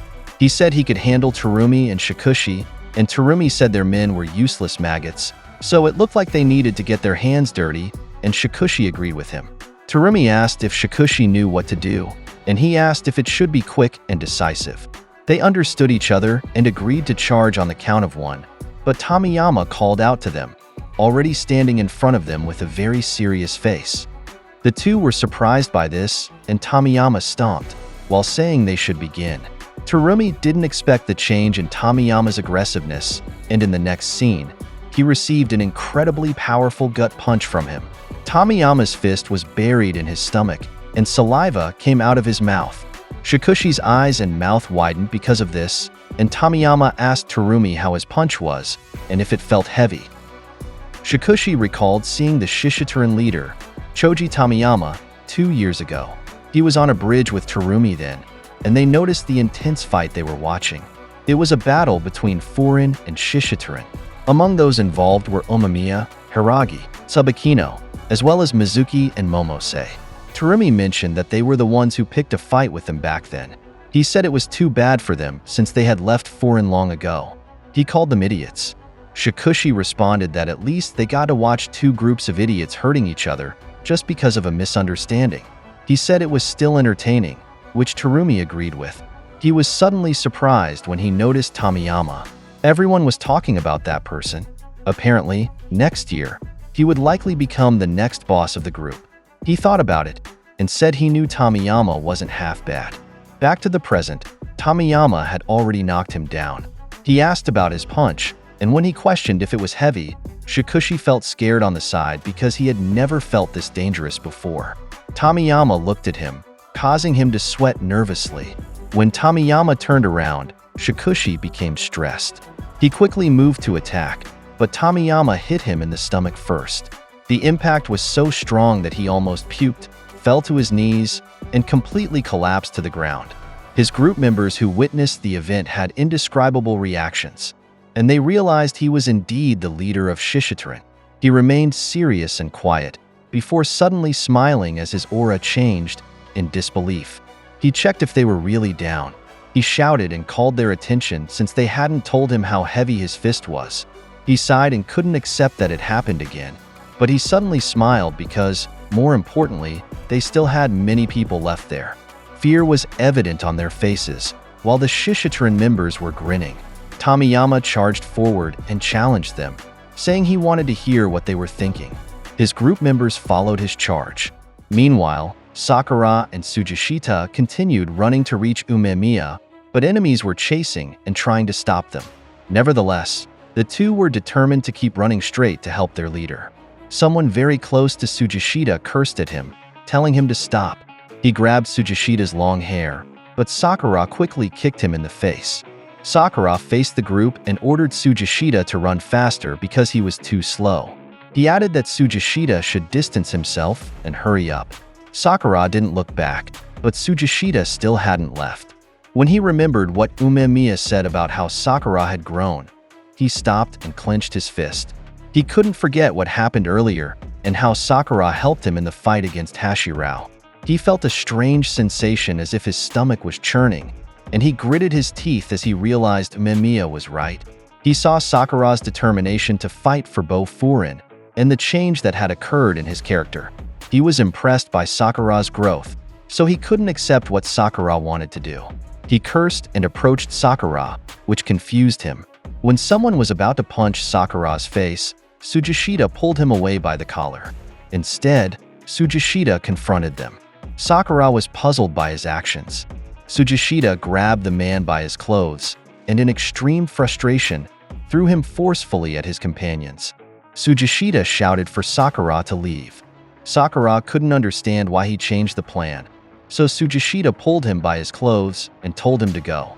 Sakura noticed Tsujishita's strange aura and his trembling hands. They didn't exchange many words, but Sakura understood what Tsujishita wanted to convey to him.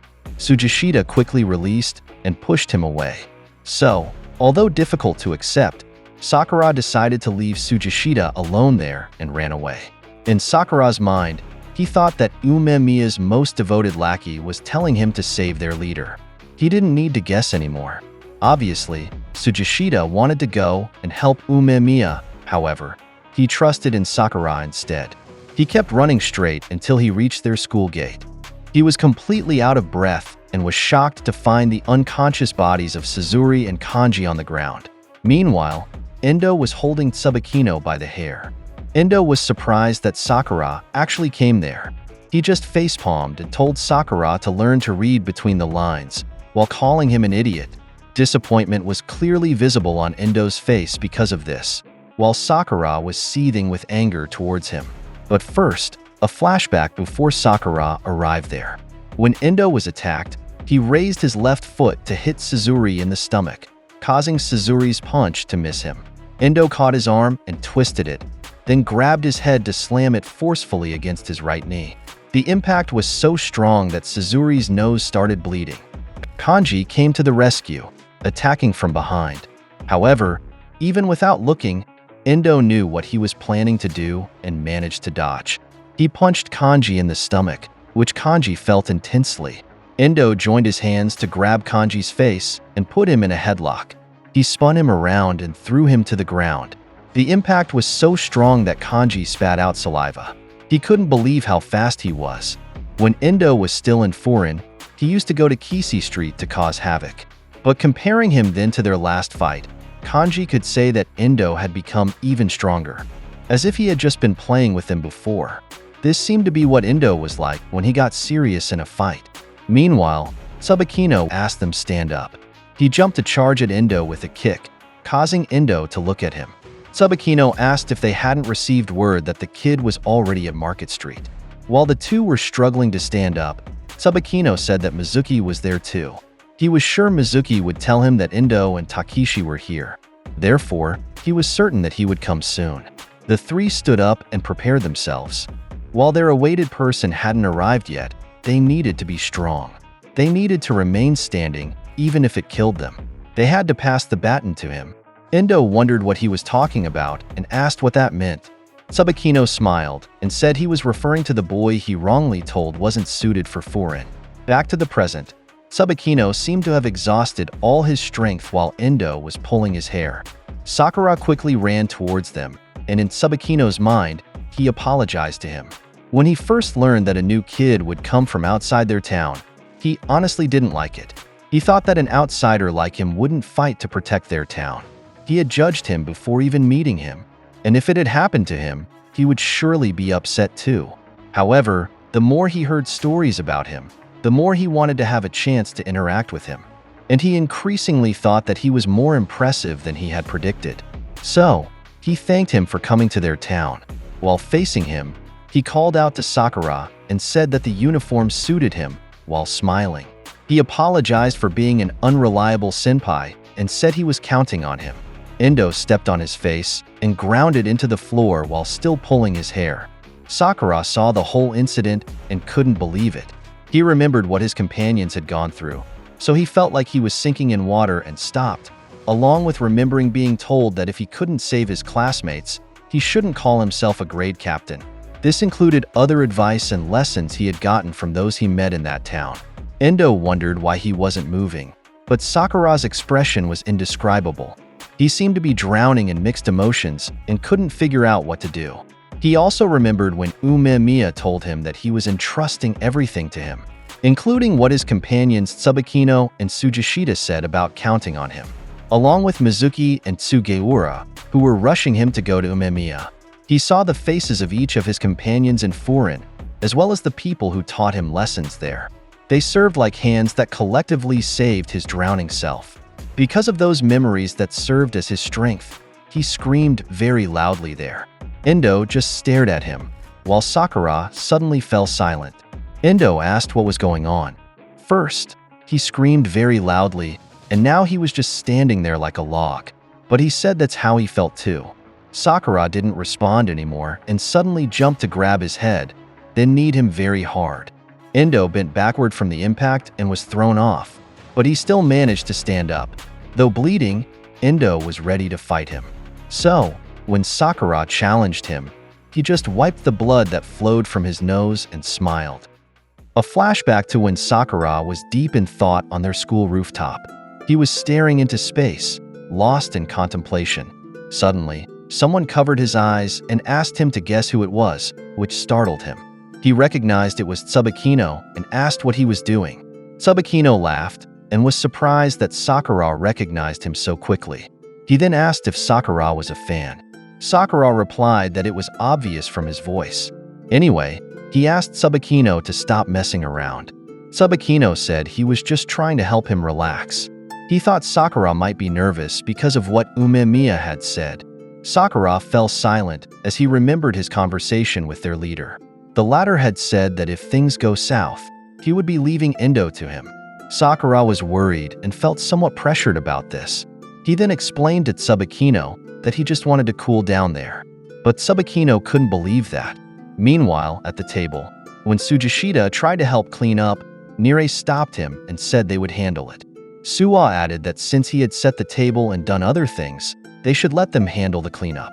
Back to Sakura, he asked if they were really sure about this, leaving such a big responsibility to a first-year student like him. He asked if they didn't have history with him. Even he thought he was bad news. Tsubakino paused before laughing, saying it was fine. Sakura was puzzled by this reaction. Tsubakino added that while he wasn't sure either, something just tells him everything would be all right. Perhaps Umemiya and their other companions thought the same way. That's why no one else said anything. Moreover, they weren't giving him that role just because Endo said he liked him. He clarified that Sakura had managed to defeat the monster Togame from Shishitrun. When Sakura recalled that battle, he said he couldn't really call that beating him then. Tsubakino smiled and told him to think what he wanted to think, but he couldn't give him a logical reason. However, if he needed to give a reason, it would be because of everything Sakura had done since arriving at Furin. That gave him the confidence to trust in him. He patted him on the shoulder and, while walking away, said he believed in him, calling him my little underclassman. Sakura was left speechless after what he said. Back to the present, Sakura ran towards Endo. Meanwhile, in his thoughts, he couldn't believe that since meeting him not long ago, his atmosphere had changed into something nasty in such a short time. He admitted that he might be a terrible judge of character, but he had found something really nice now. Endo licked his lips as blood continued to flow from his nose. While approaching, Sakura thought about everything he had done since arriving at Furin. He wondered what that meant. He didn't understand because even now, he needed to fight to prove himself. It was all for him. That was his only reason to fight before. But now, all his companions had accepted him. He had become part of the group, and everyone was counting on him. Perhaps this meant that he was finally being acknowledged. This was the first time that had happened. He continued walking and thought that if he lost now, then everyone, including the place where he belonged, would disappear. The only place they deeply valued and loved. And he didn't want that to happen. He remembered their group's objective to protect their town. Therefore, he no longer cared about his worries or anger, because those things weren't important now. He needed to win and protect everyone. And that's all that mattered right now. The two faced each other. Endo thought he was running out of time. Nevertheless, Sakura was a real sight to behold, like a blooming tree. He even cursed and now wanted to burn that tree down in a blazing inferno. Sakura then proposed they should continue the fight. Sakura rushed and attacked Endo. He unleashed a series of punches while Endo just dodged them. He was smiling while Sakura was serious about this fight. Endo's movements were quick, so Sakura's attacks were no match for him. He didn't even notice Endo moving behind him, giving him the opportunity to kick him from there, causing him to fall. Endo stepped on Sakura's right foot, making him fall to the ground. Fortunately, he caught himself using his arm. Though breathless, he noticed Endo's next attack, which was stepping on him. Because of this, he quickly dodged and moved away. Endo told him that he was giving him the little time he had now, so he shouldn't disappoint him. Switching to Tsujishita's fight, he looked behind him because one enemy had escaped from his grasp. So, he quickly grabbed him to stop him. However, because he was holding on to this one, another enemy ran away in the opposite direction. So, while holding one down with his right hand pressed to the ground, he pulled the other's leg with his left hand. While holding him by the head, he wondered why he was doing this for Sakura. Meanwhile, another enemy approached and kicked him hard in the chest. Tsujishita was still thinking about why he had told Sakura to leave. He grabbed the leg of the one who kicked him, but another enemy kicked him from behind and told him to stay down. But Tsujishita couldn't understand why he was thinking about that moment from before. And because of that, he was extremely pissed with Sakura. He recalled the time Sakura had stepped up for their group, how he had decided to fight for their town. Meanwhile, while lost in thought, the enemies ganged up on him and wished for his death, calling him a cockroach. He was bleeding and wondering why he was so annoyed with Sakura. The one on his right kicked him again, but suddenly someone shouted, "Move." The man stopped, and suddenly the body of their companion was thrown in his direction, hitting him. Tsujishita wondered what had happened. The enemies were curious if he had backup, but they were surprised to see it was just one person. This person was incredibly skilled and had taken down many of them single-handedly. He charged forward until he reached where Tsujishita was. When he asked if he was okay, Tsujishita was surprised to see it was Hiragi. Someone recognized him and became concerned, but others said it was just one person. The man replied that they were stupid because this was Hiragi of Furin. They didn't even know who he was.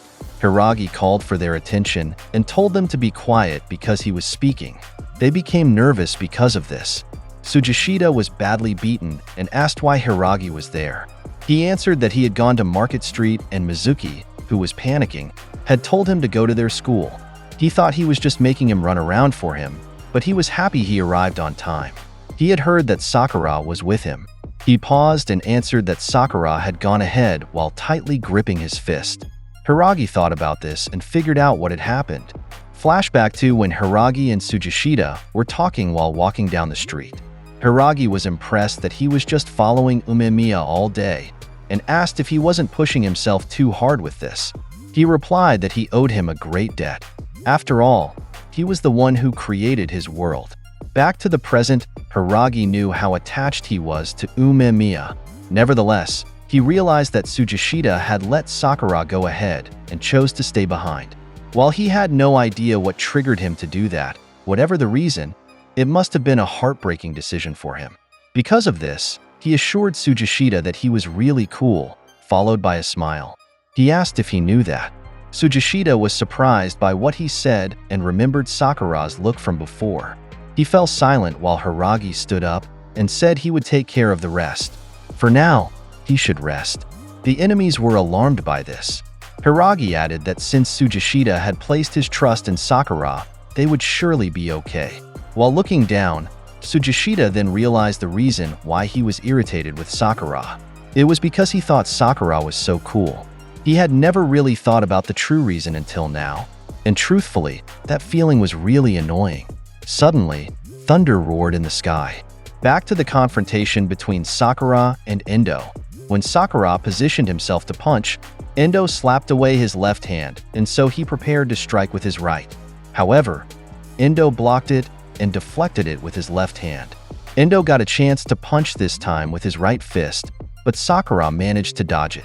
Sakura noticed that Endo was about to attack again with his left, so he stepped back and evaded.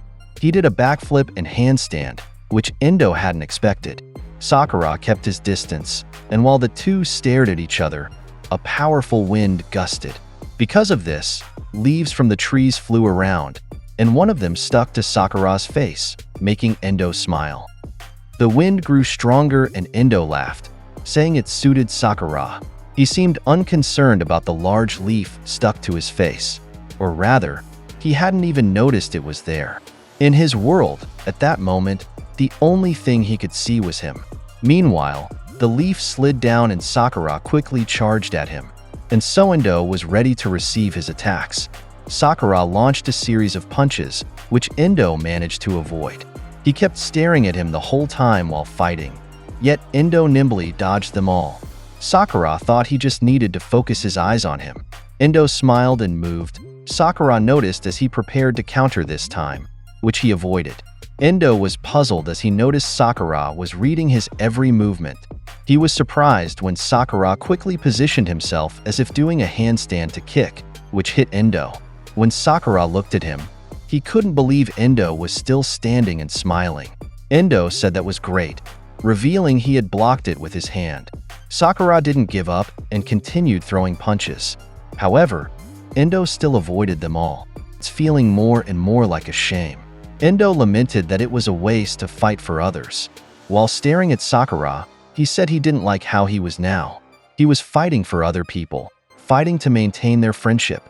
All of that was nothing more than a pretty facade, like a blooming tree that everyone enjoys. For Endo, true beauty was a blazing inferno that consumes everything it touches indiscriminately, without caring about others. He wanted him not to fight for others, but to fight only for himself. He knew that he, of all people, could do that. He then remembered Takeshi and said that he had fallen for him. After all, he added that it would surely be terrifying and breathtaking. He was certain of that. Therefore, he wanted him to fight for himself, to destroy his surroundings and slurp the flowing blood. Let that blood flow from inside his body, to color his leaves crimson like burning fire. Endo approached to strike Sakura, but he agilely performed a backflip to dodge. When he gained some distance, Endo thought it wasn't too late yet, and he would set him ablaze. Suddenly, a chair fell between them. Endo was puzzled by this and looked up at the rooftop where Umemiya and Takeshi were. He became irritated, asking if it would kill them to slow things down a bit for some drama. While he was distracted, Sakura took the opportunity to perform a flying kick. However, Endo still quickly stepped back to avoid it. Endo became annoyed that Sakura showed no reaction to that. From behind, Sakura attacked again, and when he threw a punch, Endo slapped his hand away. Suddenly, Endo grabbed him from behind and captured him. Sakura struggled against his hold, but Endo shouted at him to listen first. His voice was so loud that it made Sakura's ears ring. While he was still trying to escape from his grip, Endo told him to take it easy. He wanted Sakura to come with him. Sakura stopped and was confused. Finally breaking free, he asked if Endo had gone mad. Endo denied this and said he was sane, and if Sakura would come with him, he himself would stop the men they had brought to their town. He raised his hand and said he would never touch foreign again if that happened. Endo said it wasn't a bad deal. So, he asked Sakura what he thought, but Sakura only replied asking what nonsense he was talking about. Sakura was confused and asked wasn't their goal to restore the old foreign. That's why they targeted Umemiya and the town, including his companions in foreign. Endo laughed heartily and asked if he was joking, as if that was the case. Sakura couldn't believe his response. Endo said he understood why Sakura thought that, given how the situation played out, including the declaration of war. Sakura became confused and remembered what Umemiya said about Endo not acting out of spite. He had said he wanted to restore foreign to what it was. Sakura was completely bewildered about everything. Endo smiled and said he didn't care what happened to foreign. Sakura was surprised when Endo admitted he had just fallen for someone, and that person was on the roof fighting their commander. That person was Chika Takeshi. He laughed as he explained what a real mess he was, because he only cared about himself. Takeshi always ignored him, and in moments when he thought he was in his way, he would suddenly smack him in the face, even though he didn't mean to. He added that when Takeshi enjoyed fighting, he was like a blazing inferno. The adoration was clearly visible on Endo's face as he spoke about Takeshi, which confused Sakura. Endo couldn't stop talking about him. When he fought, he said, he was like dancing in a frenzy surrounded by flying embers. He looked godly, or actually, he could call him a god himself. He said he was so beautiful and stunning. Sakura was speechless at this. Endo paused to say that Takeshi's fire disappeared when he left foreign. So, he needed to do something about it. He said he gave him everything he might like or be interested in. Fishing, shopping, and fights. But none of them worked. And when he was running out of ideas, he mentioned some random thoughts and saw him smile.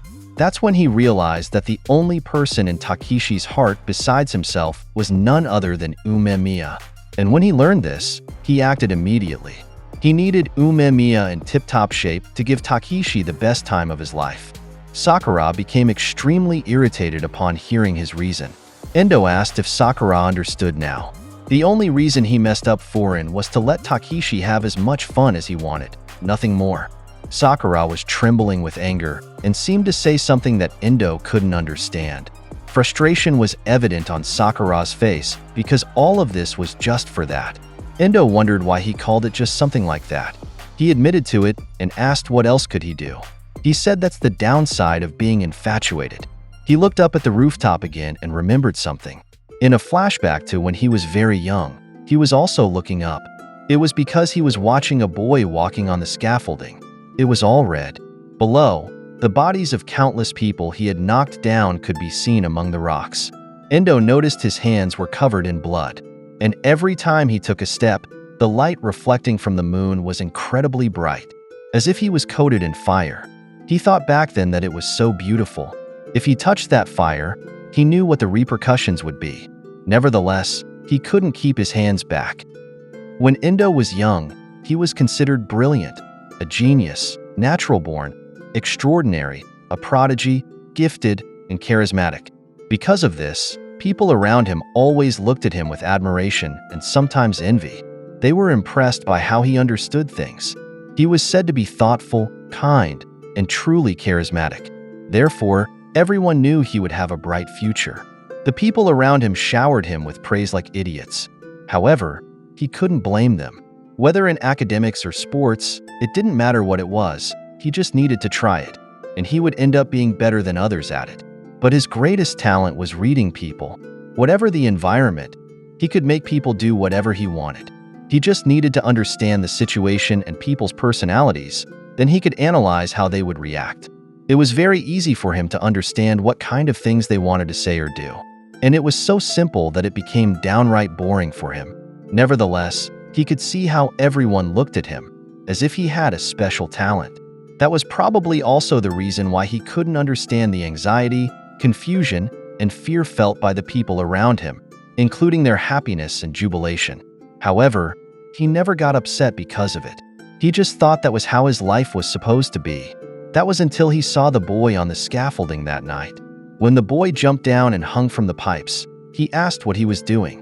Yamato Endo was only in 5th grade elementary at the time. Meanwhile, the bloodied kid, Chika Takeshi, was in the same year. Takeshi ignored him and continued down the stairs. Though embarrassed, Endo asked for his name, but Takeshi just passed by him, which shocked him.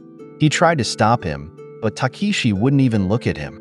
So he chased after him and grabbed his hand to stop him. Because of this, Takeshi suddenly punched him, causing his nose to bleed. There was no emotion visible on Takeshi's face, even when Endo was thrown to the side and fell. He didn't care about him, which made Endo question if he was real. Endo fell straight onto the pile of plastic below. The impact clearly hurt, while Takeshi just continued down and passed by him again when he reached the bottom. Endo followed him with his gaze and suddenly let out a deep sigh. His heart was beating differently at that moment. Endo felt his chest hurt. He had never felt such a flood of emotions before. He could intensely feel them flowing through his body. When he looked up at the sky, he felt mixed emotions: anxiety, confusion, fear, and above all, joy. He laughed at what happened, even though it hurt. While still lying down, he was curious to know who that was and what's with him. He wondered what his problem was. He said he couldn't understand at all what was running through his mind. However, the reason didn't matter anymore, because what he witnessed was so beautiful, like burning embers. He was so happy to experience that excitement, which he had never felt before. Because of that, he wanted to see him again. Then he suddenly realized something, a revelation that they match. He and Chika Takeshi. On another day, he was told that he shouldn't meddle with that boy. And if he didn't listen to that warning and something happened to him, the school would turn a blind eye. They wouldn't take responsibility for it. So, Endo realized how dangerous he really was. He followed him and asked if he liked hanging out in high places. Takeshi didn't answer. Yamato Endo introduced himself because he said he forgot to mention his name last time. He had transferred to that school because he wanted to see him again. Or actually, he wanted to be with him. Takeshi jumped down from above, which surprised Endo. However, he just went straight to the door and ignored him. Even so, Endo had expected this. When he was about to grab him again and call out, Takeshi turned around and told him not to get in his way, then struck him. Endo replied that he wouldn't do that. Takeshi was puzzled when he saw that his attack was blocked. Endo added while smiling that they should just do whatever he wanted. Takeshi thought for a moment and suddenly charged at him again, which Endo no longer avoided. After that, he always followed Takeshi everywhere. Over time, he learned what he liked and disliked. He made many mistakes and nearly died multiple times from being beaten up by him. Even so, that was still better than his life before. Because when he was with Takeshi, it was like an emotional roller coaster. He knew from the depths of his heart that the revelation he received that day was right. But apparently, it wasn't. When they grew up and were in their first year of junior high, they were marked by a famous high school team. But the reason for it was stupid. They just bumped into or made eye contact with one of its members or something. When they fought against that group, Endo and the others dealt with the weaker ones, while Takeshi faced their leader one-on-one. On that day, he thought the revelation was like an epiphany from God. It served as a guide for people to see the path that God had chosen for them to take. But that didn't mean they themselves were gods. That's when he realized he was just one big idiot. Because for him, Takeshi was the real God all along. He couldn't explain why. Before, words used to come to him so easily to explain things. But finding the right words now was harder than anything he had ever done. But even though he was at such a loss for words, he knew he was born to witness this. If only he could have continued to see Takeshi's radiance. After that, he couldn't continue what he was about to say, because back in the present, Sakura delivered a powerful punch that hit his face. He countered with a strike of his own, causing Sakura's nose to bleed. The two locked eyes as they grabbed each other's hands. Endo said that was close and that he could keep this up forever. Endo had thought that Sakura wouldn't simply obey him without a fight. If he had, then he shouldn't have liked him in the first place. But truthfully, he was surprised to hear those words coming from his own mouth, that he would stop the men they brought there and leave Furin alone. Normally, in such situations, he would have beaten him without hesitation and gone straight to the roof. He might have done exactly that if he hadn't fought against Sakura. That's how he could say he didn't want to let Sakura go, who continued to attack him relentlessly. However, Endo repeatedly avoided his attacks. He grabbed Sakura's head and kneed him, causing his nosebleed to worsen.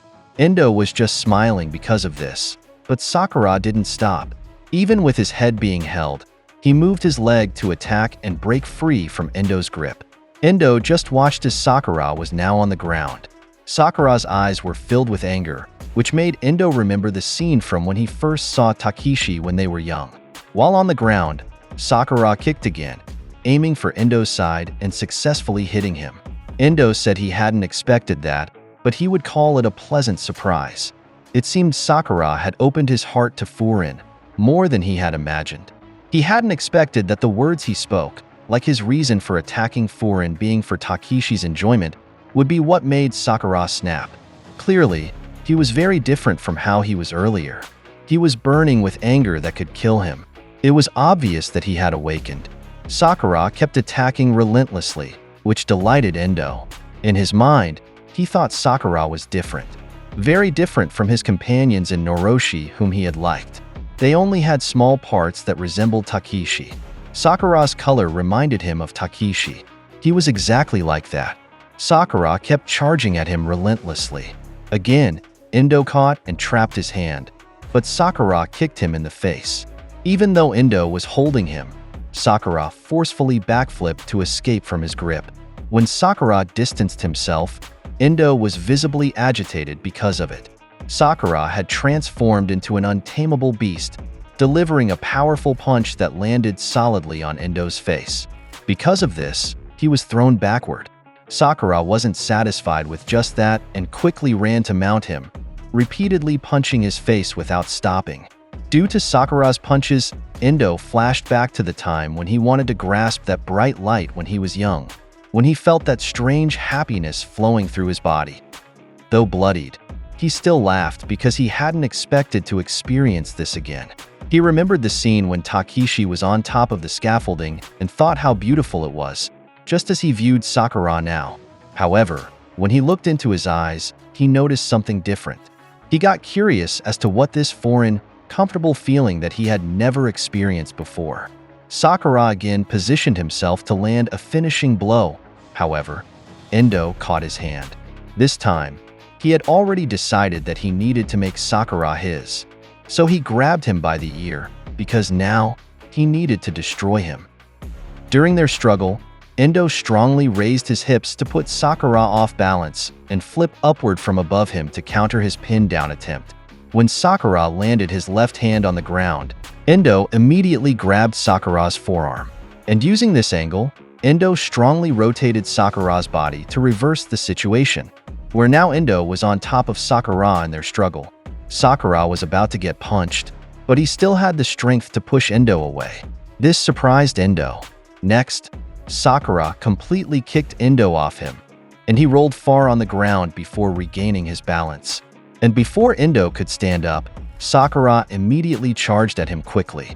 Intense grit was clearly visible on Sakura's face, while Endo seemed to look at the ground first while thinking deeply.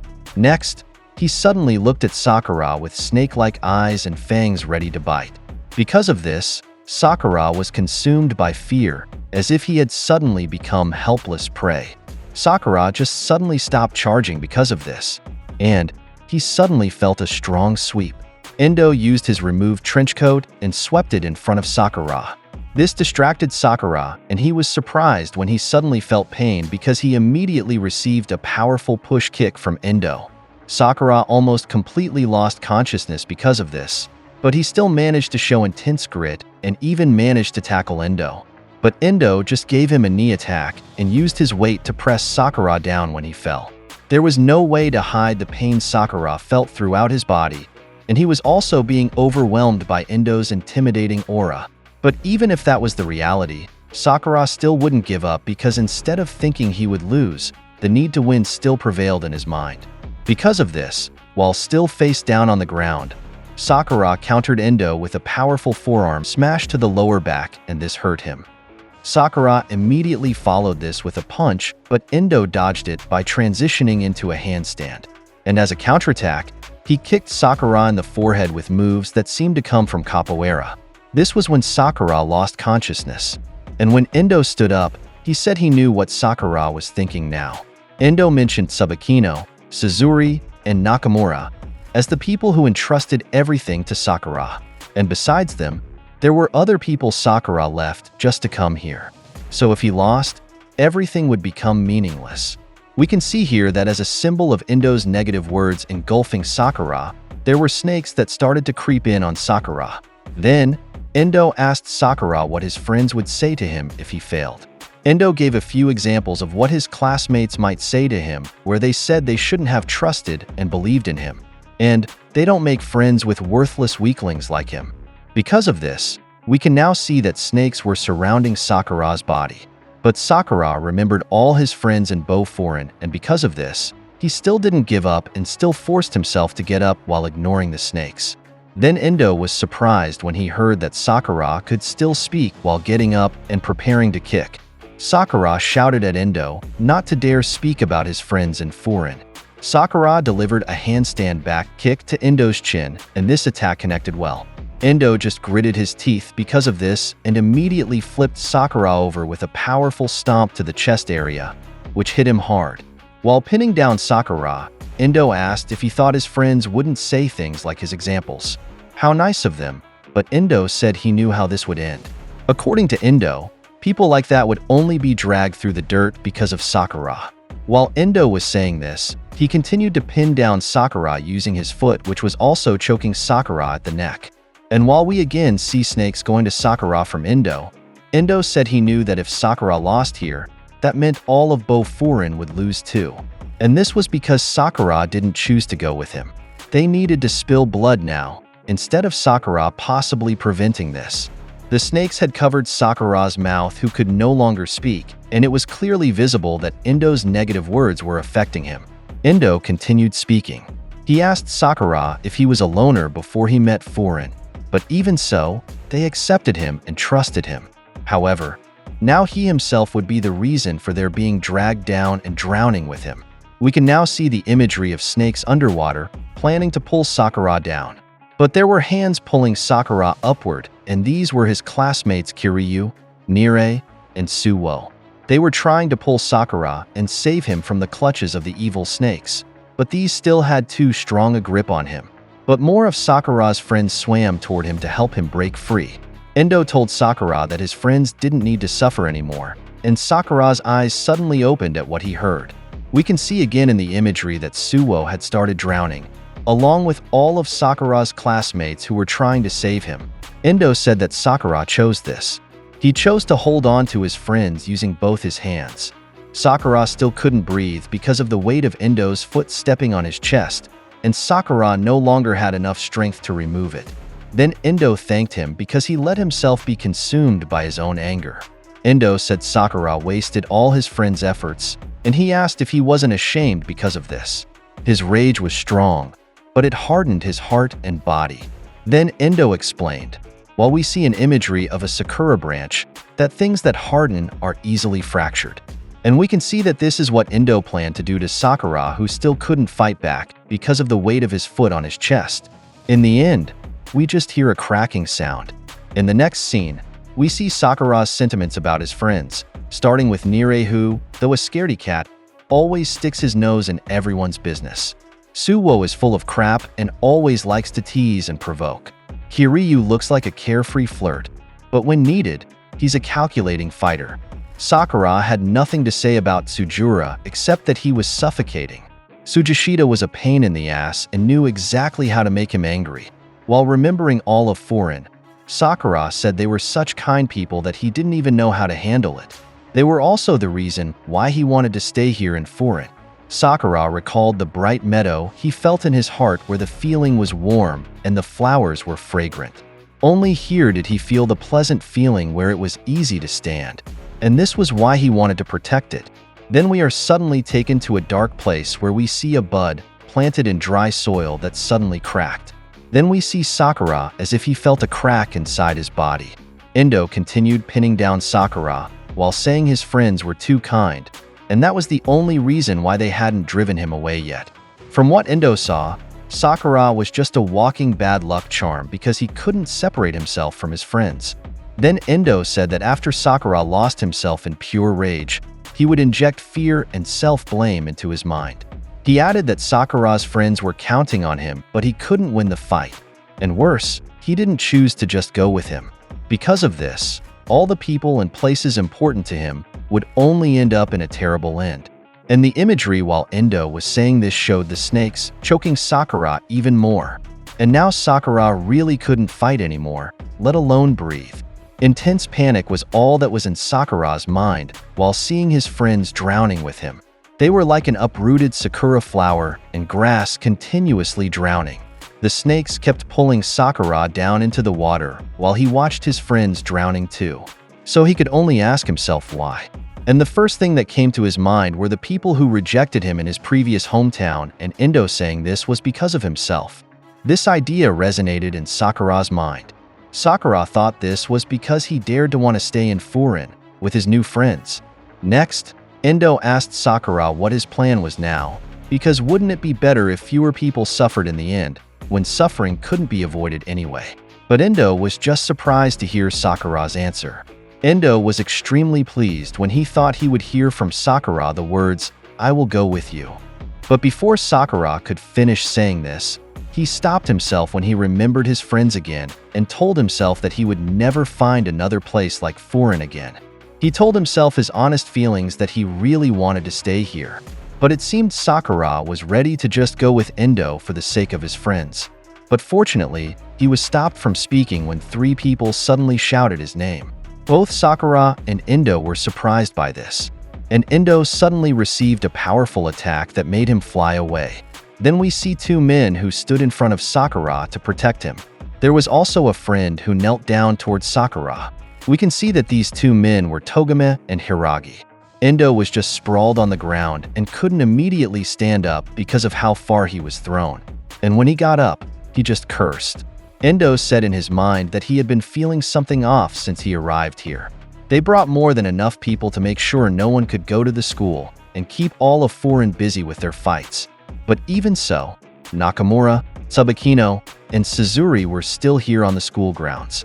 Endo thought that both Foreign might have become close friends with the Gravel and Rappa Uchiha groups because of the incident he witnessed before, so they came to back up Foreign. But what he couldn't understand was why Shishitorin was also here to help them, because as far as he knew, the two were like oil and water. And besides that, since when had Foreign become shameless enough to involve other people in their own fight? Of all the people he knew, he couldn't believe Umemiya would do this. But that wasn't important right now, and Endo just shouted, "God damn it," in extreme irritation. Endo just sat on the ground and held his forehead in disappointment because those who arrived interrupted the moment he liked most, and he was just starting to get excited. Sakura had nothing to say and seemed ashamed to show he was losing the fight. Hiragi and Togame apologized to Sakura because they knew Sakura wouldn't want them butting into his duel with Endo, but they really needed to do that. Nire and Suwo approached Sakura and asked if he was okay because he had so much bleeding. Sakura suddenly panicked and shouted, "No," in response, and shoved Nire and Suwo away. Hiragi and Togame were surprised when they saw this.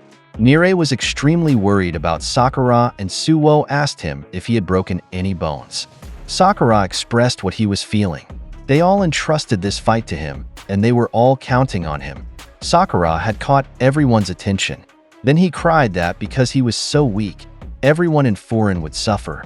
Suwo and Nire were very shocked by what they heard.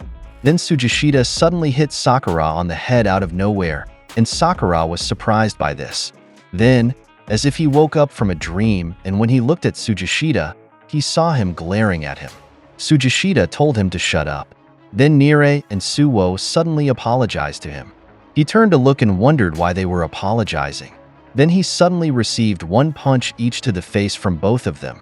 After this, everyone was quiet, and there was an awkward silence in the atmosphere, but Togame was pleased to see Sakura contemplating.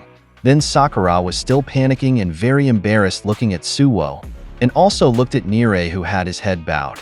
Then Nire suddenly showed extreme anger, and in his anger, he grabbed Sakura by his clothes and asked what kind of bullshit he was still saying. Sakura became very nervous because of this. Following this, Endo angrily charged at Sakura's classmates for interrupting their conversation.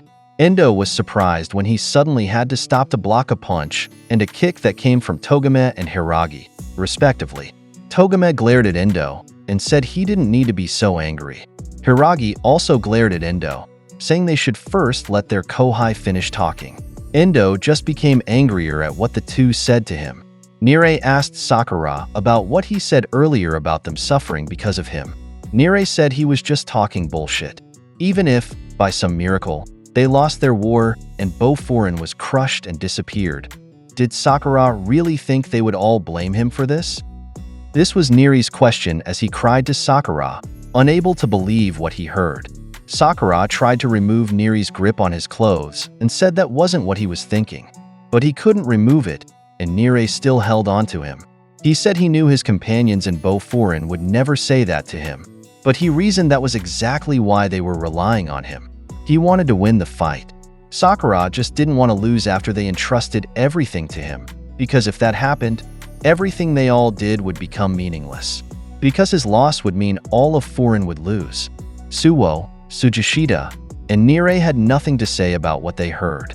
Then Nire released his grip on Sakura's clothes and stood up.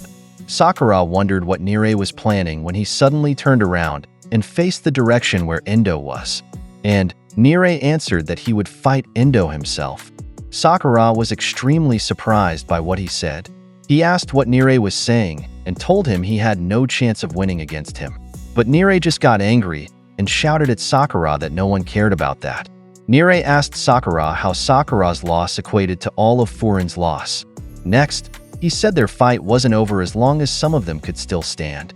And he said this with extremely intense passion and emotion. We can see in Sakura's eyes that he seemed to realize something. Next, we see in the imagery that the snakes coiled around him detached and instead transferred to his classmates. Nire spoke again. He said he knew before the fight began how heavy the burdens were that Sakura carried on his shoulders. Sakura took their training the most seriously. and none of them even knew that he had managed to ask other gangs for help. Then, if you looked at him now, he was full of wounds, bruises, and blood. But even so, his friends were still all he thought about. According to Nire, Sakura was too kind a person, so he earnestly pleaded with him to stop shouldering everything alone. Then Sakura was surprised to see Nire start sobbing while telling him please to share his burdens with them. Sakura was almost crying from what he felt. Then Nire suddenly approached him and knelt down. He cried to Sakura that he was so important to him. Sakura just looked down at what Nire said to him. Then Suwo also approached him and held his shoulder. Suwo said he felt the same as Nire about Sakura. The truth was, this wasn't Sakura's fault. Actually, Sakura himself was the reason why they managed to survive their war now, that some of them even managed to run here to the school. Sakura was the very connection that brought them all together. And for this, Suwo thanked him. Sakura had already shouldered everything entrusted to him and had already worked hard to hold everything together. But now, it was time for Sakura to rely on others. According to Suwo, that's what friends are for. So he stood up and said it was time for them to continue the fight that Sakura left. Sakura's sadness and dissatisfaction with the outcome were clearly visible. Suwo already told Tsujishita, "Let's go," but he didn't respond. Instead, he just got angry and suddenly spoke to express disappointment. Nire and Suwo were surprised by this. Now it was Tsujishita who pulled Sakura by his clothes. He angrily brought Sakura face to face with him and said he entrusted everything to him. Nire shouted at Tsujishita in worry, but Suwo stopped him from interrupting to just let Tsujishita release his anger at Sakura.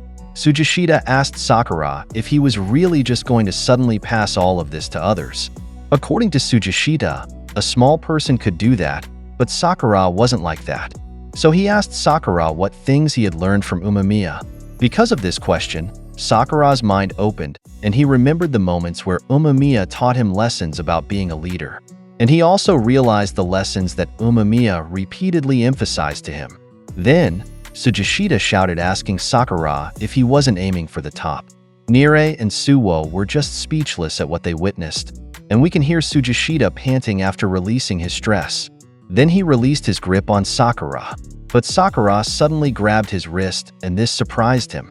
Sakura stood straight and faced Tsujishita. Tsujishita just gritted his teeth and had nothing more to say to Sakura. Then, Sakura gave Tsujishita a sincere look, as if he had gained renewed strength from his new understanding. Sakura apologized to Tsujishita and said he was right. Sakura's aura had changed and Tsujishita could see it in his eyes. Tsujishita brushed away Sakura's hand and turned away while asking what he was waiting for if he already knew he was right. Sakura looked at Tsujishita with eyes showing regret and understanding. Next, Sakura apologized to Nire and Suwo and said he was okay now. The two were amazed and speechless because they didn't expect to hear those words from Sakura's mouth.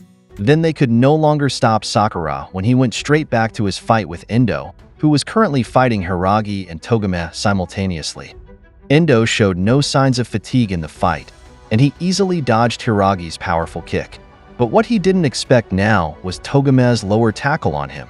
The force was strong, and Endo couldn't stop himself from skidding backward even though he was trying to fight against Togame's strength.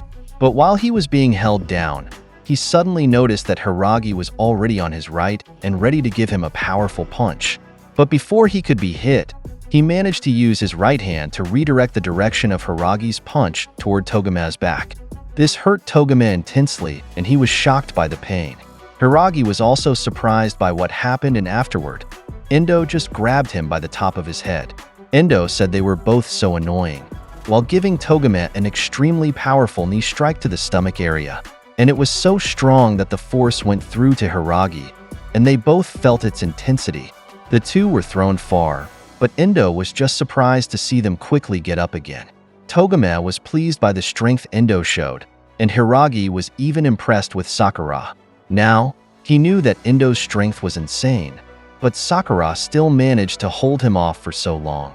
After this, Endo, Hiragi, and Togame were surprised to see Sakura walking toward them, with a serious face and new aura. Endo was so pleased with this that he gave a devilish grin. When Sakura approached, Togame stood up and dusted off his clothes to talk to Sakura. He called him buddy and asked if he felt better now. But he was surprised when Sakura just apologized to him. Sakura was actually apologizing to Togame about their previous fight in Shishitorin's turf. This was because he called Togame a lame ass then, but now Sakura himself was being the dumbass. Togame laughed at what he said. So Togame said that now it seemed Sakura had returned to his normal self. Sakura was surprised by Togame's reaction and afterwards smiled. Next, Sakura spoke to Hiragi and asked for a favor. He entrusted to him the care of Tsubakino, Nakamura, and Suzuri. Hiragi agreed to this. Tsujishita, Suwo, and Nire just continued watching Sakura, and Nire suddenly gasped when he saw Sakura's different aura. Then Sakura spoke. He said that after hearing everything they said to him, his feelings became very light, and he was also very happy about this. But Sakura had something to ask from Suwo, Nire, Tsujishita, Togame, and Hiragi. He asked for one more chance, and that one chance would be enough. He pleaded with them to trust him to fight Endo alone. They were all surprised by what Sakura said. Then Sakura made a promise to them. He promised he would entrust everything else to them after his fight. And with a serious and determined face, he asked them if that was okay. Suwo, Togame, and Hiragi smiled, while Tsujishita just smiled on the inside. But Nire looked like he was just holding back tears. Then Sakura was just surprised to hear him shout, "Yes, you can count on us." Sakura smiled at this, and he also faced Endo, who was excited to continue their one-on-one. He reminded Sakura again that he hadn't answered his question earlier, but Endo's eyes widened when he saw Sakura's face and his spine-chilling look from his left eye. Endo shuddered intensely at this, and he was overjoyed to see this sight from Sakura. Sakura resembled Umemiya's presence and aura here. Sakura dusted off his clothes and jumped around to warm up. He said to himself that he just wasn't ready for the fight earlier. Then he remembered what Umemiya told him when they were eating, that no matter how unreasonable the climb and how absurd the situation, he would never lose in a fight. And the reason for that was the weight of his responsibility. So Sakura told Endo, "Let's end this." Endo laughed and answered Sakura with gladly. In the next scene, let's go inside Sakura's mind, where he remembers that his reason for coming to Furin was to win his place as the top. But he also realized because of Umemiya that to become the true top of Furin, he needed a goal, something he wanted to do and achieve. And in Sakura's mind, he knew he didn't have that. But right now in this present moment, he had something he wanted to do. Sakura wanted to protect their town and its people. He also wanted to live up to his Furin friends' expectations and protect the feelings they shared. And besides that, thanks to what Tsujishita told him, he had started to understand what Umemiya meant when he said that his dream no longer belonged to just himself.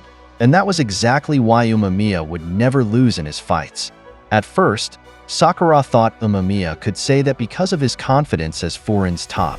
But now, he realized that the truth was because of his resolve.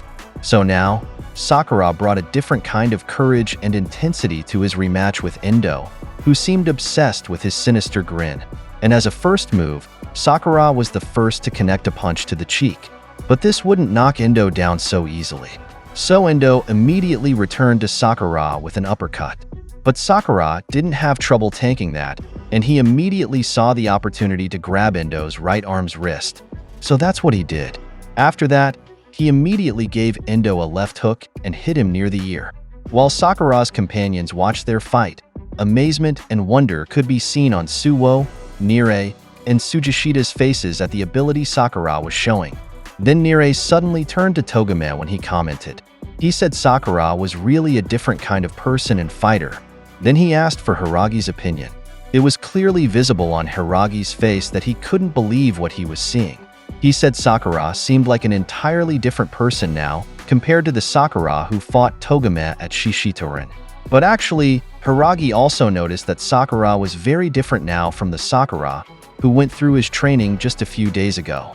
So Hiragi just wondered how far Sakura could go. But he was also very worried because this was the first time he had seen Endo this extremely excited to fight. After Endo blocked Sakura's right straight, He countered it with a right uppercut, but Sakura managed to catch his arm. But no matter how tight Sakura's grip was, with just one spin of Endo's arm, it slipped from Sakura's hold and his fist went straight into a right hook that hit Sakura in the neck area. This was where Hiragi confirmed his worry for Sakura because Endo was in a league of his own. Sakura received a critical impact here, and worry was clearly visible on the face of Nire. Unlike with the four who managed to keep their composure, Sakura managed to skid away first from Endo, and he just bowed his head while blood dripped from his mouth and nose. In his mind, he accepted that he couldn't win the fight. Endo suddenly shouted and asked Sakura if he was really done fighting already. He said not to bore him and stop staring at the ground. So while breathing heavily, Endo did the come at me gesture with his hands. Then Endo suddenly stopped and thought and wondered to himself why he was feeling euphoric. According to him, he had never felt this feeling before. Even with Takeishi, he still hadn't experienced this. It felt like he was drowning in a foreign sensation. Because of this, Endo just stared at Sakura first and wondered to himself what kind of person Sakura really was. Meanwhile, Sakura was just thinking he was in a hopeless fight that he couldn't win. But Endo was greatly surprised to see Sakura stand straight and say that doesn't matter. Sakura's look at Endo was so spine-chilling that Endo felt it throughout his body from his feet, to his hands, even his neck, up to his hair on his head. So Endo also felt extreme excitement from this. A Joker-like grin could be seen on Endo's face while wishing for more. Endo really wanted to always have within reach the feeling he was feeling now, and this is displayed here in an imagery where we can see him seemingly worshipping a Greek half-statue of Sakura in a museum. Because of the arriving foreign members, Endo was interrupted and failed in his breaking of Sakura earlier, so he contemplated carefully how to get Sakura. Then Sakura suddenly spoke to him. He told him that if he didn't win their fight now, he should never touch foreign ever again. But if Sakura lost, he would go with him. Endo's eyes widened at what he heard because Sakura himself provided him with the possibility of getting his wish. Sakura's friends were extremely shocked by the deal he offered Endo. Nire reacted to this and disagreed, so Endo shouted shut up at him.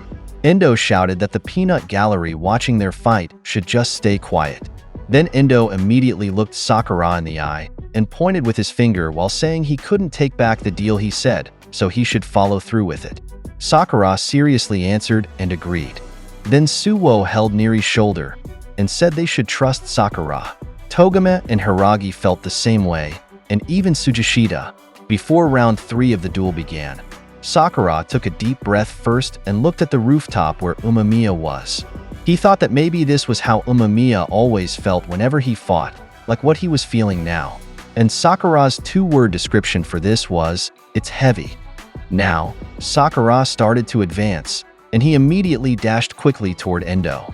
They gave each other intense looks mixed with rage, and Sakura immediately threw a right fist. Endo easily blocked this using crossed forearms. In Sakura's mind, he understood that he didn't need to win his duel with Endo just to ensure he wouldn't lose the fight. Now Endo threw a right fist towards Sakura's face, and it connected along with him receiving a punch from Sakura too. Because of the unexpected damage Endo received, he started to wobble, while Sakura managed to tank Endo's attack again. In Sakura's mind, he knew it was okay even if he didn't win.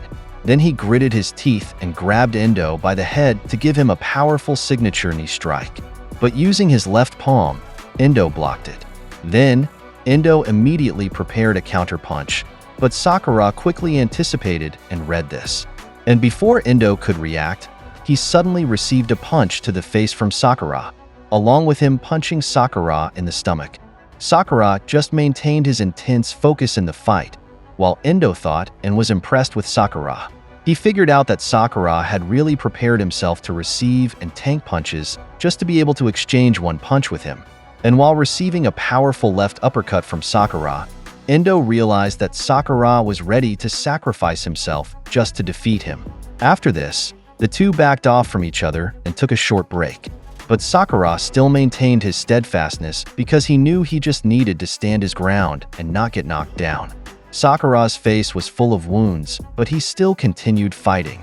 So was Endo, and he happily said to Sakura, "I'll play your game." So they continuously exchanged punches to the cheek simultaneously until their fight turned into a grounded grappling contest. Sakura won this and managed to position on top of Endo. But before Sakura could deliver a punch, Endo immediately choked him by the neck using both hands. Sakura felt the pain from this, but even though it was hard to fight, he still continued raining punches on both of Endo's cheeks. Because of this, Endo realized that Sakura had no plans to escape or run from their all-out brawl. Endo just continuously tightened his choking of Sakura because he thought he would hit his limit soon, because he couldn't endure this forever. So while tanking Sakura's punches, Endo gradually stood up while still choking Sakura. Then he gave him a sinister smile while excitedly waiting for what Sakura's next move would be. We can see on Sakura's face that he was extremely determined against his opponent and just really wanted to keep punching. Then Endo suddenly saw what looked like light from Sakura's eye. And because of this, he lost strength and released his grip on Sakura's neck.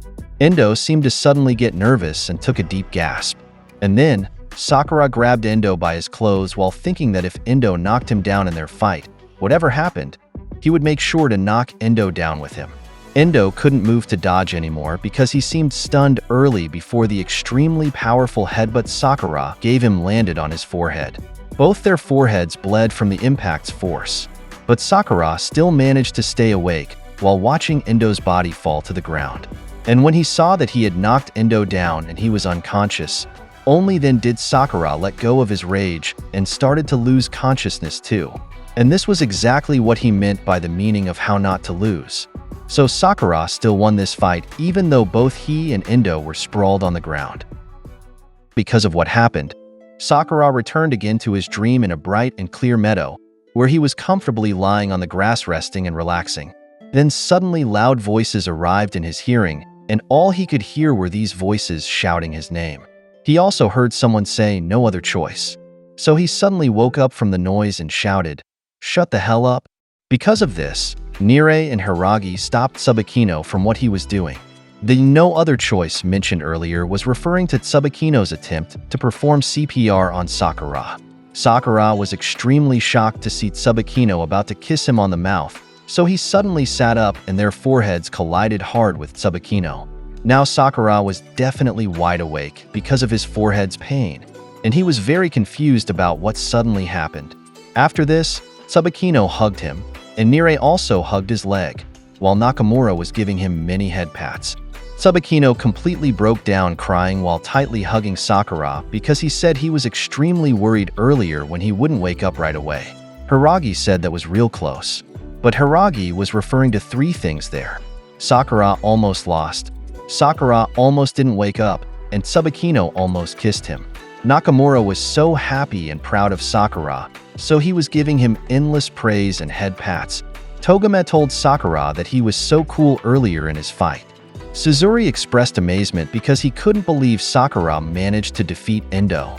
Sakura became irritated and was hurting because so many were approaching him even though he had so many bruises and wounds all over his body. Afterward, Sakura was surprised when he suddenly saw Nire crying in front of him while kneeling. Nire was still tightly hugging his leg while sobbing. So Sakura told him he didn't need to cry. Then Suwo spoke and told Sakura that what he did was amazing and he really believed from the start that he could defeat Endo. Sakura doubted what Suwo said and asked if really. Then Sakura was hurt again because of how hard Tsubakino pushed him with his natural strength. While crying, Tsubakino told Sakura that they had heard everything about their fight with Endo earlier. Then Tsubakino apologized to Sakura because they made him shoulder all their burdens alone. And in the end, Sakura still managed to live up to their expectations and answer their call for help. Tsubakino said he was so grateful to Sakura. And even though Sakura's other friends surrounding him now were quiet, they felt the same way as Tsubakino. But Sakura suddenly saw Tsujishita at the side, separated from the group by 5 to 6 meters away. As usual, Tsujishita's response when their eyes met was to look away. Because of this, Sakura became lost in thought because he remembered and realized something. It wasn't an overstatement to say that he had managed to protect his friends from Endo. And when Sakura suddenly remembered about Endo, he gasped and suddenly panicked. He immediately asked his companions where Endo was, and Tsubakino told him not to worry because Endo was still lying on the ground. But when they looked at Endo, they saw him awake and speaking. He was already reclining in a relaxing side-lying position, while saying how cute their Spring of Youth display was.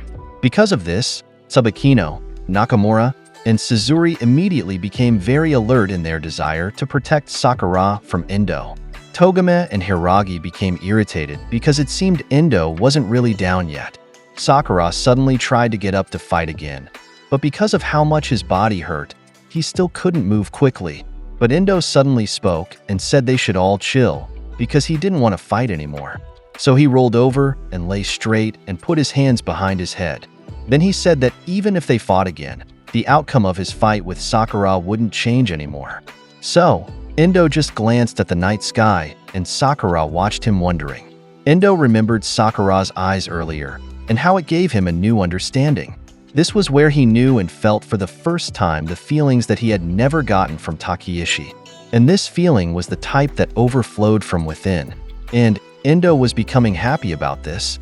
This feeling came from the knowledge that there was someone who had strong feelings for him, who he valued from the bottom of his heart. Only now did he know that this feeling was so good. So when he realized that, his hands automatically let go of choking Sakura earlier. He knew that if he won the fight, Sakura's eyes would close. The issue there was that he wouldn't see Sakura's piercing eyes anymore, and he still wanted to gaze at them and submerge himself in the sharp emotions that felt like they were shredding him apart. Endo sat up and said that what he meant was that he would never be able to win in a fight against Sakura. After Endo explained, he called off the attack and ordered all their mob army's personnel to retreat. Endo realized that in the end, the results were clear. He would never get the things he truly loved. So now Endo conceded to Bo-Furin and accepted their defeat. He thought to himself again that he really was a poor judge of character. Sakura's friends became speechless after hearing what Endo was saying. Afterward, they were startled when they saw Sakura approach Endo. They tried to warn and stop Sakura, but he just told them he would be okay. Sakura's friends wondered about him and just watched him approach Endo. Sakura offered his hand to Endo to help him stand up and also to accompany him to go to the rooftop. Endo was surprised by the gesture Sakura showed him. He asked Sakura if he was just pitying him, but Sakura just said that he started this fight. And because of this, he asked Endo if he didn't plan to see it through. Endo held Sakura's hand and accepted his invitation, while saying of course, that's why he was here. Tsubakino suddenly ran with intent to rescue Sakura, but Hiragi stopped him. Hiragi explained that this was what Sakura thought was the right thing to do. So, what else could they do but let Sakura handle this? Tsubakino was still nervous about what Hiragi said, but Sakura suddenly spoke to them. He told them to return to their posts, because they needed to be ready for whatever came. And they also needed to make sure that all their enemies had completely left town.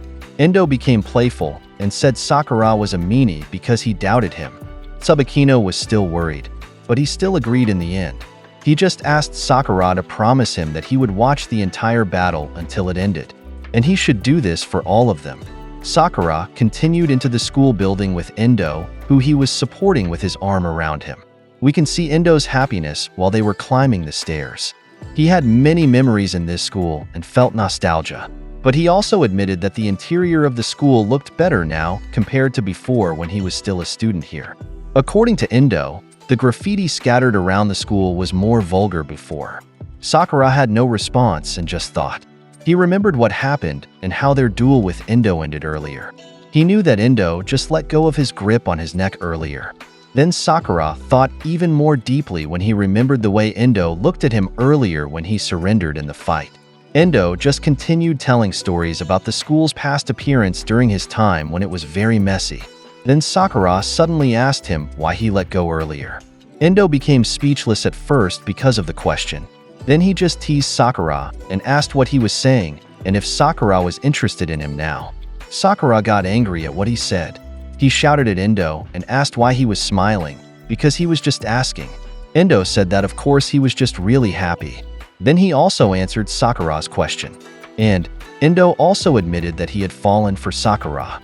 This was when Sakura realized the reason behind Endo's invitation earlier to go with him. Endo wondered when Sakura suddenly started stuttering. Then he saw that Sakura's face was extremely red when he asked if he was really serious about what he was saying. Endo was confused at first about Sakura's reaction. Then he also became extremely pleased and smiled from ear to ear. He said he was really serious about what he said, but he didn't expect Sakura's reaction to this, he said. Sakura became irritated with him.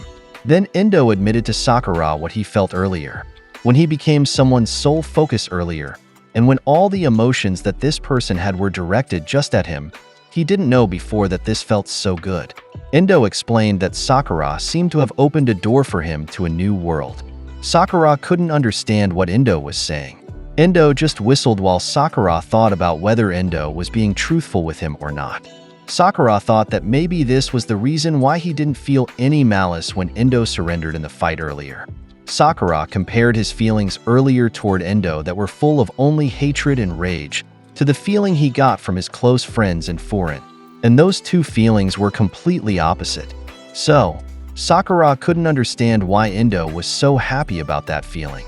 Afterward, Endo spoke and said this sucks. This was because when Takeishi's fight ended, he would lose his excuse to come to Furin and talk to Sakura again. But it makes sense because he knew Sakura didn't like him. Sakura felt bad about this, so he told Endo that if he managed to keep his promise not to touch Furin anymore, it would be okay with Sakura to chat with him sometimes.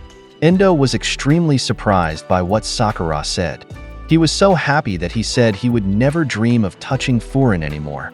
So he immediately invited Sakura to chat while thinking that Sakura was really a charmer.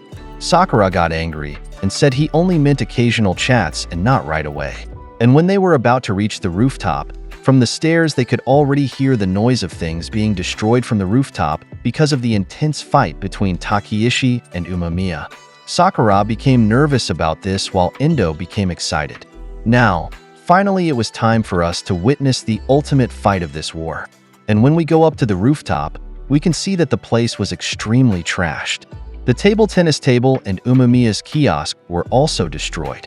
Endo and Sakura were surprised to see this, but what surprised them more was the fierceness of the duel that seemed like two Japanese mythical creatures fighting. This resembled Umemiya and Takeishi, who were fighting all out. Takeishi's moves were extremely agile and graceful in dodging Umemiya's insanely precise attacks. We can also see that it wasn't easy for Umemiya to read Takeishi's movements, especially his ballet-like footwork. Because of Takeishi's gracefulness and unpredictability of moves, it was also hard for Umemiya to dodge his attacks, so he was hit by a powerful backhand to the face. Endo apologized to Sakura because he knew he was angry, but he couldn't hold back his feeling of fulfillment and started to cry. And this was because this was the first time he had seen Takeishi smiling and looking so happy and thoroughly enjoying himself. In the next scene, we went back to a point in time where Takeishi and Umemiya were just climbing up to the rooftop. Umemiya escorted him, and when they reached the top, Takeishi looked at the sky and noticed that the weather wasn't good and it looked like it would rain. After that, he looked around their surroundings and observed what things were there. While Umemiya was walking towards the edge of the rooftop, he asked Takeishi what he thought about this place because he had always liked this roof. Takeishi stared at him briefly but quickly answered that it was boring. It was even more boring compared to how it looked when he left. Umemiya asked if that was really so, and if that was the case, he should come closer and observe what he would show him. They stood side by side near the roof fence, and while observing the view of the town, Umemiya said that was what he wanted to show him. They heard the whistling of the wind while hitting the trees, and the rumble coming from inside the town. Umemiya pointed out that he liked the view he was seeing and the sounds he was hearing. He said all the people there were living calm and peaceful lives, and he could feel all of that from where they were. He also pointed out that it was blissful. He said he admired those moments, and that was also the reason why he fought alongside all of them. But now, he said, the chaos they created today was what they were seeing. The noise they were hearing now, because of the chaos, was what he was hearing. It was like he was going back to the past, to the time before Takeishi and the others left Furin. Takeishi was quietly listening to this, while Umemiya added that, or, actually, this was worse now. He told him to just look at the town, and he was stuck on this rooftop. After that, he asked if it was right that Endo alone painted the hellish landscape they were seeing now. He said he knew Takeishi wouldn't do anything in such an indirect way. He also asked if it was right that his and Endo's goal, the thing they were both chasing from the beginning, wasn't Furin, but him himself. Takeishi answered that he was wrong. He pointed out that it wasn't the current him they were chasing, but him from back then. The man who entered high school and would do anything just to achieve his goal. What they were chasing was the old Umemiya who burned like a blazing flame. However, he added, when he got what he wanted, he became a coward. A boring mess like the rooftop they were standing on now. Umemiya was surprised and his eyes widened when he heard this. And while continuing to observe the town, he held onto the fence and asked if that was so. So they did all of this just for the boy in the past they were referring to. They disrupted the town and involved so many people. Takeishi said his thinking was correct and explained that they thought if they destroyed Furin and returned it to how it was before, even Umemiya would burn like he used to. So now, he told Umemiya to hurry up and they should start. Umemiya continued watching and observing his friends while they fought with Endo, and when he turned to him, he commented that what he was feeling was weird.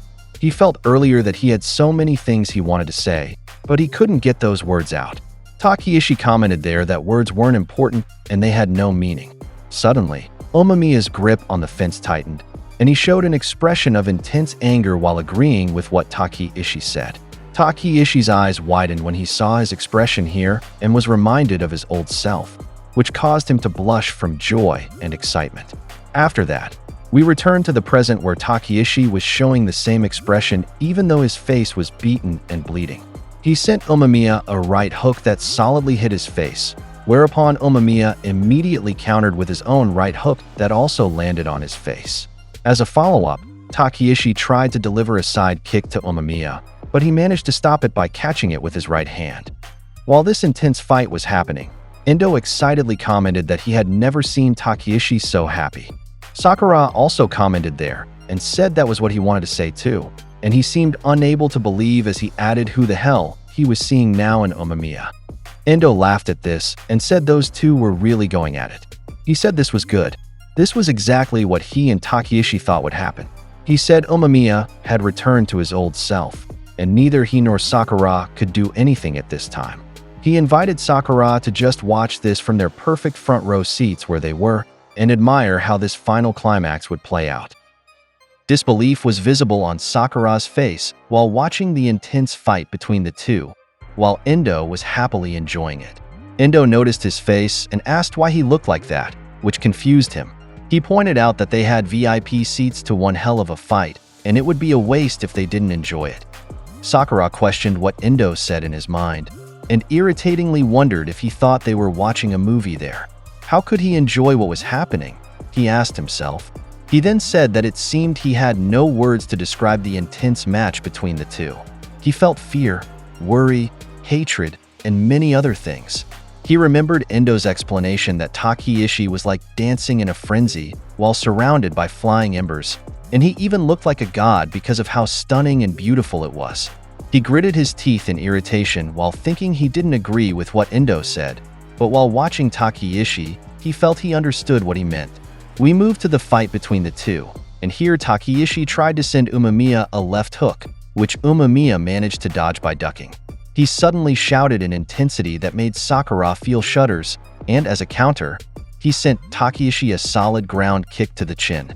Takeishi's mouth closed forcefully because of this attack while Umemiya was still intensely focused on him. On the side, while continuing to watch, Sakura commented that he had only seen Umemiya fight once. He explained that back then, he moved and decided logically and emotionally, and he could still sense his kindness while fighting. But now, he said he didn't know what kind of being he was looking at. He went back to the time when he first felt Umemiya's extraordinary aura, when he first got serious, and how Endo described him as being like a blazing inferno. Because of these, he grabbed his sleeve out of frustration and commented that the Umemiya he was seeing now was like Takeishi. Like how Endo described him, he was like a blazing inferno. We returned to the fight, and here Umemiya tried to grab Takeishi by both shoulders, but in response, Takeishi took off his jacket. Umemiya was surprised because he didn't expect that, and after that, Takeishi started spinning while his arms were still in his jacket sleeves to wrap up Umemiya's hands. Because of his move, He managed to deliver a roundhouse kick that hit his chin, which worried Sakura. After that, Takeishi threw his jacket to the side, revealing his tattoo on his shoulder that looked like a wolf with a wheel on its body. Sakura wondered when he saw this and thought about where he had seen it before. Endo got his attention when he turned to him and noticed he had the same tattoo on his shoulder. He asked if that was the symbol for the team they both led, the same team that came to their town. Endo then replied with an irritated tone and suddenly said scarily not to joke about that, which made Sakura feel a jolt in his body. He told him not to group them up with those losers. He said they just needed extra bodies to make up the numbers. While he was explaining the real importance and meaning of that symbol for him and Takeishi to Sakura, we suddenly went to a point in time where Takeishi told Endo he wanted to get a tattoo. Endo agreed and said it was a good idea, but because he noticed he hadn't decided yet, he volunteered to make the design. Endo made several attempts at creating a design for Takeishi's tattoo, and before long he had one he wanted to show him. Excitement and nervousness were visible on Endo's face while showing what he drew to Takeishi, and before long he agreed to get the design tattooed, which was identical to what we saw in the present. Endo blushed when Takeishi accepted it and immediately prepared for them to go to the tattoo artist. After that, we returned to the present, and here Endo was explaining that the meaning behind the tattoo was to represent Chika Takeishi himself. Sakura wondered what he meant, so Endo added that it was based on Japan's first cannon, the breech-loading gun. In Japanese, they called it the Ishibiya, Ishi for stone, Bi for fire, and Ya for projectile. He said Takeishi was practically that word because Takeishi was made up of the characters for flame and stone, while Ya and Chika also shared the same character. He added that there was another nickname they used for that cannon, and it was the Kunikuzushi, destroyer of countries. He said if they had been born in a different era, he thought Takeishi would have been more than capable of destroying a measly country or two.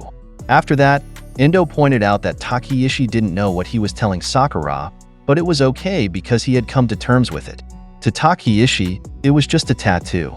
But for him, it was an important bond that kept them connected to a world where only Takeishi existed. Sakura asked what that meant, so Endo pointed out that that was exactly it.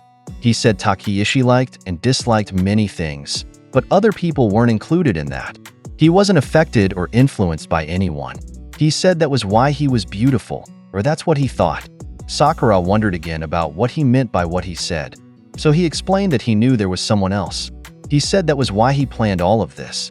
In Takeishi's world, he wasn't really alone, because Umemiya was there. He had let him in. Sakura felt something strange when he heard this, but he just returned his gaze to the two fighting, while Endo commented that he was extremely jealous because of that. In the next scene, we move to an eerie place full of mannequins, fast food, clothes, and various other things. Here, Takeishi was walking while someone was setting off fireworks behind him. There was a man who tried to approach him, but before he could get close, he was suddenly enveloped in flames as if Takeishi had an aura that can engulf one's body instantly in fire. It seemed that all the people who tried to approach him here just suddenly caught fire while trying to get near him. They would only scream in pain and before long would be completely burned to crisp and collapse on the ground, while Takeishi just continued walking.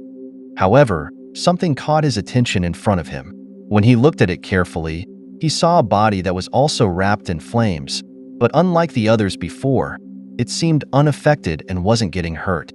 His eyes widened in awe while watching this, and it appeared to be Umemiya that he was seeing, standing like the thing Endo described him, a blazing inferno. Takeishi smiled widely, and his happiness was clearly visible after seeing him, and he immediately started running to approach Umemiya. After that, we returned to the present where Takeishi tried to give Umemiya a right straight, which he managed to dodge. Umemiya was still enraged here, and as a counter, sent him a right uppercut that shook his world. However, even after receiving such an extraordinary attack, Takeishi still managed to smile and show pleasure. He moved quickly here to get behind Umemiya, and when he got there, he grabbed him by the collar and slammed him to the ground with extraordinary force. Umemiya couldn't stand up immediately and just gritted his teeth in anger, so Takeishi easily followed up with a foot stomp directly to his stomach. It was so strong that Umemiya almost threw up but held it back. After that, Umemiya snapped here due to his intense irritation, and he immediately grabbed Takeishi by his right wrist. He pulled him closer to him and quickly grabbed his face when he got close, and with full force grounded into the floor to make him eat dirt. The behavior Umemiya was showing here was visibly different from his typical chillax and kind person. While this was happening, Endo laughed with joy at how fierce their fight was. Suddenly, Sakura pointed out that earlier Endo had said that Umemiya supposedly went back in time, and asked if he was really like that before. He got Endo's attention, and he seriously answered yes and commented that it seemed he hadn't seen him like that before. What they were seeing now was the old Umemiya when he first entered Furin. Sakura's brow furrowed when he heard this. After that, Endo also said that the guys in his years wouldn't even bat an eye if they saw Umemiya now. He added that it's wild to think that those guys still stick by Umemiya because according to him, Umemiya was the most stubborn of all the people he knew. A truly rotten and self-centered bastard. Sakura found this information hard to believe, so Endo asked why he was still surprised by this. He pointed out that Umemiya was the one who changed Furin. He said he morphed that dump of a school full of scraps of trash metal into something entirely different. Sakura wondered what he meant by this, so Endo grinned and picked up a bent nail. He asked him if he knew how hot it needed to be to melt metal. Sakura was caught off guard by this scientific question, so he stuttered there, but Endo quickly said around 2,700 degrees Fahrenheit. He said metal doesn't bend just because of a few strikes, but if you apply enough heat to it, you can reshape it to become something entirely different that doesn't resemble its original shape. That's what Umemiya did. He used his unhinged, fiery passion to change all of Furin. He said he applied heat, then warped it, and then continuously hammered it to achieve his goal. He also sarcastically said, how could someone like Umemiya be the well-natured boss they deluded themselves into thinking he is? Sakura thought about this and remembered what Hiragi and Tsubakino told him about how Umemiya treated them. However, Endo added, perhaps that was why he had a place in Takeishi's world. Sakura got Endo's attention when he turned to look at him, and he seemed surprised at the expression he was showing there that seemed sad and disappointed. Endo wondered in his mind why he looked like that and thought if it was confusion or awe. In Sakura's mind, while watching Umemiya, he commented that he felt how distant he was. After that, we were shown the Bo Furin banner that seemed to symbolize something. After that, he continued watching the enraged Umemiya while still unable to understand the mixed emotions he was feeling. The two charged at each other where Umemiya tried to deliver a solid right straight to Takeishi, but he managed to dodge it by lowering his body and tried to counterattack. He grinned at him, but he wasn't surprised by this and quickly changed his attack to a hammer fist, which hit his back and caused his body to slam on the ground. Takeishi's forehead also hit there, so it started bleeding, but he was still smiling despite all of this and managed to deliver a swipe attack to Umemiya's left foot, which caused him to lose his balance. However, Umemiya clenched his muscles to avoid staggering and immediately followed up with a downward elbow strike to his back that made his body hit the ground again. Takeishi spat because of the impact of his elbow and hitting the ground, while Umemiya continued to show anger and intensity on his face. This sent chills through Sakura's body, and out of worry, he asked Endo if those two would be okay. He pointed out that Takeishi is clearly a dangerous person, but when he was about to say that Umemiya seemed to be going wild and Takeishi was in a bad situation, Endo started laughing loudly. Because of this, he told him he was serious, so he apologized while still laughing. He just couldn't believe he was worried about Takeishi. Sakura wondered about this, so Endo asked if he had heard the rumors. When Takeishi was still at Furin before, not once had he lost in a fight against Umemiya.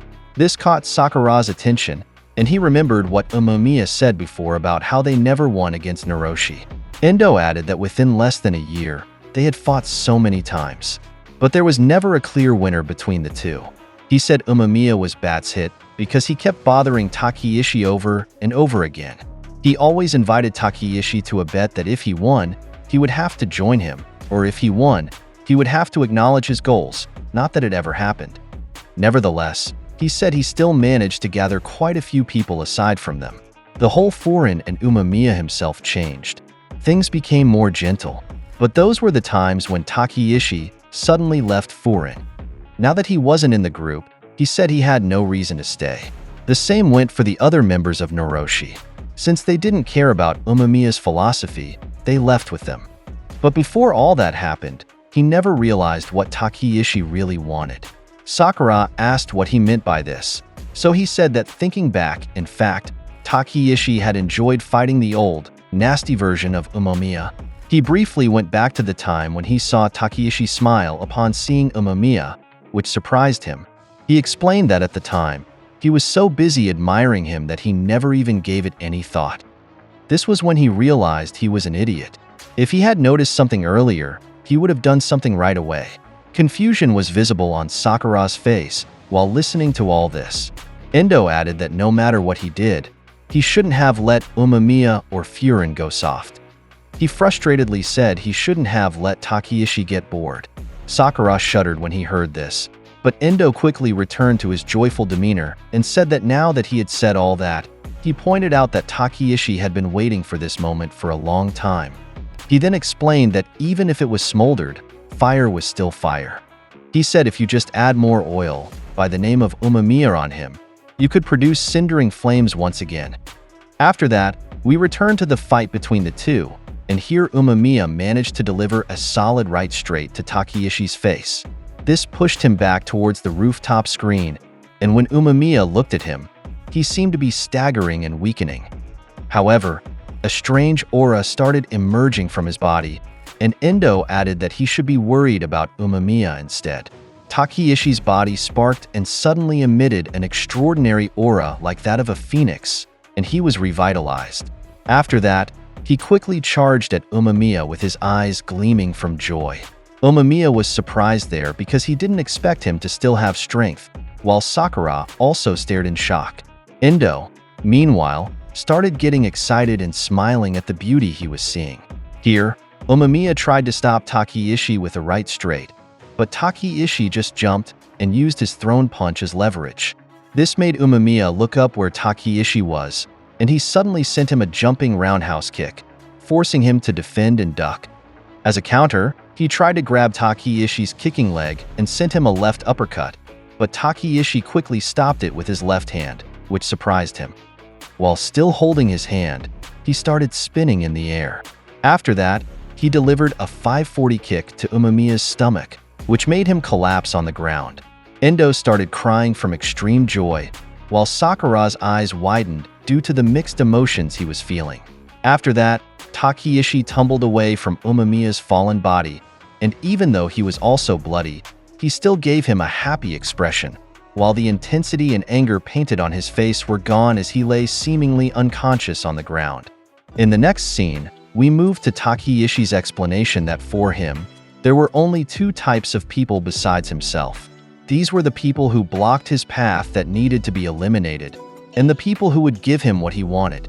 He said he couldn't remember a time when he was interested in either of them. This was why he couldn't remember any person's name or face. However, no matter how many of these he tried to eliminate, there were two people who always stuck to him. He said one of them always looked for things he liked and brought them to him. The other one always wanted to block his path. For the first time, he said, he felt that a person was annoying. This was the first time he felt enjoyment in things they called humans. After that, we returned to the present where Umemiya was lying at Takeishi's feet. Endo started clapping here and also thanked Umemiya. He said crying that this was the best finale he could ask for. Suddenly, Takeishi commented asking if it was over already. He said it had been so long since he had fun. He called Umemiya by his name, which surprised Endo. He seemed unable to believe that he said Umemiya's name. Sakura sat down beside Endo, so he asked why he looked like that. He said nothing lasts forever. While he was saying that even people who used to thrive would eventually fall, Sakura cut him off and asked if he knew that sometimes he could be stupid. He pointed out that this wasn't over yet, and there was no way this fight would end like this. Endo's eyes widened at his statement and confidence. Sakura repeated what Umemiya had told them, that no matter how unreasonable the climb is, no matter how absurd it gets, he would never lose.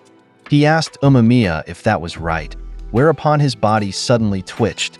This caught Takeishi and Endo's attention, and they visibly found it hard to believe that he could still move. He rolled upright here and raised his body on all fours, albeit with great difficulty.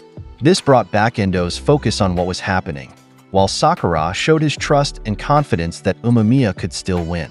When Umemiya managed to kneel, they looked at each other. He smiled at him, and he smiled back. Endo found it hard to believe that he could still stand despite all this, but he quickly questioned himself about what he was saying and pointed out that of course he could still do it because that was why he was allowed in Takeishi's world. Before long, Umemiya was completely standing again, which brought extraordinary joy to Takeishi's face. Umemiya looked at him and suddenly smiled too.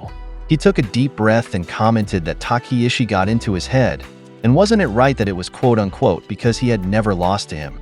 He then called Takeishi's name and said that when he wins today, he wants him to tell him about himself. Takeishi stared at him, and before long commented that Umemiya was really always like this, just like when they were together before. He was so annoying. However, despite his comment, he still agreed to Umemiya's wish, which surprised Endo. He couldn't believe that Takeishi was agreeing to someone else's deal. Takeishi then asked what if he won instead. What would Umemiya do for him? Umemiya answered that he wouldn't do anything for him, and while fixing his hair, he added that this was because he would win this fight.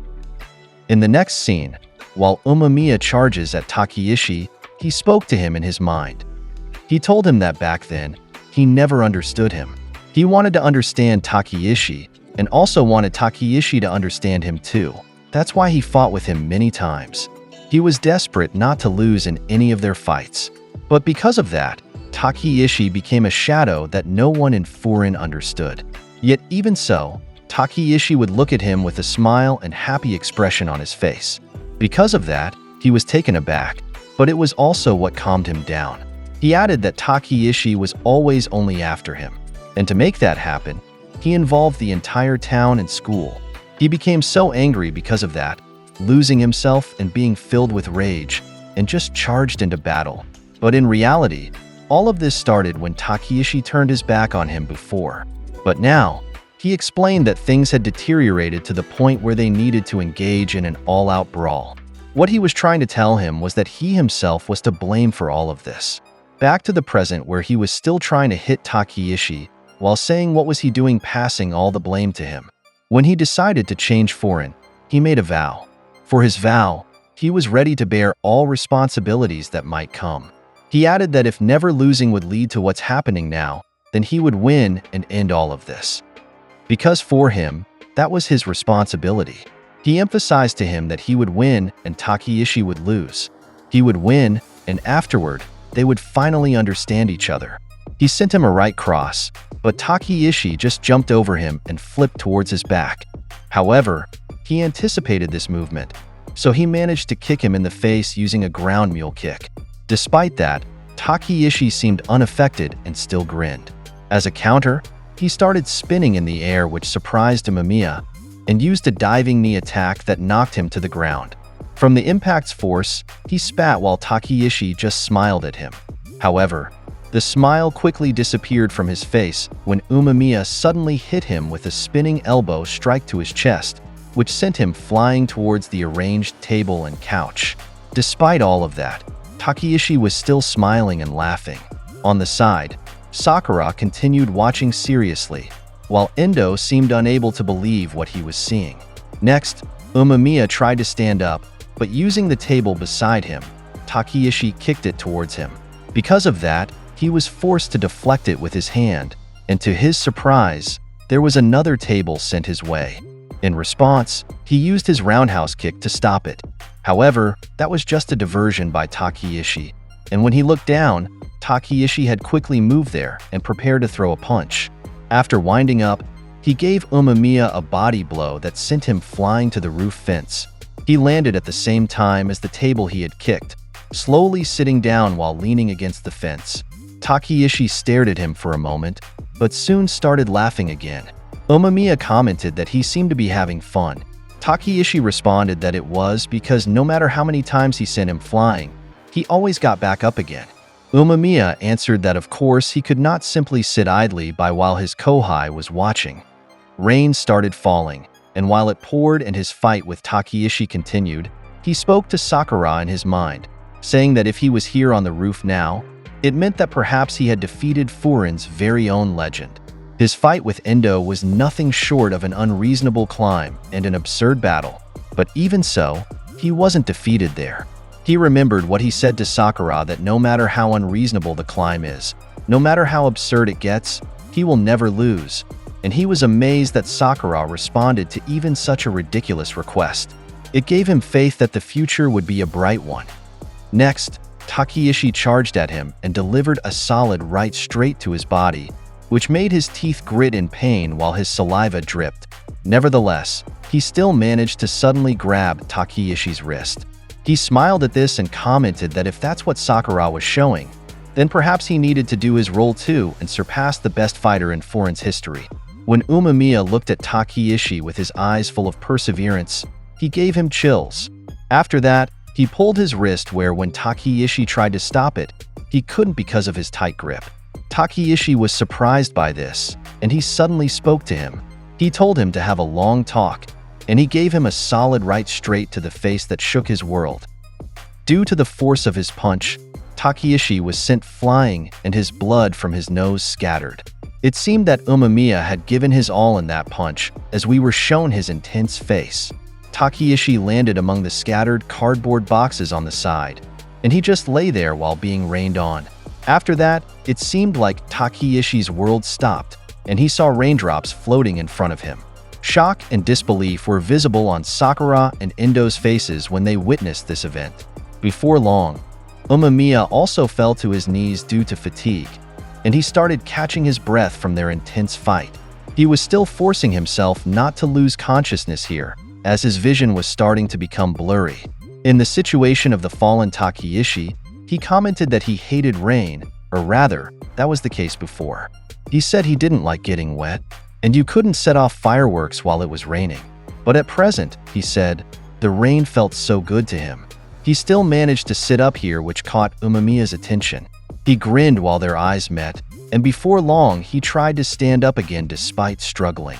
He commented here that he could think about that matter later, but right now he wanted to prolong their moment with Umemiya even just a little bit.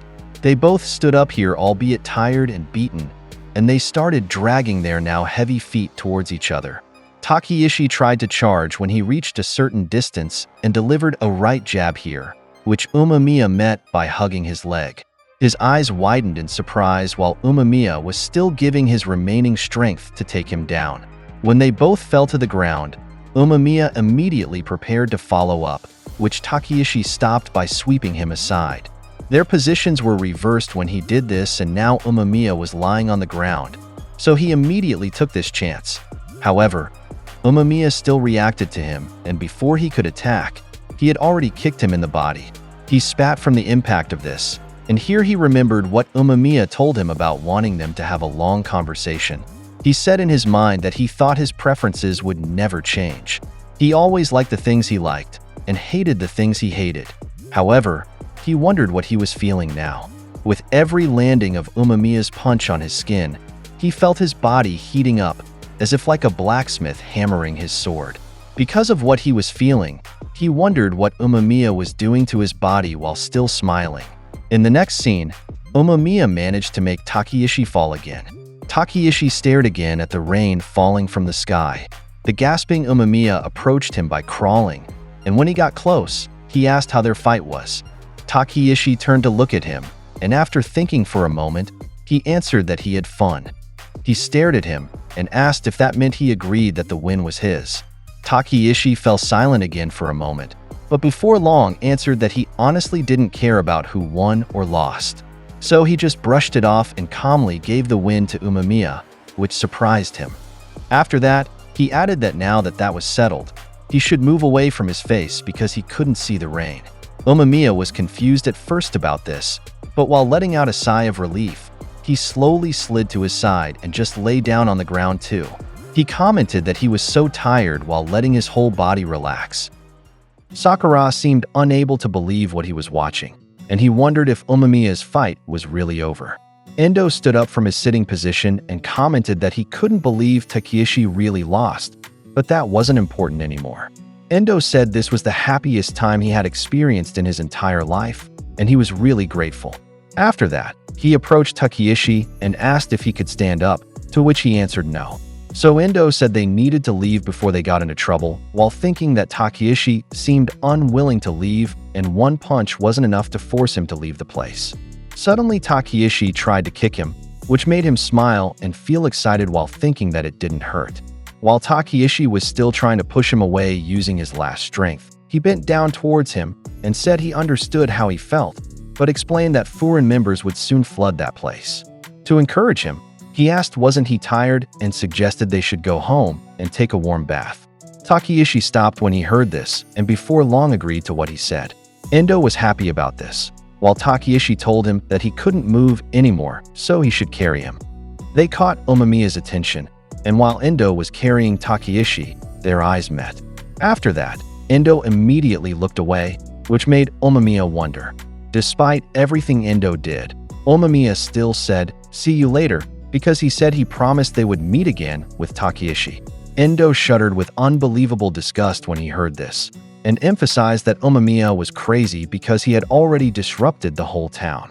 He also said Omamiya must really be nuts to say that to his face. He added that it was creepy and he absolutely hated Omamiya because of that. However, Omamiya was still pleased with his reaction and pointed out that it was still an improvement since he didn't care about him at all before, which disgusted Endo even more. Omamiya then called out to Takeishi and told him not to forget his promise. Takeishi remembered what he wanted to happen, and suddenly said that Omamiya should answer his question first before he agreed to that. He asked if he thought the things they called people were actually fun. Omamiya's eyes widened when he heard this question, and even Endo seemed surprised too. After that, Omamiya smiled and explained that going to beautiful places, doing things you haven't done before, eating delicious food were the fun things he could do and enjoy. However, he said that meeting, talking to, and being with other people would help him find enjoyment that he couldn't find alone. He added that when he finds someone beyond his imagination who can change who he is as a person, his world would start expanding without him realizing it. He said he would learn about a version of himself that he didn't know existed. Furthermore, he might find that things he used to hate could become things he would love under the right circumstances. He said there was nothing more fascinating than people. Takeishi remembered how he felt earlier about the rain, and he thought about this. Omamiya noticed his reaction, so he offered to tell him the trick about how to be with someone who would change his world. He said he should start by calling people's names. That's how he could tell them that he recognized and saw them. Takeishi fell silent for a moment after hearing this, and before long he told Omamiya that in that case, they should meet again while calling him by his full name. Omamiya agreed to this and said he should just call him when he comes next time. After that, Endo quietly started walking away from him, but Omamiya suddenly remembered that he hadn't given them his number yet and wondered how he would give it. Endo answered that he should just say it, so he pointed out that they might forget it. Endo irritably replied, asking who would forget after hearing it once, and said he would remember it for Takeishi, so he should just say it, which amazed Omamiya at his sharp memory. After that, Endo started walking again while carrying Takeishi to get down from the rooftop. While being carried, Takeishi said he would look for more interesting people, to which Endo said that was good to hear and immediately invited him to look for some people who would catch his interest, telling him they would start moving right away. Takeishi fell silent for a moment after that, and before long he suddenly called Endo by his full name, which surprised him. He added that, but before anything else, he wanted to take a bath first, to which Endo excitedly and happily said his wish was his command. When Endo got close to Sakura, he happily said they would meet again. He also told him not to forget his promise to visit him, which made him stare at him. After that, Endo and Takeishi went down to leave the school. Sakura took out his phone and messaged his friends that Omamiya won and the fight was over. Before long, their friends read the message, where they immediately celebrated with joy. They each had their own cheers and shouts in their posts because of the good news they received. Sakura smiled when he saw the happy replies from their friends, and Omamiya got his attention when he called his name. He approached him, and when he reached his front, Omamiya weakly raised his hand to give him a fist bump while smiling. Because of this, Sakura started to blush and seemed to be having trouble reciprocating it. Not long after, He gave Umemiya the fist bump he was asking for, which made him smile.